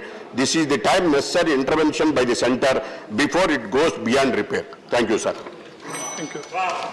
Srimati Priyanka Chaturvedi. Before time I complete. Thank you so much, Honorable Sir. So firstly, to get this out of the way, the appropriation number 2 Bill 2022 and number 3 Bill 2022, I stand to oppose it. Now that I have that out of the way, sir, एक कवि धूमिल हैं, उनकी 2 पंक्तियों से शुरू करना चाहूंगी। लोहे का स्वाद लोहार से मत पूछो, उस घोड़े से पूछो जिसके मुंह में लगाम है। सर, जिस तरीके से जो बजट आए जा रहे हैं उस पे विकास को लगाम लगा दिया है, प्रजातंत्र को लगाम लगा चुके हैं सरकार ने, बजट के अलावा संविधान का लगाम लगाया हुआ है, रोजगार पे लगाम लगाया हुआ है। तो मैं कुछ हेडलाइंस पढ़ना चाहती हूँ पिछले 2 महीने से, उसी से समझ में आ जाएगा कि क्या स्वाद है लोहे का। EPFO interest rate slashed to 8.1%, lowest in 4 decades. MSME suffers most during COVID lockdown. Public sector banks have MSME NPA of rupees 1,37,087 crores. Rupee sinks 109 paise worst in Asia. ये मैं अपना मन के नहीं बोल रही हूँ, मैं तो बस headline पढ़ रही हूँ. Industrial growth fell to 10-month low at 0.4% in December. Income of poorest fifth plunged 53% in 5 years. Those at the top surged by over 40%. Amid bilateral chill, India-China trade marks record surge in 2021. 60% saw income halve in 2 years of pandemic. Joblessness rate in double digits between April to June 2021. Joblessness rate in youth jumped to 26% in financial year 2022 quarter 1. Women 31% worse off than men at 24%. States showing high unemployment rate. Jammu and Kashmir की बहुत बात होती है, उनके साथ किस तरीके का दुर्व्यवहार हो रहा है। लगाम नफरत पे लगानी चाहिए, पर लगाम आपने रोजगार पे लगाए हुए हैं। Jammu and Kashmir at 46.3%, sir. Madhya Pradesh at 31.4%, sir. Uttarakhand at 36.6%, sir. Uttar Pradesh at 24.7%, sir. ये पिछले 2 महीने के हेडलाइंस हैं, उसी से आपको समझ में आ जाएगा अप्रोप्रिएशन है, मिस अप्रोप्रिएशन है, क्या है। मैं इस पे ज्यादा नहीं जाना चाहूंगी। मैं आपको सब दे दूंगी, सोर्स के साथ दे दूंगी, आप टेंशन मत लीजिएगा। शायद आप अखबार नहीं पढ़ रहे हैं आजकल। I will give you all the sources, sir. Just a minute. Yes, yes. इसको मैं चेक करा लूं। नहीं प्लीज sit down. नहीं प्लीज आप दिया जी, अगर ऐसा होगा तो हम चेक करा लें। अजय उसे करा लें। सर मैं सब ऑथेंटिकेट कर दूंगी। NSO के सर्वे है सर, NSO का सर्वे, उसको भी डिनाई कर देंगे। तो मैं चेक करा, अगर कुछ अनपार्लियामेंट्री होगा तो उसको चेक करा लेते हैं। Please you continue. आधे से ज्यादा समय झूठ बोलते रहते हैं, तो ऑथेंटिकेट हम करें। प्लीज सब्जेक्ट पर बोलिए, प्लीज आप प्लीज। हाँ प्लीज प्लीज यू कंटिन्यू। माननीय मंत्री जी, नहीं प्लीज माननीय मंत्री। Ma'am also gets disrupted many times. मंत्री जी, So I just want to be sure. Please you, हाँ प्लीज मंत्री, हाँ you said. I just want to be sure if I've heard this right. It is the appropriation bill which has come here. And in its reference, if I've heard right, honorable member, misappropriation is an inappropriate word to use. If it was used for this, I'd like to draw her attention, honorable member's attention, and if it was used in this context, an appropriation bill comes for discussion and all of us do discuss it. But if that word misappropriation is used in the context of appropriation bill, I'm sorry, it's right, it's not wrong to use it here, because particularly in terms of the appropriation bill which has come in terms of the excess demand for grants is based on the PAC's recommendation. And we are taking the PAC's recommendation and therefore coming up with a appropriation bill for the excess demand for grants. So word misappropriation. ठीक है, उसको examine करेगा, अगर होगा तो उसको निकाल दिया जाए कार्रवाई से। बस सर मुझे नहीं पता था मिस अप्रोप्रिएशन एक अनपार्लियामेंट्री वर्ड है, हो सकता है आ गया हो सकता है। No I did I say it's in that context? I am sorry ma'am, I did not say it in that context. You continue. I am very surprised. मैं अगली बार कहूंगी मिस कैलकुलेशन है तो उस पे भी अनपार्लियामेंट्री लैंग्वेज हो जाएगा। तो विपक्ष किस बात के लिए हम? नो अगर नहीं आप अगर कुछ भी अनपार्लियामेंट्री होगा तो उसको कार्रवाई से निकाल दिए। अगर है अनपार्लियामेंट्री है तो उसको कार्रवाई से निकाल दिए। Please you continue now. आपका मुंह में एंटी कॉन्स्टिट्यूशन इज रॉन्ग। हाँ लगाम लगा रहे हैं आप हमारे मुंह में ही अब। Sir, I asked a question. मंत्री जी, It was used in the context of appropriation bill, which has come in response to the PACs. I asked a question. I appreciate if the honorable member can just explain if she had used it in the context of the appropriation bill, which is in response to the PAC. And if it's not used in that context, I have no answers to give, I have no questions to ask, well within the rights of the opposition party to criticize the government. But to use the word misappropriation in the context of an appropriation bill, is it right or wrong? Was it used in that context or not, is what I've asked for. Please. So, without any further interruption. And I will answer to you, I will answer. Yes. Misappropriation of the way policies are handled in this country was right and pretty obvious by all the headlines I have shared. And I don't think it is unparliamentary and I don't think it is so objectionable for anyone to take objection to the fact. Now, sir, I don't want to waste my time, nor would I want to waste Honorable Minister's time. She has very important things to do. Wow, sir, what is this? Where is the rule book? Please. Where is the rule book? A member shall not read any book, newspaper or letter Except can I finish? Please, come on. Jayaji, please, Except. please, I am allowing. No, This is not please, Jayaji, मैंने हमको allow किया. I have a chair and allow किया. Please, Jayaji, no, you can't interrupt. Please. No, shall not read. This chair. I have. मैंने allow किया हमको. Please. मैंने पढ़ सकते हैं क्यों नहीं? Please. Yeah, sir, shall not read any book, newspaper or letter except in connection with the business of the council. And what is being mentioned here has nothing to do with the bill that is being discussed. That is the business of the house at this point of time. ठीक है, अगर कोई examine करा लेंगे उसको, अगर कुछ भी गलत होगा तो कार्रवाई से निकाल दिया जाएगा. Please you continue. Please you continue. Point of disorder. Sir, can I say, Please keep can I it. say Point this? of disorder. Please. Can I say Better. something, sir? This disorderly conduct only goes to prove my point and all the headlines that I have quoted. And I rest my case with that, sir. Now, with regards to GST compensation to the states, there was a question answer that was discussed 2 days back, 2 days ago, where it was quite obvious with the way GST refunds are sent back to the states, there is a delay. Nobody is questioning the formula that has been arrived by a GST council. What we are questioning is your authority of disposal to disperse the GST refunds to the state. And Maharashtra has been repeatedly asking for its rightful due in the GST. And even now, the GST dues, as per the report that was presented on the floor of this house, is 11,563 crores, which we again dispute. There's above 22,000 crores which is due to the state of Maharashtra. I wouldn't want to go back to what other members have already spoken, but it becomes important that I raise this issue, and I raise this issue with concern as a nationalist and as much a nationalist as the other side claims to be. There has been a huge cut in the defense budget for 22-23. At a time when we are seeing a conflict rise all of a sudden between Russia and Ukraine, and disregarding the rule-based order. At this particular point in time, we are surrounded by a neighbor who does not believe in a rule-based order. And our defense budget should be working to ensure that we provide our army and our armed forces with all kinds of appropriate equipment needed for their safety and safeguarding our nation. It is unfortunate to see that there has been a cut. What really surprises me, that a party which continues to say Atmanirbhar Bharat, and we all support Atmanirbhar Bharat, we would want to see an Atmanirbhar Bharat, has a defense research spending of 0.088% in 2016-17 and 0.083% in 2020-21.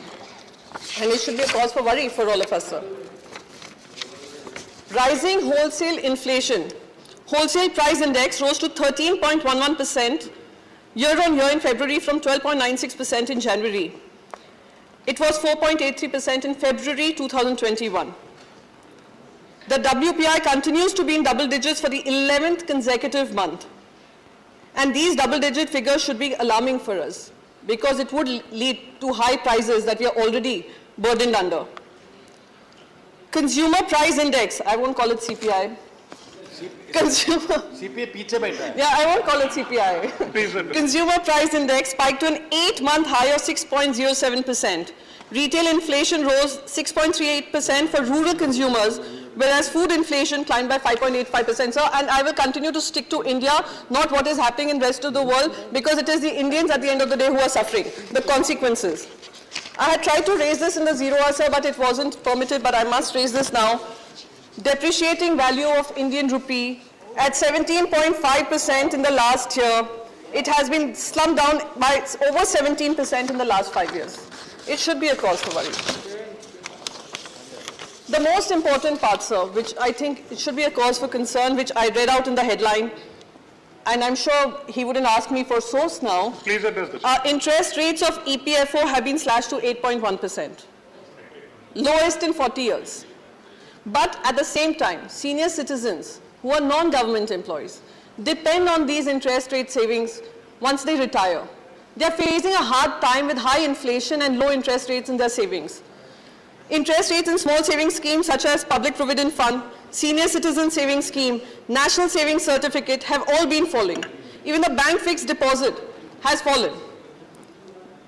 Last but not the least, sir, I wouldn't want to touch on unemployment because it's quite a touchy topic and they ask for sources, but I must tell you the sources are NSO survey which was released just recently. I hope they don't disregard that. Now to women and children. The budget, unfortunately, did not cater to children and women either. In fact, the proportion of allocation of funds for children is the lowest in the last 10 years. It's a cause of shame. Shame. In financial year 2019-20, even for the ICDS, what was allotted has been reduced. Allocations for Poshan Abhiyan decreased by 82%, from 3,400 crores to 600 crores during the same time period. So I'll take just one last minute before I end this. Now, I just want to remind my dear friends in the treasury benches, sir, just one last minute. One last minute because it's about women. Very important point. BJP's manifesto in 2004, sir, 1 minute, sir, 1 minute. कितना disruption हुआ मेरे बीच में? 2014 and 19 said, 2019 का quote कर रही हूँ, women's welfare and development will be accorded a high priority at all levels within the government, and the BJP is committed to 33% reservation in Parliament and state assemblies through a constitutional amendment. चलिए आप reservation नहीं दे रहे हैं, आप welfare schemes पर तो ध्यान दे लीजिए, वो भी नहीं हो रहा है. 2014 में we promised the women voters that if the BJP forms a government at the centre, it will pass the women's reservation bill. चलिए वो भी फिर से same चीज है जो Congress led UPA नहीं कर पाया. Sir, 1 minute. Despite introduction of the legislation for representation of women in 96, 98, 99 and 2006, it continues to languish and no further action has been taken. So considering that we are 50% of India's population, not just reservation, even the welfare schemes should be adequately compensated to the women of this country. Thank you so much, sir, and thank you for allowing me to speak. Shri Mahesh Poddar ji.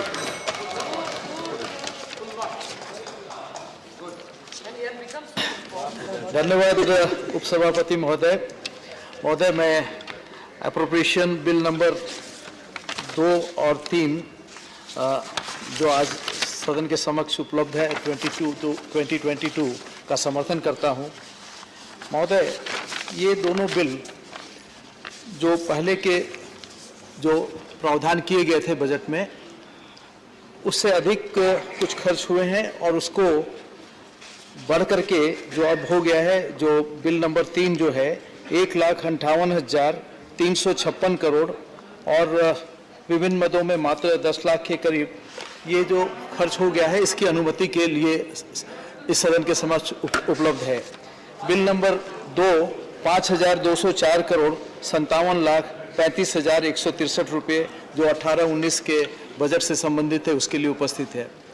महोदय, अभी हमारे साथी comrade विनय विश्वम जी पूछ रहे थे कि किस चीज़ में खर्च हुआ ये अधिक, तो मैं देख रहा था, मुझे भी उत्सुकता हुई. उनकी बात सही है कि हम किन चीज़ों पे ये एक्स्ट्रा खर्च कर रहे हैं, तो शायद उन्होंने देखा नहीं होगा कि जो हमारा अप्रोप्रिएशन बिल नंबर 2 है उसमें जो खर्च किया गया है वो मिनिस्ट्री ऑफ रेलवेज के लिए किया गया और एक छोटी सी रकम ministry of housing and urban affairs के लिए की गई है. और जब जिसमें 1,58,000 का जो रकम है उसमें जो अधिक खर्च किए गए हैं वो मुझे खुशी है बताते हुए कि काफ़ी बड़ी मात्रा में करीब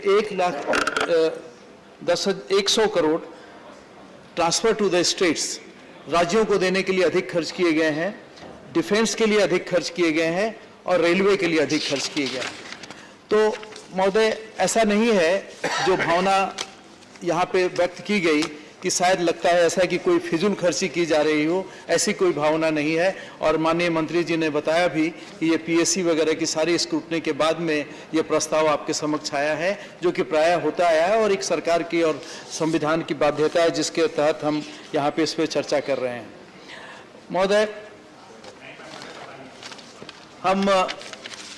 अभी हम लोगों ने पिछले 1-2 बजट में देखा है और हम सब ने देखा है, जब ये सरकार आयुष्मान योजना की प्रस्ताव लेके आई थी बजट भाषण में, यदि मैं सही बोल रहा हूं तो माननीय जेटली जी थे उस समय, तो विपक्ष ने बड़े जोर से ये प्रश्न उठाया था कि ये पैसा कहां से आएगा.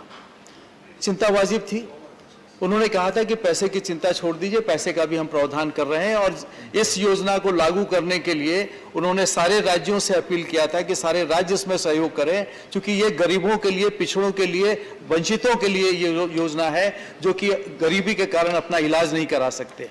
और उन्होंने ये कहा था कि हम इसके लिए बजट में कभी पैसे की कमी नहीं होने देंगे, और ऐसा हुआ भी। महोदय, जब मनरेगा के लिए बात हुई बजट में, तो कहा गया कि प्रावधान आपने जो पिछला जो खर्च हुआ था उससे भी कम प्रावधान किया। हमारे वित्त मंत्री जी ने बहुत स्पष्ट रूप से कहा कि मनरेगा इज ऑनगोइंग प्रोजेक्ट, इसमें जितने भी पैसे की जरूरत होगी ये सरकार देने के लिए कटिबद्ध है। और मैं कह सकता हूं दावे के साथ, आज तक किसी भी राज्य ने शिकायत नहीं की है कि हमें मनरेगा के लिए पैसा नहीं मिला। हाँ, हम दो घटनाओं का, विश्व की 2 घटनाओं को ध्यान में रखें। एक तो यूक्रेन और रूस का जो युद्ध अभी चल रहा है, जिसके कारण चंद दिनों में ही पूरी विश्व की आर्थिक व्यवस्था गड़बड़ हो गई है, बहुत सारी चीजों के दाम बढ़ गए। और दूसरा कि कोविड के कारण जो घटनाएं हुई, उसका असर हमारी भी आर्थिक व्यवस्था पे हुआ, सारे विश्व में हुआ। लेकिन मजा यह है कि इस आर्थिक चैलेंज को हमने किस तरह से आगे निकले, किस तरह से इसको संभाला, किस तरह से आगे बढ़े। हमारे कांग्रेस के साथी ने कहा कि ये संविधान के प्रावधानों का मामला है, और उन्होंने कुछ कड़वी बातें की। महोदय, विपक्ष और पक्ष के बीच में कड़वी बातों का तो कोई शिकायत नहीं, होनी भी चाहिए, लेकिन तकलीफ वो होती है जब वहां पे कड़वाहट होती है। मेरे को एक ही आग्रह है कि यदि इस सरकार ने कुछ भी अच्छे काम किए होंगे, आप भी मानते हो कि हिम्मतनगर में नेशनल हाईवे बनी, हो सकता है कि आपके घर के बगल में नहीं बनी हो सकता है पुरानी सड़क में नहीं बनी हो, लेकिन नेशनल हाईवे बनी, इस बात को उन्होंने स्वीकार किया। यदि सारी मांग के साथ साथ एक शब्द जोड़ देते, उसका स्वागत कर देते, तो मैं समझता हूं पक्ष और विपक्ष के बीच में वो कड़वाहट की भावना खत्म हो जाती है। और मैं समझता हूं समय की मांग महोदय आज ये है कि हम पक्ष और विपक्ष के बारे में बात जरूर करें, सुझाव जरूर दें, अपने योजनाओं की आलोचना अवश्य करें, लेकिन जो हो रहा है उसे हम सकारात्मक रूप से स्वीकार करें, उसमें हम सुझाव देके आगे बढ़ें। महोदय, उन्होंने कहा कि एमपी, एमएलए, मंत्रियों को प्रशिक्षण की आवश्यकता है। बिल्कुल सही कहा उन्होंने। मैं तो समझता हूं कि प्रशिक्षण राजनीतिक कार्यकर्ताओं का, चाहे वो कांग्रेस के हो, चाहे वो बीजेपी के हो, चाहे किसी भी दल को हो, राजनीतिक प्रशिक्षण उनका एक अभिन्न अंग है। और यदि हम प्रजातंत्र को मजबूत करना चाहते हैं तो राजनीतिक कार्यकर्ताओं को भी करना पड़ेगा। लेकिन महोदय, मैं गर्व के साथ कह सकता हूं कि भारतीय जनता पार्टी में जिस चुस्ती और मुस्तैदी के साथ और जिस लगन के साथ, जिस कमिटमेंट के साथ सालों भर प्रशिक्षण कार्यक्रम चलाए जाते हैं कार्यकर्ताओं के लिए, शायद कांग्रेस में भी कभी चलाए जाते होंगे। चूंकि इतनी पुरानी पार्टी है, ये व्यवस्था अवश्य उनके यहाँ रही होगी। मेरा तो आग्रह ये होगा कि हमारी तरफ उंगली उठाने के साथ साथ वो अंगूठे को अपनी तरफ भी देखें और अपने यहाँ भी इसमें सुधार कराने की कोशिश करें। महोदय, हमारे साथी, केरला के साथी जॉन ब्रिटास जी ने कहा कि रियल ग्रोथ रेट उनको समझ में नहीं आता। स्वाभाविक है, वामपंथियों से तो हम ग्रोथ रेट नहीं सीखेंगे। महोदय, जब से मुझे होश आया है तब से मैंने वामपंथियों को देखा है। बिहार में, हमारे राज्य में बड़े सक्रिय थे और काफी लोग मानते भी थे उनको, और काफी उनके एक एक रैली में लाखों लोग जमा भी होते थे, ये भी हमने देखा है। महोदय, उन्होंने नारे दिए, झंडे दिए, रैलियां दी, लेकिन धरने दिए, बंद कराए, सब कुछ किया, लेकिन गोहत्या का समर्थन तक किया, लेकिन गरीबों को न तो बैंक दिया, न तो उनको बिजली दिया, न उनको पानी दिया, न उनको घर दिया, न उनको सड़क दिया। महोदय, अगर ग्रोथ का आंकड़ा, जैसे भाई मनोज जी बोल रहे थे कि एक गरीब के नजर से बजट को देखो और आर्थिक मामलों को देखो, तो मैं समझता हूं सबने देखा है।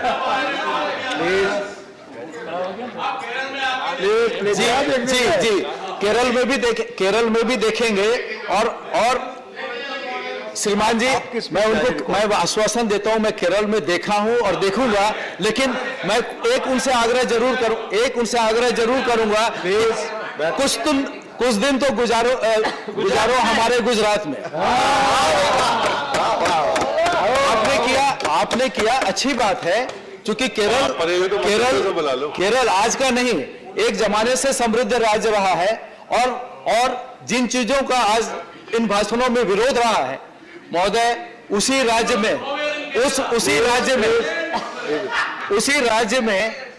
राज्य में उन्हीं नीतियों का उन्होंने समर्थन किया और उन्हीं नीतियों से उन्होंने आगे बढ़े हैं। महोदय, ये इत्तेफाक नहीं है कि इस देश का पहला प्राइवेट एयरपोर्ट, आज सारे एयरपोर्ट के बारे में प्राइवेटाइजेशन की बात कर रहे हैं, आज सारे कांग्रेसी या वामपंथी सारे लोग प्राइवेट एयरपोर्ट प्राइवेटाइजेशन के विरोध की बात कर रहे हैं। पहला एयरपोर्ट इस देश में बना तो वो कोची में बना, प्राइवेट एयरपोर्ट, जिसकी चिंता आज सामान्य सदस्य कर रहे थे। प्लीज मिस्टर जॉन बेटस, जब आपको मौका था आपने बोला आपकी बात रिकॉर्ड पे नहीं जा रही है। प्लीज, आपकी बात रिकॉर्ड पे नहीं जा रही है, आपकी बात रिकॉर्ड पे नहीं जा रही। जब आपको मौका था आपने बोला, दूसरों को सुनने का धैर्य रखिए। उनको तो मालूम है कि उनकी बात नहीं जा रही है, लेकिन उनको वैधान करने में शायद मेरे को ट्रैक से उतारने में, लेकिन मुझे ट्रैक से उतारने के पहले प्लीज मेरे को ट्रैक से उतारने के पहले देश ने उन्हीं को ट्रैक से उतार दिया महोदय। इस बात को हम ना भूलें महोदय। ये बात कर रहे थे अभी हमारे मनोज जी कि उनको भी कुछ इंडेक्स के बारे में बात कर रहे थे। हैप्पीनेस इंडेक्स एक गरीब के लिए यदि पूरे कोरोना काल में उसकी थाली में अनाज आ गया और यदि हैप्पीनेस इंडेक्स का निर्धारण करने वाले को समझ में नहीं आया, अगर एक गरीब के घर में बिजली आ गई, उसको पक्का घर मिल गया, तो भी इंडेक्स का आंकड़ा करने वाले, आकलन करने वालों का हैप्पीनेस समझ में नहीं आया, तो दोष उनका है महोदय। हमने तो IIT दिए, IIM दिए, और उनको जब मौका था उन्होंने क्या दिया बिहार को? चरवाहा विद्यालय, गैस कनेक्शन। महोदय, लोग भूलेंगे नहीं इस बात को कि उनकी प्राथमिकता क्या थी और हमारी प्राथमिकता क्या है। महोदय, हम आज गर्व के साथ कह सकते हैं, हमारे प्रधानमंत्री जी ने जब मौका हमें आया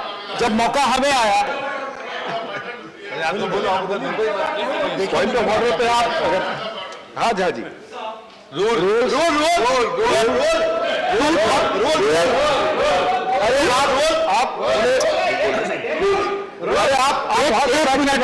एक मिनट चुप हो जाइए महोदय। सदन में आने के बाद सबसे पहले मैंने रूल बुक ही चाट लिया था। 238 and 240 combined together. 238 and 240 combined together.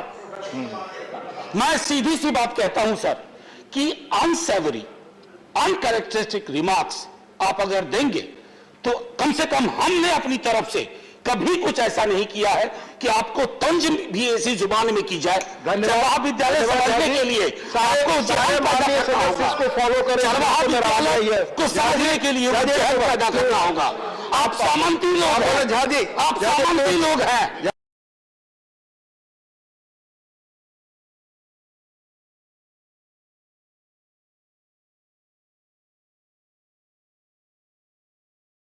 का समय था महोदय, अखबारों के पन्ने भरे रहते थे और सैनिटाइजर, मास्क इत्यादि खरीदने के लिए पैसे नहीं थे।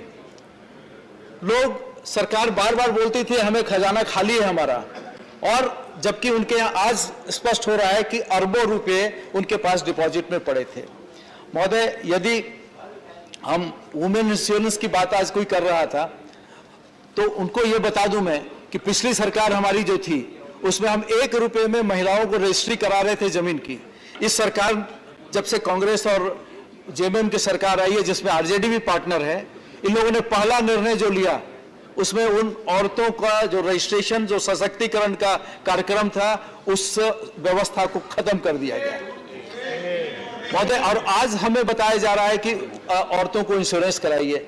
महोदय, अब हम दूसरी बात बताते हैं कि किसानों के लिए हमारी सरकार ने प्रावधान किया था और कांग्रेस पार्टी बराबर कहती है कि सीधे योजना फायदा पहुंचाया जाए। अच्छी बात है, हमने भी वही किया।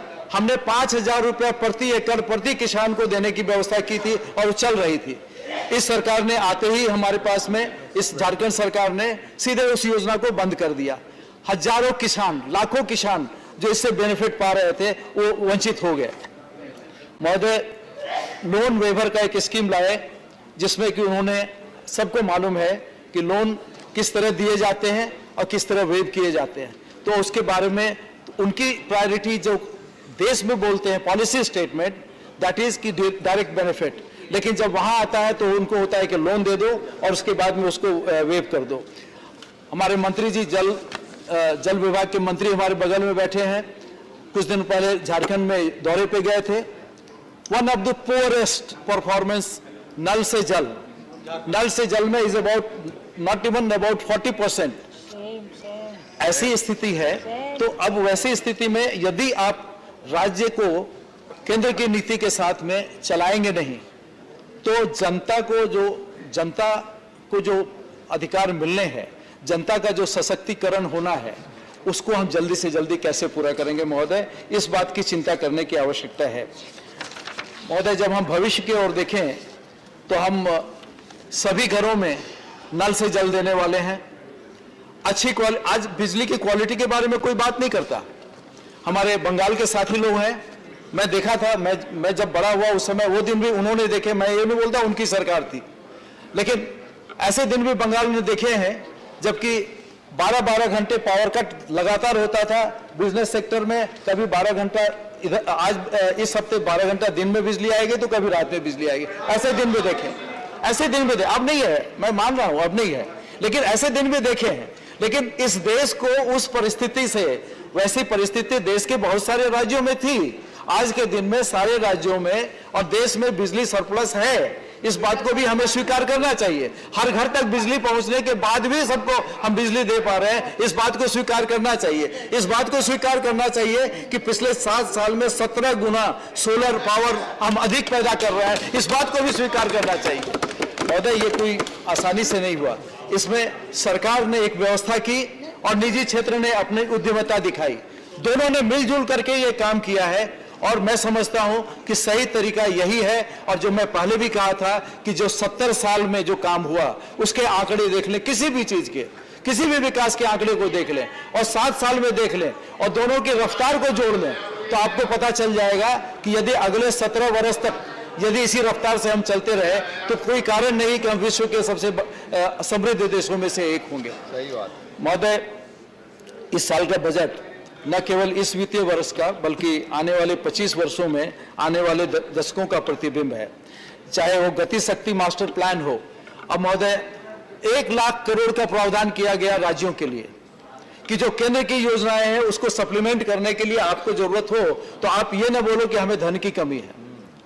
हमारे राज्य का बजट आया पिछले दिनों, महोदय, एक भी योजना ऐसी नहीं है जो इस केंद्रीय योजनाओं के साथ में जोड़ करके उसको सप्लीमेंट करने के लिए बनाई गई। महोदय, यदि ये काम राज्य नहीं करेंगे तो किसका दोष है? यदि वो वहां के लोग वंचित रह जाएंगे तो किसका दोष है? अभी हम जो देख रहे हैं कि 13 नेताओं के वैश्विक सर्वेक्षण में, जिसमें सारे बड़े देशों के लोग थे, और उसमें पीएम मोदी जी को 77% की रेटिंग हुई। मैं नहीं समझता हूं कि इस देश के बाहर कोई बहुत बड़े एडवर्टाइजमेंट किए गए जहां, जैसे कि यहां राजधानी की सरकार करती है, या कोई प्रभाव करने की कोशिश की, और मैं ये मान के चलता हूं कि उन्होंने कुछ इंडिपेंडेंस रखा होगा अपने सर्वे के मामले में, तो जो दूसरे इंडेक्सेस थे उनके साथ इनको हम ना जोड़ें, क्योंकि इसका एक पॉलिटिकल ओवरटोन भी होगा। लेकिन इस देश में यदि ये सरकार बार बार जीत रही है, राज्यों में जीत रही है, सबसे बड़े राज्य में जीती है, फिर दोबारा जीती है, एक इतिहास रचा है इन्होंने, तो क्या इस सरकार की विश्वसनीयता का, और ये सरकार की विश्वसनीयता केवल नाम से नहीं होती, केवल नारों से नहीं होती, केवल गरीबी हटाओ के वायदे से नहीं होती, जो कि एक जैसे सब्जी बनाते हैं तो उसमें झाग होता है, कि जिसमें केवल झाग ही होता है, कंटेंट नहीं होता, दिखता जरूर है वो सब वायदे थे, वो सब नारे थे, ये वो नहीं है। अगर हम डिलीवर नहीं करते तो हमें ये विश्वास दोबारा नहीं मिलता। और मैं कह सकता हूं कि ये विश्वास अब हमने डिलीवरी मैकेनिज्म को अब हमने यही सच्चा और अच्छा विकास है। इसे आप भी स्वीकार कर लें, इसे आप भी स्वीकार कर लें और आप इसमें सुझाव दें, साथ चलें। लोगों ने आपको भी विश्वास दिया है, लोगों ने आप पे भी विश्वास जताया, आपसे भी लोग अपेक्षा करते हैं, आपको भी मौका दिया, आपने नहीं कर पाए, हम कर रहे हैं, तो हमें रोकिए मत, बल्कि हमें सहारा दीजिए, हमें प्रोत्साहन कीजिए। महोदय, ये जो धारा अनुच्छेद 370 के हटाए जाने पे विपक्ष रो रहा था और पूरा देश परेशान था कि ये हो कैसे रहा, और हो गया। इसी सदन में जो एक चार्ज्ड एटमॉस्फेयर था और किसी को विश्वास नहीं हो रहा था कि ये हो गया, पूरा देश अचंभित था। उस समय बहुत सारी आशंकाएं व्यक्त की गई थी इसी सदन में। आज कृपया मैं आग्रह करूंगा अपने मित्रों से, वो उन आशंकाओं को पढ़ लें और आज की वहां की जो स्थिति है उनको पढ़ लें। यदि आप प्लीज बैठकर पीछे ना बोले, प्लीज पीछे बैठकर ना टिप्पणी करें। अब मैं डेटा दे रहा हूं आपको। महोदय, कश्मीर में एक रोशनी कानून था, मैं डेटा जानना चाहते हैं ना, करीब सीएजी ने इसको 25,000 करोड़ का घोटाला बताया है। Are you happy? ये डेटा सुनिए, 25,000 करोड़ का घोटाला बताया है जम्मू कश्मीर जैसे छोटे राज्य में, 1.5 करोड़ की पॉपुलेशन वाले राज्य में, रोशनी घोटाले के। और करने वाले कौन थे ये घोटाला? वहां के अभिजात वर्ग के लोग, सत्ता में बैठे लोग। अभी उसको हटाया गया,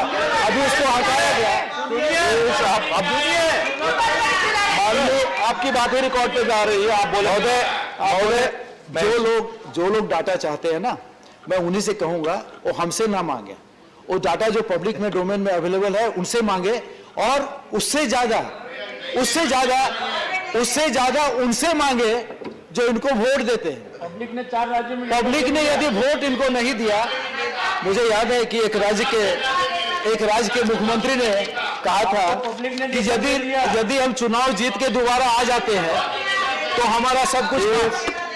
एक मुख्यमंत्री, मैडम प्लीज, प्लीज आप घोटाले में रखें, अगर सदन चलाना है तो प्लीज।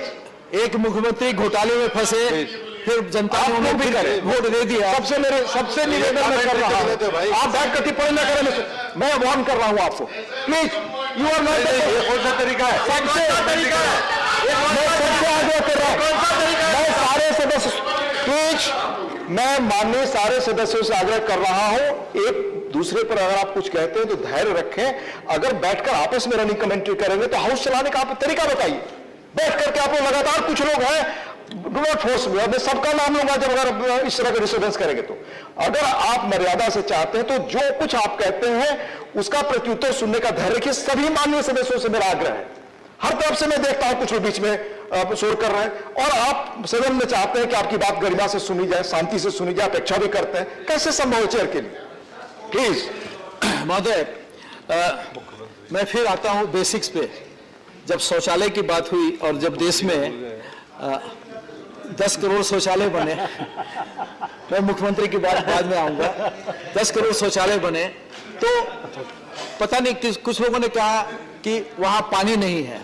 बात सही है कि हमारे गांव में पानी नहीं थी, पानी की किल्लत थी, लेकिन फिर आप देखिए कि इसको हमने किस तरह से स्वीकार किया। आपकी आलोचना को हमने इस आलोचना को रचनात्मक कार्यक्रम में बदला और ये तय किया कि हर घर तक नल से पानी देंगे। देखिए आज 6 करोड़ हो गए, 6 करोड़ घरों तक पानी पहुंच गया। महोदय, आपकी आलोचना ऐसा नहीं है कि हम इस कान से सुनते हैं उस कान से निकालते हैं। आपकी आलोचना को हम स्टोर करते हैं और सोचते हैं कि ऐसा क्यों बोला, इसमें हम बेहतर क्या कर सकते हैं। आपने कहा टॉयलेट में पानी नहीं, हमने कहा बिल्कुल नहीं है, कहीं कहीं ऐसी दिक्कत थी तो हमने उसको दूर कर दिया। अब आपको पीने के लिए भी पानी मिलेगा, टॉयलेट के लिए पानी मिलेगा, लेकिन शायद इनको वोट नहीं मिलेगा, क्योंकि वोट हमको मिलेगा। महोदय, एक और आंकड़ा देता हूं महोदय, 2014 में कांग्रेस ने कहा था कि इस टॉयलेट की योजना, स्वच्छता निर्मल भारत की योजना जो थी, उसको 13-14 में 4200 करोड़ का बजटीय प्रोविजन था। महोदय, ये निर्मल भारत में मान गया कि ये उनकी ही योजना है, लेकिन संशोधित अनुमान, revise estimate was only 2200 crore. 4400 crore 4200 crore में से खर्च केवल 2200 करोड़ हो पाया, करीब करीब आधा। महोदय, ये आंकड़े हैं, और ये आंकड़े जो है ना, वो लोग पूछे जो कि इस आंकड़ों से बेहतर कर सके, उनको भी मौका है। अभी भी हर पार्टी के, इस देश के हर पार्टी का कहीं न कहीं किसी न किसी राज्य में प्रतिनिधित्व है, वहां पे वो केंद्र से बेहतर करके दिखाए। मैं तो इस बात की चुनौती देता हूं कि आप अपने राज्य में अच्छा करके दिखाइए, तो और तब हमको अच्छा लगेगा, हमको, हमारे लिए भी एक चुनौती होगी। लेकिन हम तो देख रहे हैं, हम जो कर रहे हैं, आगे कोई कंपटीशन नहीं दिखता सिवाय झूठ सच के, क्रिटिसिज्म के। महोदय, ये चलने वाला नहीं। एक समय था जबकि भारत नेता की जगह विश्व में देशों का फॉलोअर हुआ करता था। हम पिछलग्गू माने जाते थे और हाँ में हाँ मिलाने वाले लोग मानते थे, लेकिन हमने एक आर्थिक जगत से, आर्थिक अपनी उद्यमिता से आज यदि हमारा निर्यात कई गुना बढ़ गया और बढ़ते जा रहा है। महोदय, इस सदन में शिपिंग मंत्री भी बैठे हैं जो पुराने थे। ये तथ्य है कि आज के दिन में इस देश से निर्यात इतना हो रहा है कि यहां पे भेजने के लिए कंटेनर नहीं मिल रहे, और उनके पास में, शिपिंग मंत्री के पास में बार बार निर्यातक लोग शिकायत लेके आते हैं कि हमें कंटेनर दिलवाइए, हमें कंटेनर दिलवाइए, हमें पोर्ट में जगह दिलवाइए। महोदय, ये अचानक नहीं हुआ, लेकिन हाँ 7 साल में बदलाव आया है, और इस बदलाव के लिए यदि हम अपनी पीठ थपथपा के सोए नहीं है, बल्कि हम ये देखते हैं कि हमारे प्रधानमंत्री जी रोज एक नया दायित्व अपने पार्टी के सदस्यों को देते हैं। रोज बड़े स्तर पे मंत्रियों को कितना दायित्व देते होंगे और क्या चैलेंज देते होंगे हमें नहीं मालूम, लेकिन एज ए कार्यकर्ता I know that every day he is giving one vision, one task every day. This is what is the thing. और जब हमने अपने उपराष्ट्रपति जी ने अभी हाल में एक बात कही शिक्षा प्रणाली के बारे में कि भारतीयता के महत्व को क्यों हम नकार रहे हैं, क्या हम भारतीयता के पद्धति से शिक्षा नहीं दे सकते? हम समझते हैं हम दे सकते हैं, हम समझते हैं हम दे सकते हैं। महोदय, 35 साल को लग गए हमें शिक्षा नीति बनाने में। यदि हम शिक्षा, जी भगवा में, यही मैं पूछना चाहता हूं कि भगवा में आपको दोष क्या नजर आता है? सही बात। यदि लाल में दोष नहीं है, यदि हरे में दोष नहीं है, तो भगवा में क्या दोष? हरे में दोष नहीं, हरे में दोष नहीं, लाल में दोष नहीं, तो भगवे में क्या दोष? महोदय, माननीय अटल जी ने एक बार कहा था, सरकारें आएंगी जाएंगी, पार्टियां बनेंगी बिगड़ेंगी, मगर ये देश रहना चाहिए। महोदय, इस देश में बड़ी तेजी से हम आगे बढ़ रहे हैं। एक साधारण सदस्य के नाते, एक साधारण कार्यकर्ता के नाते, एक साधारण नागरिक के तौर के नाते, मैं इस सदन के सारे सदस्यों, चाहे इधर बैठे या उधर, कहते हैं कि हमें हर कुछ वो कदम उठाना चाहिए जो इस यात्रा को हम अधिक तेजी, गति और शक्ति दे सके। धन्यवाद महोदय। धन्यवाद। Honorable Minister to reply.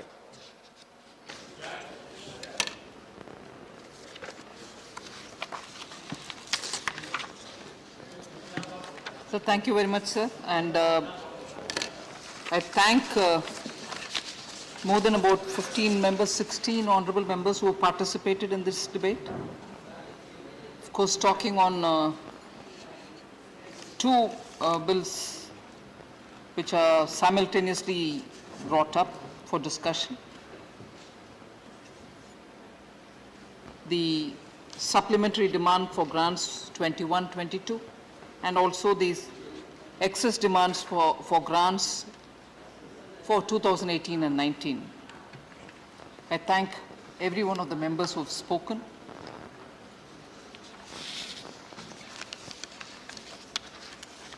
Quite a few points which are part of the supplementary demands have been raised with questions about why at all such demands will have to be raised by the government if only it looked into these matters in time. This was raised by a few members, particularly on the excess demand for 18 and 19, which has been brought here now. I would like to take a minute to explain as to why the excess demand for grants pertaining to 2018 and 19 is coming in now in 2022. I quite appreciate the concern of the honorable members, particularly when it comes to the question of utilizing public money. And if there is a delay in coming and seeking approval of the House, it's only natural that members will raise concern about it. And I'm here, duty bound, surely, to answer and remove any apprehension that may be in the minds of the honorable members.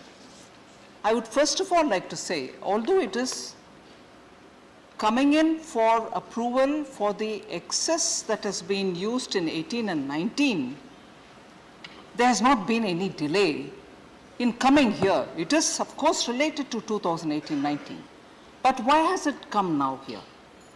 It has come here for regularizing the excess spending of that year, and the need for regularizing it arises because the PAC, the Public Accounts Committee of the Lok Sabha, has clearly looked into it and said that we will have to go back to the House for certain heads of expenditure that has been spent in 18-19 in excess of what has been mentioned in the budget. And although it has been picked up, the PAC felt it has to go back to the House to get regularized, in the sense it should be again looked into by the House and then given that regularization and approval. And therefore we brought it. And when did that PAC report come to us? The PAC report suggesting that we regularize this, looking at the excess expenditure of 18 and 19, was submitted on 14th December 2021. And on 14th December 2021, when it was submitted, the time given for us to get the regularization, meaning approval again from the House, was up to June 2022. We are in March 2022. They have given us time to get the regularization done by June 2022. And abiding by that suggestion given by the PAC, we have brought that as a supplementary demand for grants to meet that expenditure which is already incurred in 18-19 as a regularization step. And that is why that has come. There has not been any delay. And from December, we have immediately taken and therefore come up with this supplementary demand for that excess expenditure which has been incurred for regularizing it. I just want to highlight the point. And what were those excess which was spent at that time? And if we can very quickly highlight the point, I would strongly believe that the members would appreciate as to why those expenditures were incurred and why, after the PAC having had a look at it and felt that it might be better for us to go to the House to have it regularized. The amounts spent were clearly narrated in the papers which have been distributed. I just want to recall that for defense services, 3,841 crores has been taken up for ration, fuel, oil, lubricants, medicals, and many other emergency requirement payment for the HAL. We're talking about 18-19, sir, but I'm sure the honorable members will recall the circumstances in which these expenditure would have been incurred. For statutory and customs duties for critical ammunitions which were being brought in, imported stores, replenishment of and procurement of airborne and ground weapon armaments, and so on. So these were not expenditures which were incurred otherwise, but very essential, and therefore it has been brought in. Again, capital outlay for defense services has taken 1,257 crores. And where did they go? Allocation made at the B stage was insufficient, and therefore we had to spend more. Advanced light Helicopter approvals were given by the CCS. Strike-off of wastage happened at the component levels for repair for T-90 tanks which came from Russia, and also progress of Rohtang Tunnel CSG roads which were built at that time, critical for connectivity, and some of the work progress which happened at that time happened faster than we thought, such as vehicle procurement cases, National War Museum and Memorial, obligatory contractual payments for shipbuilding contracts and so on. So none of these expenditure could have just been met with what amounts were given in the BE. They had to be spent and later included. Therefore, when it came to PAC, they wanted to go back to the House, and that's where this is seen. So, the supplementary demand for grants otherwise, except for the excess grant about which I've explained, are also aspects which are very important for us to appreciate for a moment. Several members spoke, and I distinctly recall Honorable Member Fawzia Khan also saying we need to have a lot more, human touch in the infrastructure. It's important we need to spend. We also need to have greater inclusivity in the budgets and so on. Just look at the supplementary demand for grants and see where this is going. And I'm sure Honorable Member Fawzia Khan herself and several other members who spoke relatively the same kind of highlighting importance on keeping the common man in mind. Look at the fertilizer subsidies, sir. 14,902 crores, which is coming through this supplementary demand. Indigenous urea subsidy, 8,270 crore. And the import of urea, last year you would realize that the price of the import of urea had spiked and we had to import it at that cost nevertheless. And after having imported it at that cost, the government did not push the burden onto the farmers. The entire hike in the imported fertilizers cost has been borne by the government. The farmers have not been made to pay even one extra paisa for the fertilizers that they had to. Sorry, ma'am? Please. I'm highlighting that we've done that, ma'am. So the import of urea, sir, 14,000 crores is included, ma'am, for Honorable Member Fawzia Khan, who felt strongly that you should have the common man's interest in your mind. This is that. Similarly, sir, labor and employment, also a part of the supplementary demand for grants. 10,260 crores, supplementary demand for grants. Where is this going? Contribution and grants in aid general under the scheme for employees pension scheme 1995. It goes for that.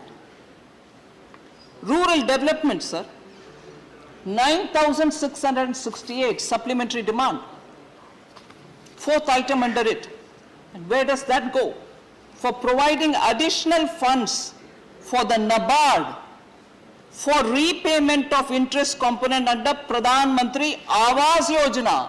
It goes for the poor people, the houses. And it is for NABARD that we have given that money. So the supplementary demand for grants is not coming for anything else but to meet the pressing needs of government's schemes which are going for the common people. And therefore, Please. I'm coming for one by one. I'll certainly address CPF. Binay Vishwamji, I will certainly address it. So, then sir, there's a lot of concern, genuine concern, legitimate concern. I am with members when they speak with concern, particularly on the GST compensation fund. Supplementary demand for grants, item number 6, 8,292.75 crores for meeting expenditure on additional transfer to GST compensation fund. Center is moving. We are not holding anybody's money back, and we are going as per what was decided in the GST Council. Sir, again, item number 12 of the supplementary demands for grant. Defense pensions, 1,028.52 crores. Please, Sir, please, let her speak. so item by item I can highlight to say that the supplementary demands for grants is just in time to meet those very important common man related schemes, and it is for that this set of demands have come. So I'll probably just miss out naming the honorable members, but the issues which they've raised I'll try to address.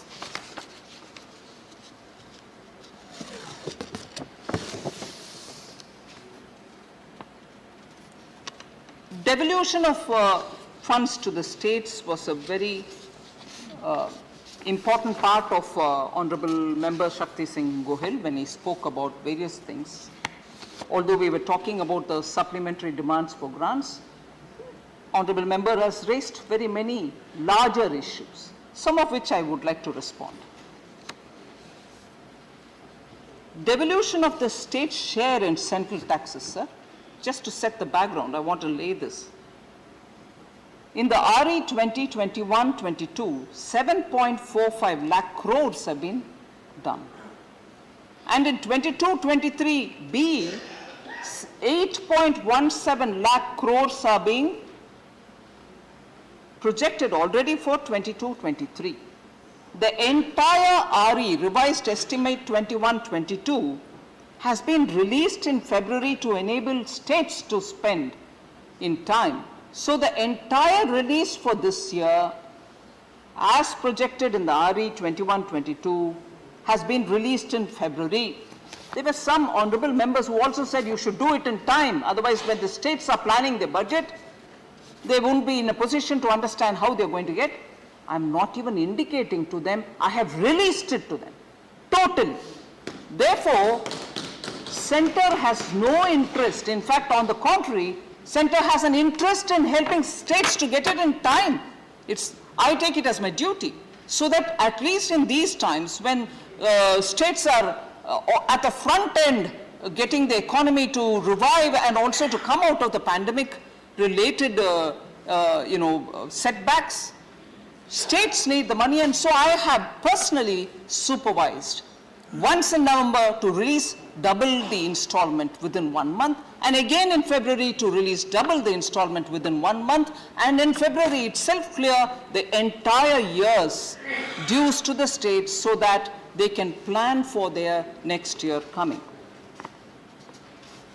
Another important such transfer, sir, which on the basis of what was agreed in the council, is that we borrow the money for paying the compensation because we were not earning as much as we need to pay to the states on the compensation. Transfer to the states based on the back-to-back loan arrangement which was agreed in the council was 1.59 lakh crores. That's already transferred to the states in time every month. Finance Commission grants, and as against the actuals of 1.84 lakh crores in 2020-2021, the outlay provided in 21-22 is 2.11 lakh crore. Transfers to states under centrally sponsored scheme 2020-21, 3.08 lakh crore, 21-22, 3.26 lakh crore, 22-23, 3.33 lakh crores. Not decreasing, on the contrary, increasing, and it should increase. But I want to draw the attention of honorable members. Nowhere is the devolution to the states being held back by the center. Central sector seems, sir. Actuals of 2020-21, 16,143 crores. 21-22 RE, 45,123 crores, and B of 22-23, 49,026 crores. So there's no reduction, in fact, timely disbursement. Sir, this is a This one point which I want to seek your permission to say is not at all a part of this supplementary demand for grants. But in the context of GST payments and also this suggestion that no, the center has been not fair about distributing GST compensation, and also raising a matter which has been long settled, solved, about an IGST payment on which questions were raised by an honorable member. I would like to highlight, sir, point by point, I'd like to say this.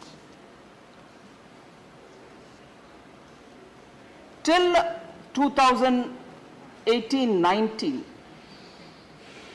when a formal system of disbursing, dividing, sharing IGST came into play, that system came into play only in 2018-19.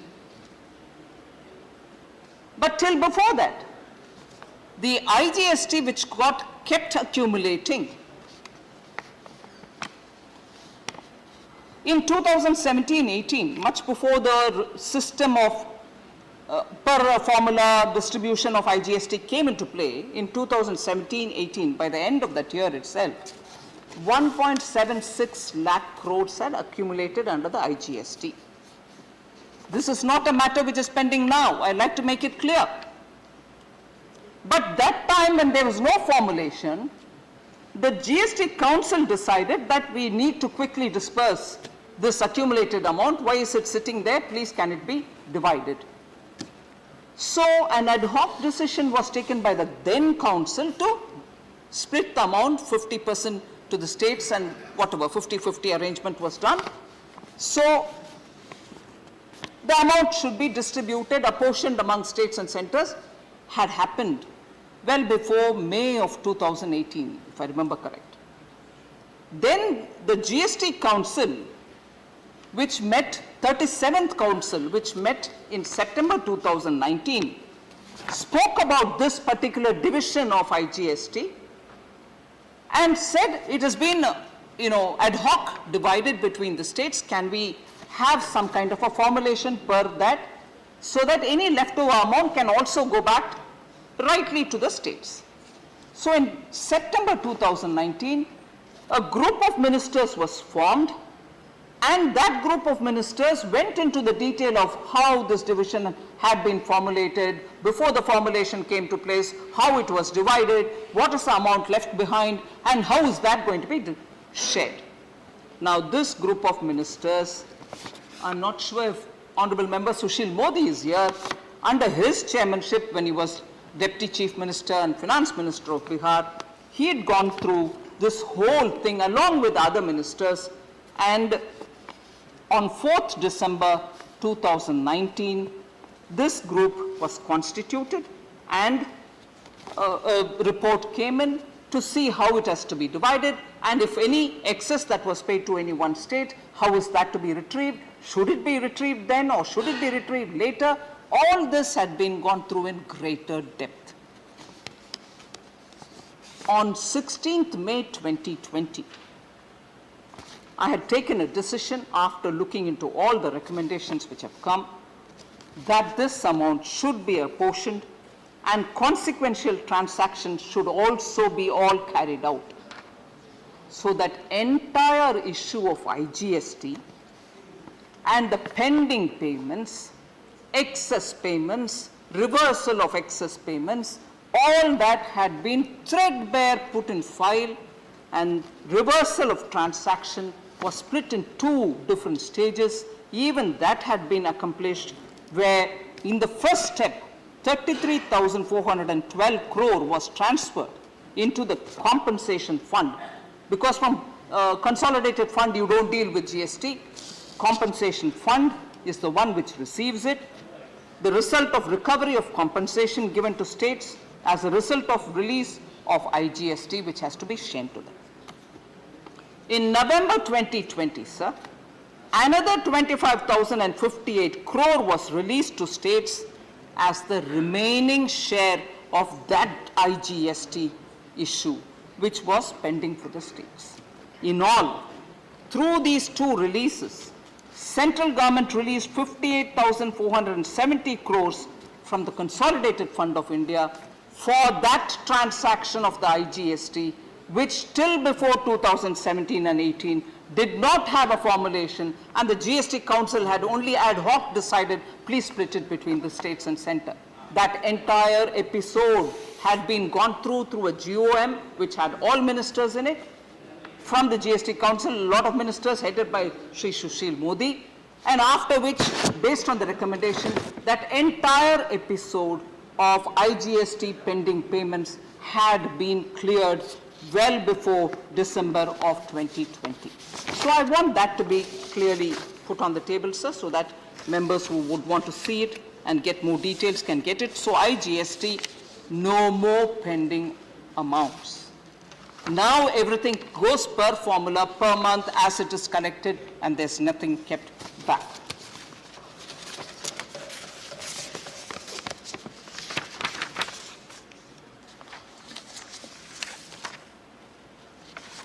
So there was a small confusion, I think, or if I have not understood correct, I'd like to stand corrected. Talking about GST cess collection, based on which compensation is paid, and that cess in the GST dispensation is levied only on sin goods, and those sin goods are already specified, notified, and mentioned. That is one thing on which the center doesn't do anything. It is per the GST formulation that money keeps going to the states as and when that collection comes into the compensation cess fund. That is the compensation cess, which is under the GST regime. That cess is not to be mixed up with, say, the education and health cess, or the road cess, or any such cess which the central government collects, over which the usual observation would be, oh, well, that doesn't come under the part of the Finance Commission's devolution formula. It is something which the center takes away. It doesn't come to the states. Of course, it goes to the states, but never mind, that's a different debate. But the GST compensation cess need not be confused with the cess that the central government collects, and that GST compensation cess, the central government has nothing to do with it. It is done and disposed of per the formulation which is in the GST Council. So if there is any confusion about, oh, cesses are all with the government, no, sorry, GST compensation cess is under the control of the GST Council. So there were one or two questions on insurance companies and their increasing losses. So I'd like to respond by saying 5,000 crores have been proposed for recapitalization of public sector insurance companies in this third batch of supplementary demand for grants. This recapitalization, sir, is linked with improvement in certain performance indicators of these companies. This will help them to reduce their losses and to improve their overall financial condition. Because we are talking of insurance companies also, and because many members raised this issue, sir, eligible policy holders of LIC will also be entitled to get the IPO issue, because there is a reservation of up to 10% of the issue size for policy holders, and they may also get a discount on the offer price. So as regard the LIC issue, policy holders' concerns were raised, and also on the embedded value itself. Member Shantanu Sen had raised it. The embedded value, sir, the Indian embedded value of LIC has been calculated in an extremely scientific way and disclosed in the draft red herring proposal which was filed with the regulator and which now has been put in the public domain. The IEV of LIC is actually an actuarial metric and it's based on the value of in-force business and has been reported by globally renowned actuarial firms. So investors and experts, particularly belonging to the actuarial field, have assessed the overall valuation of the life insurance company based on the IEV, and also the financial statements are also available for people to have a look at it. So EPFO, Binay Vishwamji, I can't see him here. And also I think Priyanka Chaturvedi ji had raised the EPFO issue. So EPFO has a central board, which is the one which takes the call on what rate has to be given for them. And they had not changed it, I don't know, for quite some time. They've changed it now. From 8.4, it has come down to 8.1. And on that, a lot of questions were raised. And I appreciate I quite recognize the concern of the honorable members. It's a decision taken by the central board in which representatives of the various segments which are part of the EPFO are all seated in the board, inclusive of workers' representatives, management representatives, government representatives, all of them are seated in the board. And they have taken this call to bring it down to 8.1. And I think the Honorable Minister, Bhupendra Yadav ji, had explained as to why he had to take this call. I just want to place before Honorable Sir, you, and also to have it put on the record of the government, of the Rajya Sabha, Sukanya Samriddhi Yojana is at 7.6%. Senior Citizen Savings Scheme, sir, is at 7.4%. PPF is at 7.1%. State Bank of India's highest rate given for some portfolio, which is like 5 to 10 year fixed deposits, is at 5.50%, sir. And it has a markup for senior citizens, which takes it to 6.3%. Government's own borrowing, the G6, on an average for across various tenors, is at 6.28%. That is, if government goes to borrow from a certain fund, it has to pay that kind of a rate.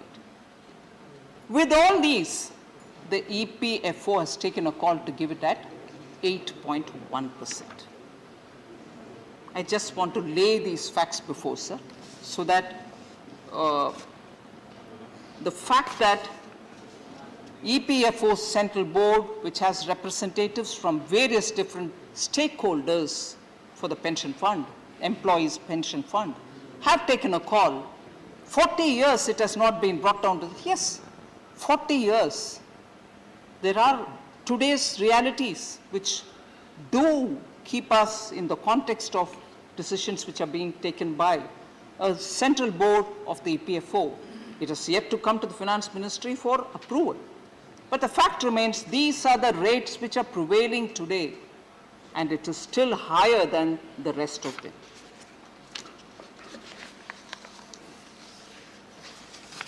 So quite a few members had concern about defense. Basic equipments are not available. You're not taking care of purchases in defense. And with due respect, Manya Shakti Singh Gohil also spoke about it, I think. Shoes, suits are not even available. Bullets are not available. Pardon me, sir, if I sound a bit cynical. Hearing it from Manya Shakti Singh Gohil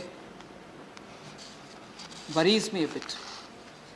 If that kind of concern could have been voiced during the Congress's 10 years in rule, Indian Defence Forces would have been much better in their position. And I'll tell you some of the situations which arose.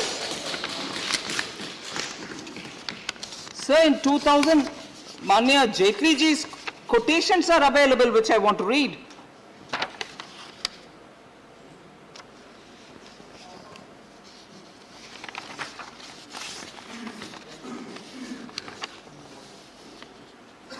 Even the CAG's report, sir, It said no significant improvement in the availability of ammunition. September 2016, talking about an earlier term. So the situation, sir, for our defense forces was so helpless at that time. And I remember myself sitting and looking into the defense procurement in my capacity at that time in defense ministry. I distinctly remember in February 2018, the DAC at that time accorded the approval for 41,000 light machine guns of over 3.5 lakh crores urgently to be bought. More importantly, I'll quote Shri Rajnath Singh, who had sometime later made this observation, but it captures the pictures. I'm quoting Shri Rajnath Singh. In 2009, there was a shortage of 3,53,755 bulletproof jackets in the country. But procurement was not done for a long time.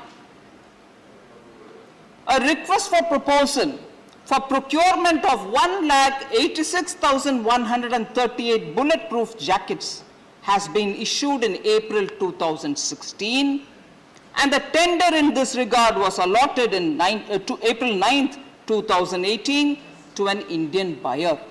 It addresses, unquote, it addresses two things, sir. That we had very quickly ramped up purchases of essentials, inclusive of bulletproof jackets, and I'll give you other examples of what other things were bought also, and also making sure that such essentials for our soldiers are bought from Indian buyers. Atmanirbhar defense, sorry? You want the name of the supplier so that you can accuse me of doing some crony business? Not at all. Vinay Viswamji, please.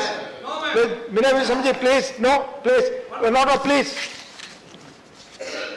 Kindly please explain us why and what provoked you or prompted you to close down the defense ordnance factories. No, I'm coming to Thank that. you. Don't keep asking me a Thank you. question for which I've already said I'll answer. I'll answer Please. that. I'll answer that. Sir, so for people who are worried about basic essentials for defense, for soldiers, for their guns, for their bulletproof jackets, for the bullets, for the carbines, and even for fighter aircrafts. 10 years of Indian defense history has recorded nil purchases, sir. 10 years were lost. 10 years were lost that after 2014, rapidly we had to buy from pin to aircraft, everything. And I will go on repeating a list of things, sir, which made our defense completely disarmed. And I will repeat this line that Honorable Member Shakti Singh Gohel, with such intensity when he questions me, I would say, I wish he had said this during that set of 10 years, when none of this was done, none of which has been purchased. Oh yes, please. Please. मैं सिर्फ यही request करना चाहता हूं कि आप CAG report जो है, मैंने आपको पैराग्राफ दिया, मैंने आपको चैप्टर दिया, मैंने आपको साल दिया, मेरा कोई एलिगेशन नहीं था. This was the fact by an independent constitutional audit agency. So kindly reply on those things rather than going here and there blaming previous government, this government. I didn't make any political observation. I raised the concern which was highlighted by the independent constitutional agency, sir. So therefore, the points that we will raise, and when I address it, no, it's not, you can't be talking about some other time. I've asked you a specific point on which you please give me a reply. I'm giving specific points and replies for that. But in defense, sir, nothing arises overnight. The legacy problems are also festering us that we are trying to address that in... Please. Yes, 10 years was even longer time. Yeah. 10 years was even a longer time when nothing was purchased, sir. Let us concede that point. Please. 10 years' procurement is being done in 7 years, will have to be appreciated, sir. Sir, so defense, Honorable Member Priyanka Chaturvedi also felt that defense expenditure, defense allocations have come down. I'd like to just highlight, sir, when we are talking of defense and defense-related allocations, there are 4 broad headings. They are not clubbed into one because the purposes are so drastically different from one another. Civil expenditure for defense, revenue expenditure for defense, capital outlay for defense, and defense pensions. So I'd like to just draw the attention of the honorable member that not on any one of those heads in the last 4 years has there been a reduction in the outlays.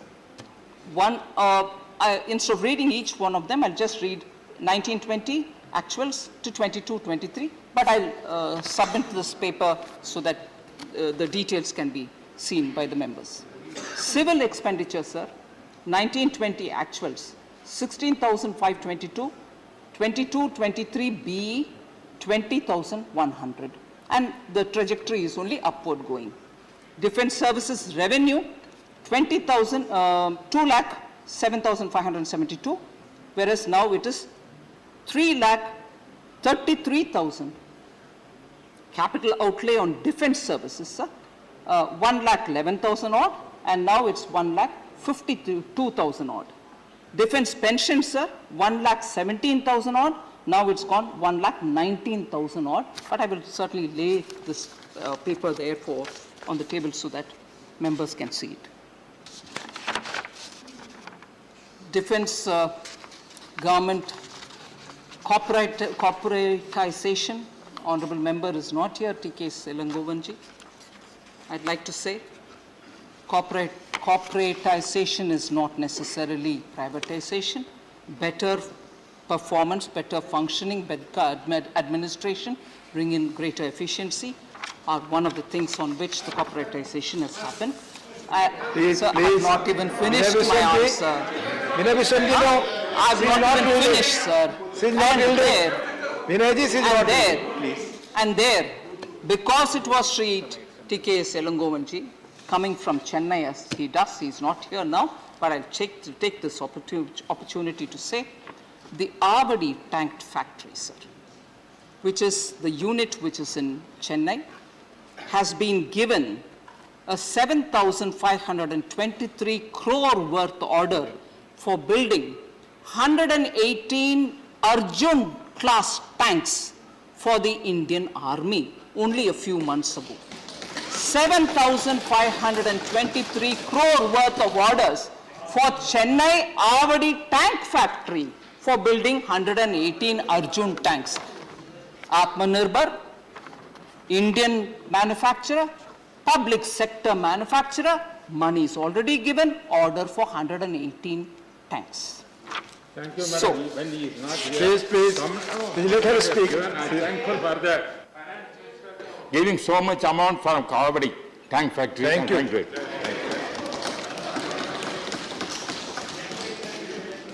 So questions were raised on food subsidy, fertilizer subsidy, allocation on Manrega, reduction in the outlay for health, and also negligible increase for social sector.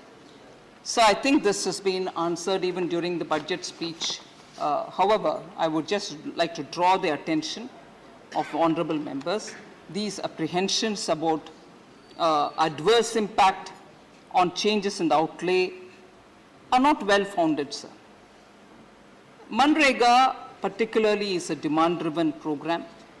So as and when demand comes in, we do place it. The amount in 21-22 BE, sir, is 73,000 crore. And the actual, meaning the RE, revised estimate for 21-22, is 98,000, much higher than the BE.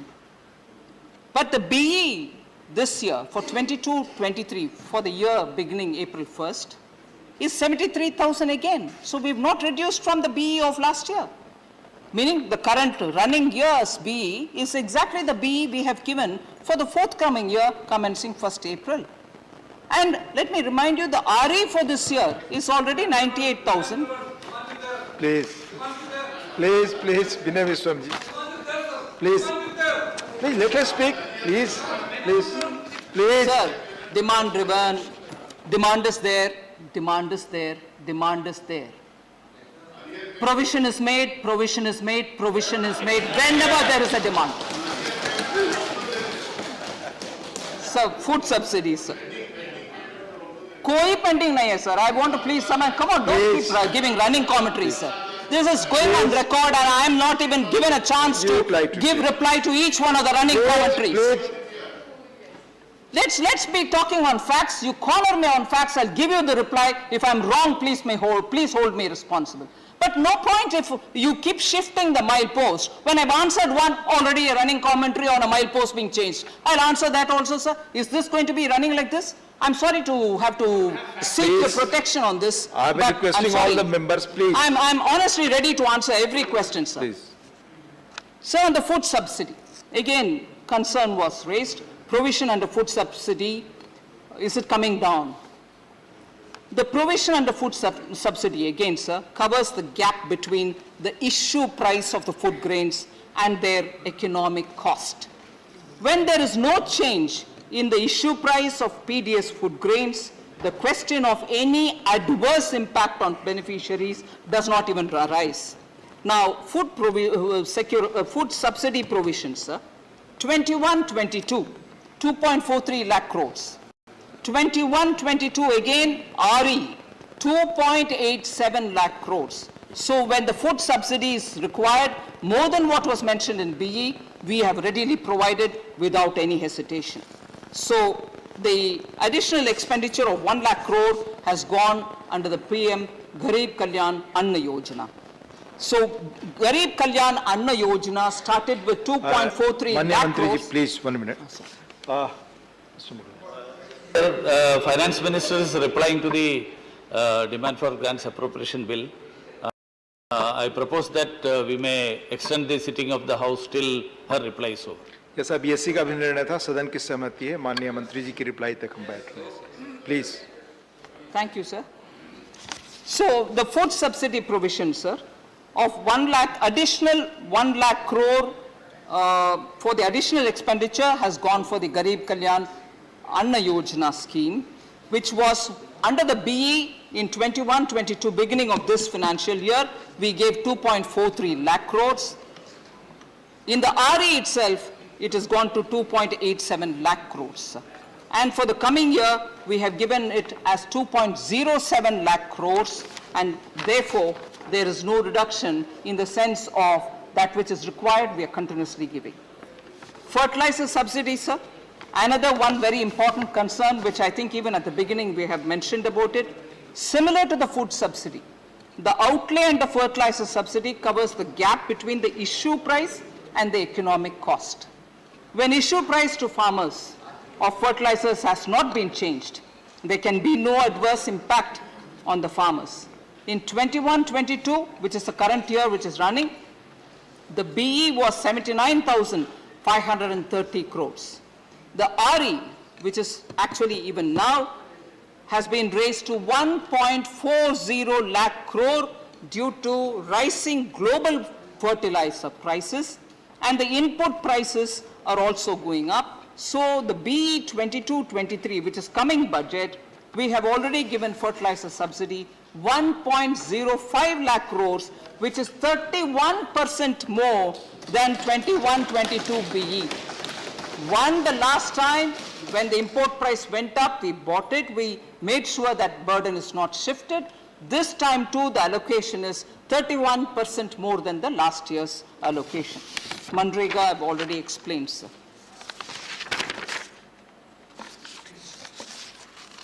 So largely, I think issues raised by honorable members have all been, I think, addressed. the particular point about why we have to go through the infrastructure funding route has been severally explained, but the multiplier effect is what has made us go through that route than any other. Revenue expenditures multiplier effect is not substantial, and therefore we have chosen to go through that route, sir.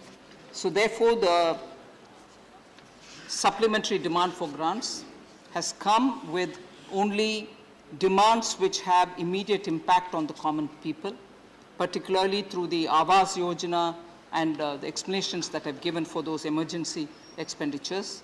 I seek the House and the cooperation of the entire House for supporting this demand for grants and also for the excess demand for grants, which is as a result of a PAC's recommendation. Thank you very much. Thank you.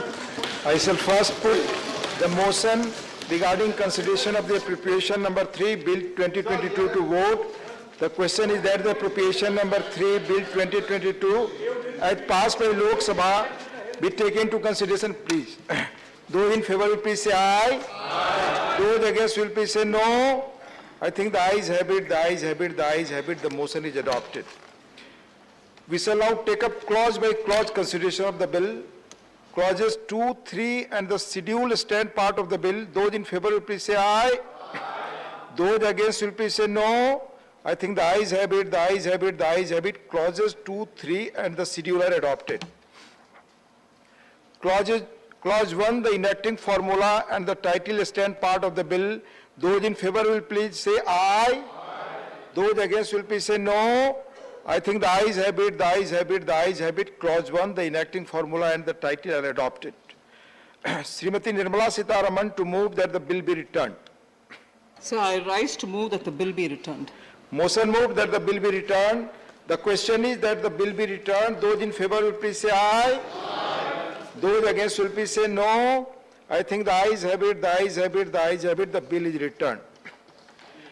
I shall now put the motion regarding consideration of the appropriation number 2, Bill 2022 to vote. The question is that the appropriation number 2, Bill 2022 as passed by Lok Sabha be taken into consideration. Those in favor will please say aye. Aye. Those against will please say no. I think the ayes have it, the ayes have it, the ayes have it. The motion is adopted.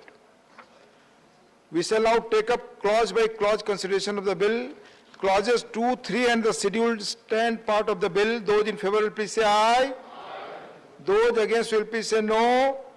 I think the ayes have it, the ayes have it, the ayes have it. Clauses 2, 3 and the schedule are adopted. Clause 1, the enacting formula and the title stand part of the bill. Those in favor will please say aye. Aye.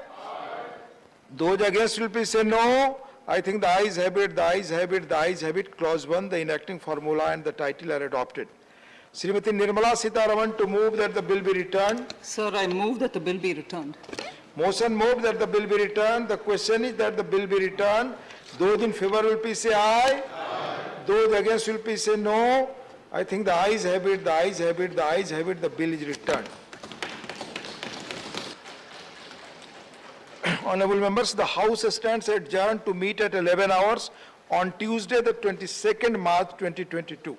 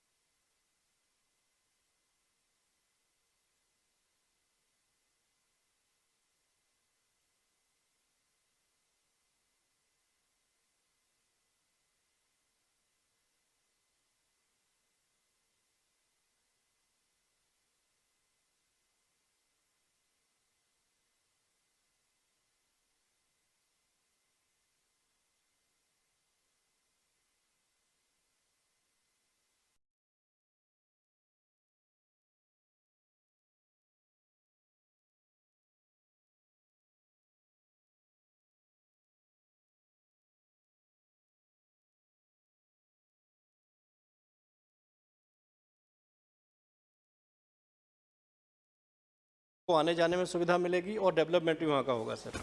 एक sir थोड़ा सा आग्रह आपसे है कि NH 91 जो गाजियाबाद लाल कुएं से बुलंदशहर दादरी टोल से लेके अलीगढ़ टोल तक जाता है, वहाँ पे कुछ गड्ढे बरसात के समय में उसमें हुए थे। मैंने आग्रह किया था माननीय जनरल VK सिंह जी से, तो गड्ढे तो भर गए, लेकिन सर जो गड्ढे भरे हैं उन गड्ढों को जो पैच लगाए हैं वो रोड से ऊंचे हो गए, इसलिए लोगों को जाने में भी समय अधिक लगता है और उस पर दुर्घटनाएं भी काफ़ी होती हैं। तो मेरा आपसे अनुरोध है कि उसको अतिशीघ्र ठीक कराने के आदेश दे दें, वो ठीक हो जाए। और आपका एक बार मैं पुनः बहुत बहुत धन्यवाद करता हूँ माननीय सभापति जी, और बहुत बहुत आभार। Honorable member Shri Tirumalavan ji, Tol Tirumalavan ji.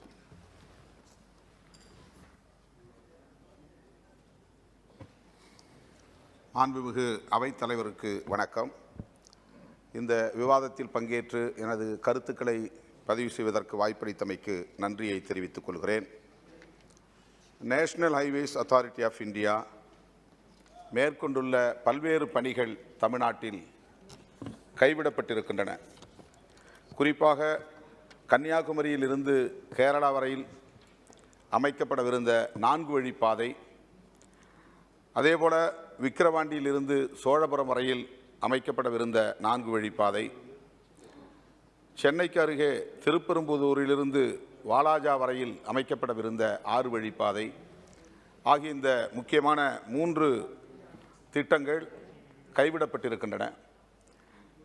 இந்த திட்டங்களை மீண்டும் நடைமுறைப்படுத்துவதற்கு அரசு, இந்திய ஒன்றிய அரசு உரிய நடவடிக்கைகளை மேற்கொள்ள வேண்டும். இந்த திட்டங்கள் கைவிடப்பட்டதற்கு தமிழ்நாடு அரசு ஒத்துழைக்கவில்லை என்று மத்திய அமைச்சர், ஒன்றிய அமைச்சர் அண்மையிலே கருத்து சொன்னபோது தமிழக முதல்வர் மாண்புமிகு தளபதி MK ஸ்டாலின் அவர்கள் அதை மறுத்திருக்கிறார். நாங்கள் உரிய ஒத்துழைப்பை நல்க தயாராக இருக்கிறோம். இந்திய ஒன்றிய அரசு கைவிடப்பட்ட அந்த திட்டங்களை மீண்டும் நடைமுறைப்படுத்த வேண்டும் என்று வலியுறுத்தி இருக்கிறார். Yeah, translation. What about translation? You right? We will call him after 5 minutes. No. Okay, you sit down. Because translator is not available. You will call later. Shri Raja Naik. Honorable member Shri Raja Naik.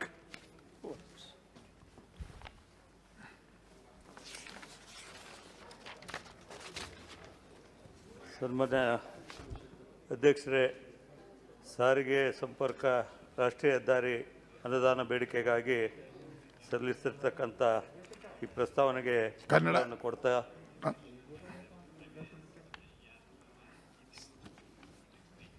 ಹೆದ್ದಾರಿ ಅಭಿವೃದ್ಧಿಯು ಇತರೆ ಅಭಿವೃದ್ಧಿ ದೇಶಗಳ ಪರವಾಗಿ ಆಗಿರ್ತಕ್ಕಂಥದ್ದು ರಾಷ್ಟ್ರೀಯ ಹೆದ್ದಾರಿ ವ್ಯವಸ್ಥೆ ಮಾದರಿಯಲ್ಲಿದೆ. ಮಾನ್ಯ ಮಾಜಿ ಪ್ರಧಾನಮಂತ್ರಿಗಳು ಶ್ರೀ ಅಟಲ್ ಬಿಹಾರಿ ವಾಜಪೇಯಿ ಅವರು ರಸ್ತೆಗಳ ನಿರ್ಮಾಣವು ಅಭಿವೃದ್ಧಿಯತ್ತ ಪ್ರಚೋದಿಸುತ್ತದೆ ಎಂದು ನಂಬಿದ್ದರು. ಸನ್ಮಾನ್ಯ ವಾಜಪೇಯಿ ಅವರು ಸುವರ್ಣ ಚತುಷ್ಪಥ ಹೆದ್ದಾರಿ ಯೋಜನೆಯನ್ನು ಪ್ರಾರಂಭಿಸಿದರು.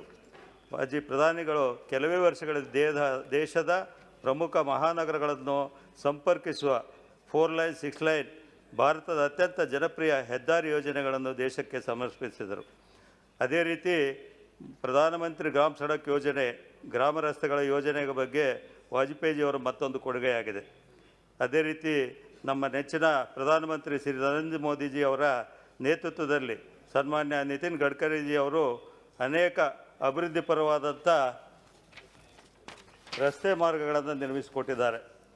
ವಿಶೇಷವಾಗಿ ವಿಜಾಪುರ ಮತ್ತು ಸೊಲ್ಲಾಪುರ ನಡುವೆ ಚತುಷ್ಕೋನ ಹೆದ್ದಾರಿ 25 ಕಿಲೋಮೀಟರ್ ಉದ್ದದ ಏಕಪಥ ರಸ್ತೆಯನ್ನು ಕೇವಲ 18 ಗಂಟೆಗಳಲ್ಲಿ ನಿರ್ಮಿಸುವ ಮೂಲಕ ವಿಶ್ವ ದಾಖಲೆ ನಿರ್ಮಿಸಿದ್ದೆ. ಅದೇ ರೀತಿ 22 ಗ್ರೀನ್ಫೀಲ್ಡ್ ಪ್ರವೇಶ ನಿಯಂತ್ರಣ ಎಕ್ಸ್ಪ್ರೆಸ್ ವೇಗಳನ್ನು ಅಭಿವೃದ್ಧಿಪಡಿಸುವ ಮೂಲಕ ರಾಷ್ಟ್ರೀಯ ಹೆದ್ದಾರಿ ಜಾಲವನ್ನು 25ರೊಳಗೆ 2 ಲಕ್ಷ ಕಿಲೋಮೀಟರ್ ಹೆಚ್ಚಿಸುವ ಗುರಿಯನ್ನು ಹೊಂದಿದೆ. ಪ್ರಸ್ತುತ ಭಾರತ್ಮಾಲಾ ಪರಿಯೋಜನಾ ಅಡಿ ಕರ್ನಾಟಕದ ಗಡಿಯಿಂದ ನನ್ನ ಮತಕ್ಷೇತ್ರ ರಾಯಚೂರು ಜಿಲ್ಲೆಯಿಂದ ಪ್ರಾರಂಭಿಸಿ Solapur, Kurnool, Chennai NH 150C 6 line ಪ್ರವೇಶ ನಿಯಂತ್ರಿತ ಗ್ರೀನ್ಫೀಲ್ಡ್ ಹೆದ್ದಾರಿಯ ವಿಭಾಗ ನಿರ್ಮಾಣಕ್ಕೆ ಸುಮಾರು 927 ಕೋಟಿ ಘೋಷಿಸಿ ಈಗಾಗಲೇ ಟೆಂಡರ್ ಕರೆಯಲಾಗಿದೆ. ಅದಕ್ಕಾಗಿ ನಾನು ಮಾನ್ಯ ಪ್ರಧಾನಮಂತ್ರಿಗಳನ್ನ, ಮಾನ್ಯ ನಿತಿನ್ ಗಡ್ಕರಿಜಿ ಅವ್ರನ್ನ ಕೃತಜ್ಞತೆಯನ್ನು ಅರ್ಪಿಸುತ್ತೇನೆ. ರಾಯಚೂರು ಲೋಕಸಭಾ ಕ್ಷೇತ್ರವು ರಾಯಚೂರು, ಯಾದಗಿರಿ ಜಿಲ್ಲೆಗಳನ್ನು ಒಳಗೊಂಡಿದ್ದು ಆಸ್ಪಿರೇಷನ್ ಜಿಲ್ಲೆಯಾಗಿದೆ. ಅದೇ ರೀತಿ 371J ವಿಧಿಯಡಿಯಲ್ಲಿ ವಿಶೇಷ ಸ್ಥಾನಮಾನವನ್ನು ಪಡೆದಿದೆ. ಆದರೆ ಈ ರಾಷ್ಟ್ರೀಯ ಹೆದ್ದಾರಿಗಳು ಅನೇಕ ರಾಷ್ಟ್ರೀಯ ಹೆದ್ದಾರಿಗಳನ್ನು ಈಗ ಘೋಷಿಸಿರುವುದರಿಂದ ಅದರ ಉಪವಿಭಾಗಗಳು ಕಲಬುರಗಿ, ಹೊಸಪೇಟೆ, ವಿಜಯಪುರಗಳಲ್ಲಿದೆ. ವಿಶೇಷವಾಗಿ ಇದನ್ನು ರಾಯಚೂರದಲ್ಲಿಯೇ ಉಪವಿಭಾಗ ಸ್ಥಾಪನೆ ಮಾಡಬೇಕಂತ ಈ ಸಂದರ್ಭದಲ್ಲಿ ಕೋರಿಸ್ತೇನೆ. ಅದೇ ರೀತಿ ಈಗಾಗಲೇ ಕೃಷ್ಣಾ ಬ್ರಿಡ್ಜ್ ಏನು ಕರ್ನಾಟಕ ಮತ್ತು ಆಂಧ್ರಕ್ಕೆ ಸಂಪರ್ಕವನ್ನು ಕಲ್ಪಿಸುವಂಥ ಬ್ರಿಡ್ಜ್ ಸುಮಾರು 160 ಕೋಟಿಯ ಬ್ರಿಡ್ಜ್ ಈಗಾಗಲೇ 4 ಲೈನಲ್ಲಿ ಚಾಲನೆ ಆಗಿದೆ. ಅದೇ ರೀತಿ NH 167 ಸಹ ಈಗಾಗಲೇ ರಸ್ತೆ ನಿರ್ಮಾಣ ಆಗಿದೆ. ಅದೇ ರೀತಿ 150 ಯಾದಗಿರಿಯಲ್ಲೂ ಸಹ ಈಗಾಗಲೇ ಜನರಿಗೆ ಅದು ಈಗ ಉಪಯೋಗಕ್ಕೆ ಬರ್ತಕ್ಕಂಥ ನಿಟ್ಟಿನಲ್ಲಿ ಆಗಿರೋದ್ರಿಂದ ಮತ್ತೊಮ್ಮೆ ಈ ಯೋಜನೆಗಳು ಮಾಡಿದ್ದಕ್ಕೆ ಕೃತಜ್ಞತೆಯನ್ನು ಸಲ್ಲಿಸಿ ಮುಂದೆ ಆಗಬೇಕಾದಂಥ NH 50A ಜೇವರ್ಗಿ, ಶ್ರೀರಂಗಪಟ್ಟಣ, ಸಿಂಧನೂರು, ಲಿಂಗಸೂರು, ಮಸ್ಕಿ, ಅದೇ ರೀತಿ ಭಾರತ್ ಮಾಲಾ ಅಡಿಯಲ್ಲಿ ಬೆಳಗಾವಿನಿಂದ ಹೈದರಾಬಾದ್, ರಾಯಚೂರು, ಅದೇ ರೀತಿ 167 ಆ ರಸ್ತೆಯನ್ನು ನಿರ್ಮಾಣ ಮಾಡುವುದರ ಜೊತೆಗೆ ಸೂರತ್, ಅದೇ ರೀತಿ NH 150A ಹತ್ತಿಗೂಡೂರು ತಿಂತಿಡಿ ಬ್ರಿಡ್ಜ್ ಮತ್ತು ಯಾದಗಿರಿ ನಗರದಲ್ಲಿ